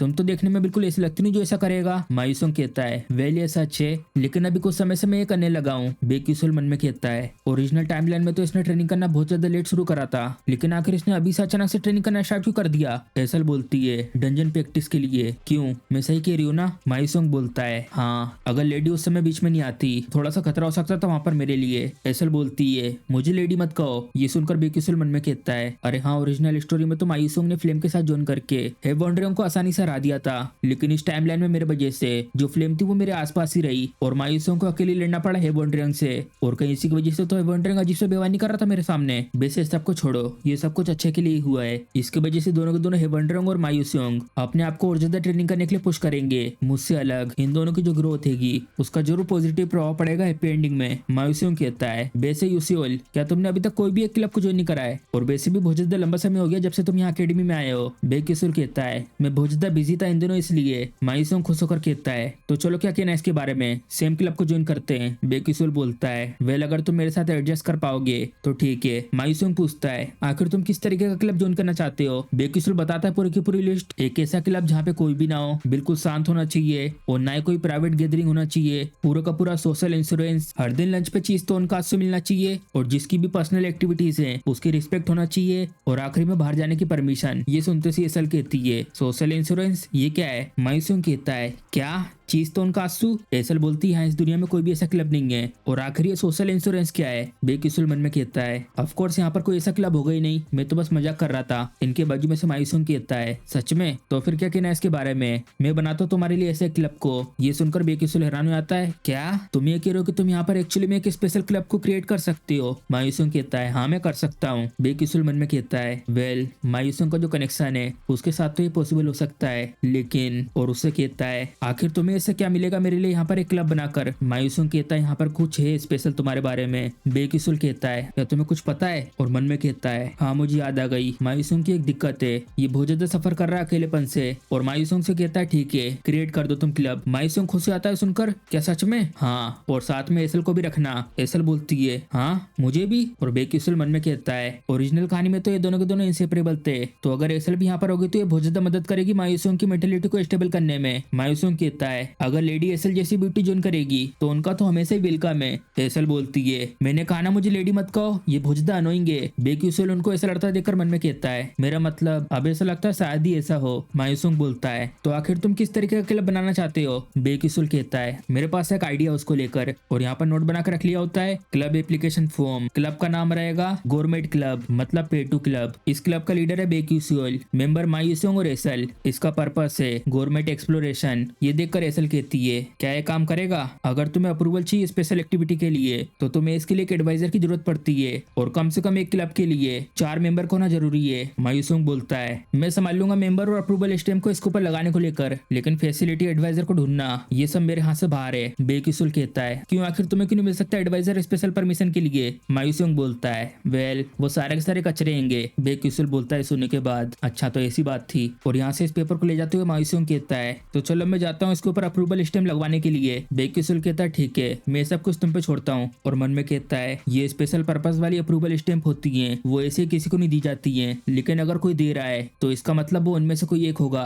और उसके बाद हमारा सीन यहाँ पर शिफ्ट होता है फर्स्ट आवर पर। यहाँ पे वाइस प्रिंसिपल बैठे हुए होते हैं अपनी चेयर पे, और गेट खोलने की आवाज आती है और हैरान होकर देखते वहाँ गेट की तरफ। ओ माय तुम्हारा स्वागत है यंग मास्टर। मायूसुंग बोलता है आपसे मिले बहुत लंबा समय हो गया ग्रैंडफादर। और उसके बाद मायूसुंग बैठता है वाइस प्रिंसिपल की कुर्सी पर। ओ जैसा मैंने सोचा था ये सीट तो उससे भी ज्यादा कंफर्टेबल है, मुझे पसंद आई। वाइस प्रिंसिपल हंसते हुए कहते हैं अच्छा तो ऐसा है। और मन में बोलते हैं आखिर ये साइको बास्टर्ड यहाँ पे क्या करने आया है? और पूछते हैं मायूसुंग से वैसे तुम्हारा यहाँ पर आना कैसे हुआ? मायूसुंग ये पेपर को सामने करते हुए बताता है ये क्लब बनाने के लिए रिक्वेस्ट फॉर्म है, इस पर मेरे लिए स्टैम्प कर दो। वाइस प्रिंसिपल चेक करते हैं एक रिक्वेस्ट फॉर्म, सबसे पहले मुझे इसको चेक करना होगा कि इसमें जितनी भी कंडीशन है सबको फुलफिल करा गया है कि नहीं। तभी मायूसुंग अचानक से अपने हाथ को पेपर पर मारकर उनको उठाकर चेक करने से रोक देता है। तुम्हें यहाँ इसमें चेक करने की जरूरत नहीं है, बस इसमें स्टैम्प करो। वाइस प्रिंसिपल तो बहुत ज्यादा हैरान होते हैं इस सबसे, तुम ऐसा करोगे ना? क्यों? मन में बोलते मुझे इसे मना नहीं करना चाहिए, और ऐसा मैं तब तक नहीं कर सकता जब तक ये उस इंसान का सक्सेसर है। मायूसुंग से कहते हैं हाँ मैं ये करने के लिए तैयार हूँ, इसमें कोई दिक्कत नहीं है। लेकिन फिर दोनों के दोनों आपस में थोड़ी देर तक ऐसी बात करते रहते हैं। उनकी बात सुनने के बाद मायूसुंग कहता है हाँ मुझे पता है इसके बारे में, और उठ के यहाँ से जाने लगता है। तुम्हारा शुक्रिया, अब मैं चलता हूँ यहाँ से। उसके यहाँ से जाते ही वाइस प्रिंसिपल मन में कहते हैं ये बिल्कुल अपने फादर की तरह है, एक कार्बन कॉपी। ये बाशट कहीं का, इसकी इतनी हिम्मत कैसे हुई मेरे सामने एरोगेंट होने की? लेकिन वैसे भी ये सब ज्यादा लंबे समय तक नहीं रहेगा,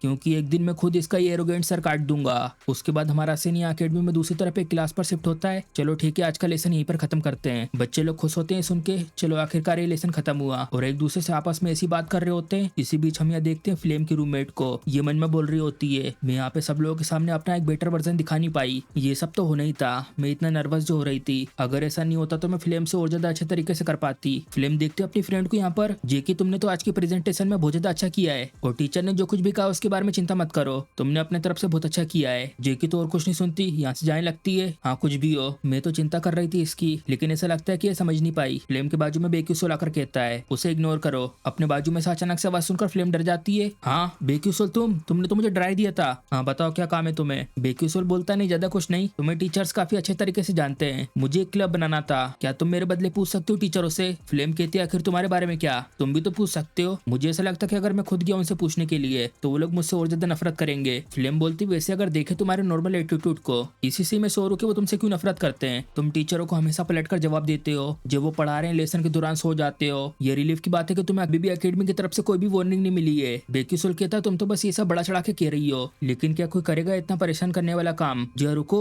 मैं तो इसके बारे में भूल ही गई थी। क्या तुम क्लोज नहीं हो असिस्टेंट प्रोफेसर एटलीसिया एटलीसिया के। बेन उसके बाद सीधा एटलीसिया के पास जाने लगता है। तो असिस्टेंट्स भी ले सकते हैं गाइडेंस प्रोफेसर के रोल को। मुझे पता नहीं था इसके बारे में क्योंकि मैं गेम खेलने के दौरान स्टोरी के ऊपर फोकस करता था। और ऐसी सोचते सोचते बेक्यूसल की नजर सामने प्रोफेसर मेजन पे पड़ती है। इनको यहाँ पर मुस्कुराते हुए देखता है इविल तरीके से। हाँ, ये सब क्या था। उसके बाद आ जाता है यहाँ पे एटलीसिया के पर्सनल रिसर्च लैब में। आते से यहाँ पर एटलीसिया को हेलो करता है। हाँ, बेक्यूसल देखता है यहाँ इसके आसपास कागज बिखरे हुए होते हैं। असिस्टेंट प्रोफेसर एटलीसिया और एटलीसिया रो रही होती है। बेक्यूसल को यहाँ देखकर जल्दी से अपने आंसुओं को पोंछती है। तुम यहाँ पर कैसा ना हुआ तुम्हारा? बेक्यूसल पूछता है। आखिर ये सब यहाँ पर क्या हुआ है? एटलीसिया हिचकिचाते हुए बता रही होती है। तो जो यहाँ पर हुआ है वो बात ऐसी है कि, और उसके आगे कुछ बोल नहीं पाती। बेक्यूसल देखता है यहाँ नीचे पड़े हुए कागजों को। एटलीसिया आखिर उस सब का क्या हुआ जिसको लेकर तुम इतने दिनों से तैयारियां कर रही थी? एटलीसिया बताती उसके बारे में। मैंने वो दे दिए प्रोफेसर मेजन को। क्या तुम्हें पता है जल्दी एक सभा बिठाई जाएगी रिसर्च को लेकर। प्रोफेसर ने मुझसे ये कहा है कि वो उन्हें वहाँ पर यूज करेगी, तो इसलिए मुझे उनका ग्रेटफुल होना चाहिए। उनके लिए यूज करना उसे ऐसी जगह पर जहाँ पर इतने आउटस्टैंडिंग एल्केमिस्ट हैं। बेक्यूसल कहता असिस्टेंट प्रोफेसर एटलीसिया, तुम्हारी मेहनत को तुमसे चुरा लिया गया है। जिसकी पूरी की पूरी मेहनत इसमें लगी हुई है, क्या तुम्हारा नाम भी वहाँ पर लिया जाएगा? एटलीसिया कहती सब कुछ ठीक है, कोई बात नहीं, इससे भी मुझे सीखने को ही मिला है। बेक्यूसल अपने बाल खुजाते हुए मन में कहता है, मुझे नहीं लगता कि ये सही टाइम होगा क्लब के बारे में अभी इनसे बात करना। और वैसे प्रोफेसर मेजन भी उस फॉर्मूले को जल्दी से सोल्व कर देंगी, इससे पहले कि प्रोफेसर ये कर पाती। मैं चाहता था कि एटलीसिया इसको खुद पूरा करे, लेकिन और एटलीसिया से कहता है यहाँ पर अभी भी कुछ है जिसको तुमने तैयार करा है। मैं उसी की बात कर रहा हूँ जिसको हम लोगों ने पहले सोल्व करा था लास्ट टाइम। एटलीसिया बताती है, अच्छा क्या वो रैंडम सीक्वेंस कन्वर्जन टेक्निक? मैं इसको लेकर काम कर रही थी क्योंकि जो तुम्हारा आइडिया था वो काफी इंटरेस्टिंग था, लेकिन ये काम कर ही नहीं पाया। इसी वजह से तो इसको 300 सालों से कोई भी सोल्व नहीं कर पाया। लेकिन इसे सोल्व करना इतनी बड़ी दिक्कत नहीं है। मुझे ऐसा लगता है कि मैं इसे सोल्व कर सकती हूँ। अगर मैं इसके बस एक चीज का आंसर निकाल लूँ तो मैं इसे पूरा कर सकती हूँ। बेक्यूसल बोलता है मैं कर दूंगा उस पार्ट को सोल्व। एटलीसिया हैरान हो जाती है सुन के, क्या क्या कहा तुमने अभी? ये क्या तुम सच में इसे सोल्व कर दोगे? बेक्यूसल सामने बोर्ड की तरफ जाता हुआ कहता है, हाँ मैं ये कर सकता हूँ, लेकिन ये कुछ ऐसा है जो मैं बस कॉन्फिडेंटली सोल्व कर रहा हूँ। मुझे बाकी सब पता नहीं है, बस मैं इसका आंसर निकाल सकता हूँ। और जल्दी जल्दी उसके आंसर को लिख रहा होता है बोर्ड पे। बेक्यूसल को इस टेक्निक का ये पार्ट सोल्व करता देख पीछे से एटलीसिया हैरान होकर देख रही होती है। मायूसुंग बताता है लेकिन ये तुम्हारे वाले आंसर से अलग होगा। एटलीसिया जल्दी से आकर चेक करती है और आते से बता रही होती है इस फॉर्मूले में क्या क्या लगा इसको सोल्व करने के लिए। एटलीसिया को इस सब के बारे में बात करता देख उसकी तरफ मुस्कुराते हुए देख मन में कहता है, बस एक बार देखने भर से ये पूरी तरीके से इसमें खो गई है। सच में क्या तो इम्प्रेसिव कॉन्सेंट्रेशन है। ये एक असली जीनियस है मेरे से बिल्कुल अलग, जिसने बस उस चीज को कॉपी कर यहाँ पर लिखा है जो मैंने देखा था। वो एक ऐसी जीनियस है जो ह्यूमैनिटी के फ्यूचर को चेंज करेगी। तो इसी के साथ जो मेरा यहाँ का रोल था वो खत्म होता है। अब मुझे बस उसके टैलेंट के ऊपर भरोसा रख के बस इंतजार करना है। और उसके कुछ दिनों बाद बेक्यूसल एकेडमी से बाहर आया होता है। चलो फाइनली आखिरकार मैं यहाँ पर आ चुका हूँ। और बता रहा होता है यहाँ पर आने से पहले पहले क्या क्या हुआ था। एटलीसिया ने उस सब के बाद फिर मेरी मदद करी थी क्लब बनवाने में, और क्लब का लीडर होने की वजह से मुझे एकेडमी से बाहर जाने के लिए पास भी मिल गया। अब मुझे यहाँ बाहर आकर काफी सही लग रहा है। वैसे पास मिलने के दौरान प्रोफेसर ने मेरे ऊपर शक तो किया था, लेकिन ये रिलीफ की बात है कि मुझे ये मिल गया। वैसे भी तब तक सब कुछ ठीक रहेगा जब तक मैं किसी भी तरीके की कोई दिक्कत खड़ी नहीं करता। और यहाँ आने के बाद देखता सामने की तरफ, ओह तो ये है तीसरा वर्ल्ड ट्री। और यहाँ इस ब्यूटीफुल सी जगह पर आकर आसपास देखता हुआ मन में कहता है, वाओ इसको तो कहीं से कंपेयर नहीं कर सकते गेम के ग्राफिक्स से। और बेक्यूसल को यहाँ पर आता देख कि एल्फ कहती है, तुमसे मिलकर अच्छा लगा स्टेला एकेडमी के मेज। दूसरा एल्फ कहता है, मैं आशा करता हूँ कि तुम्हारा ये सिंसियर हार्ट अर्थ मदर तक पहुंचे। उसी एल्फ की तरह बेन भी अपनी तरफ से कहता है, ये जो आशीर्वाद मिला है वर्ल्ड ट्री का इस ब्यूटीफुल गार्डन के रूप में, वो हमेशा तुम्हारे साथ रहे। और मन में बोलता है, ये जो व्यवहार है इनका ये शायद इसलिए हो सकता है क्योंकि पास्ट में एल्टमैन एल्टविन ने सेकेंड ट्री को बचाया था। और यहाँ पर बहुत सारे ऐसे एल्फ हैं जो पहचानते हैं स्टेला एकेडमी की यूनिफॉर्म को, और वो सबके सब फ्रेंडली हैं बिल्कुल गेम की तरह। यहाँ पर बहुत सारे ब्यूटीफुल लोग हैं, लेकिन इनके बीच खासतौर पर एक एल्फ है जो बहुत ज्यादा ब्यूटीफुल है, the king of elf flower Serin. एक ऐसी ब्यूटीफुल अपीयरेंस के साथ जैसे कि कोई गोडेस हो। बहुत से जो मेल प्लेयर थे वो सबके सब इसके पीछे पागल थे, लेकिन जो एल्फ होते हैं वो बिना किसी जेंडर के पैदा होते हैं। जब वो लोग किसी से प्यार करने लगते हैं तब वो लोग उसी के हिसाब से अपने जेंडर को भी चेंज कर देते हैं। जो सेरीन थी वो भी फीमेल ही पैदा हुई थी, लेकिन क्योंकि अभी तक इसे अपना सच्चा प्यार नहीं मिला है तो इसी वजह से अभी तक इसका कोई भी जेंडर नहीं है। लेकिन बाद में फ्लेम के प्यार में गिरने की वजह से ये चूज करेगी एक लड़का बनना, चाहे तुम किसी भी तरीके का रूट क्यों ना चुन लो। लेकिन यहाँ पर कोई भी ऐसा रास्ता नहीं है जहाँ पर सेरीन लड़की बनना चूज करेगी। तो इसी की वजह से जो बहुत सारे लड़के थे उनका दिल भी टूट गया था और सबके सब डिस्पेयर में जा गिरे थे। उनमें से एक मैं भी था जो पसंद करता था सेरीन को, और बेक्यूसल को वो मिल जाता जिस वजह से वो यहाँ पर आया था। ढूंढ लिया।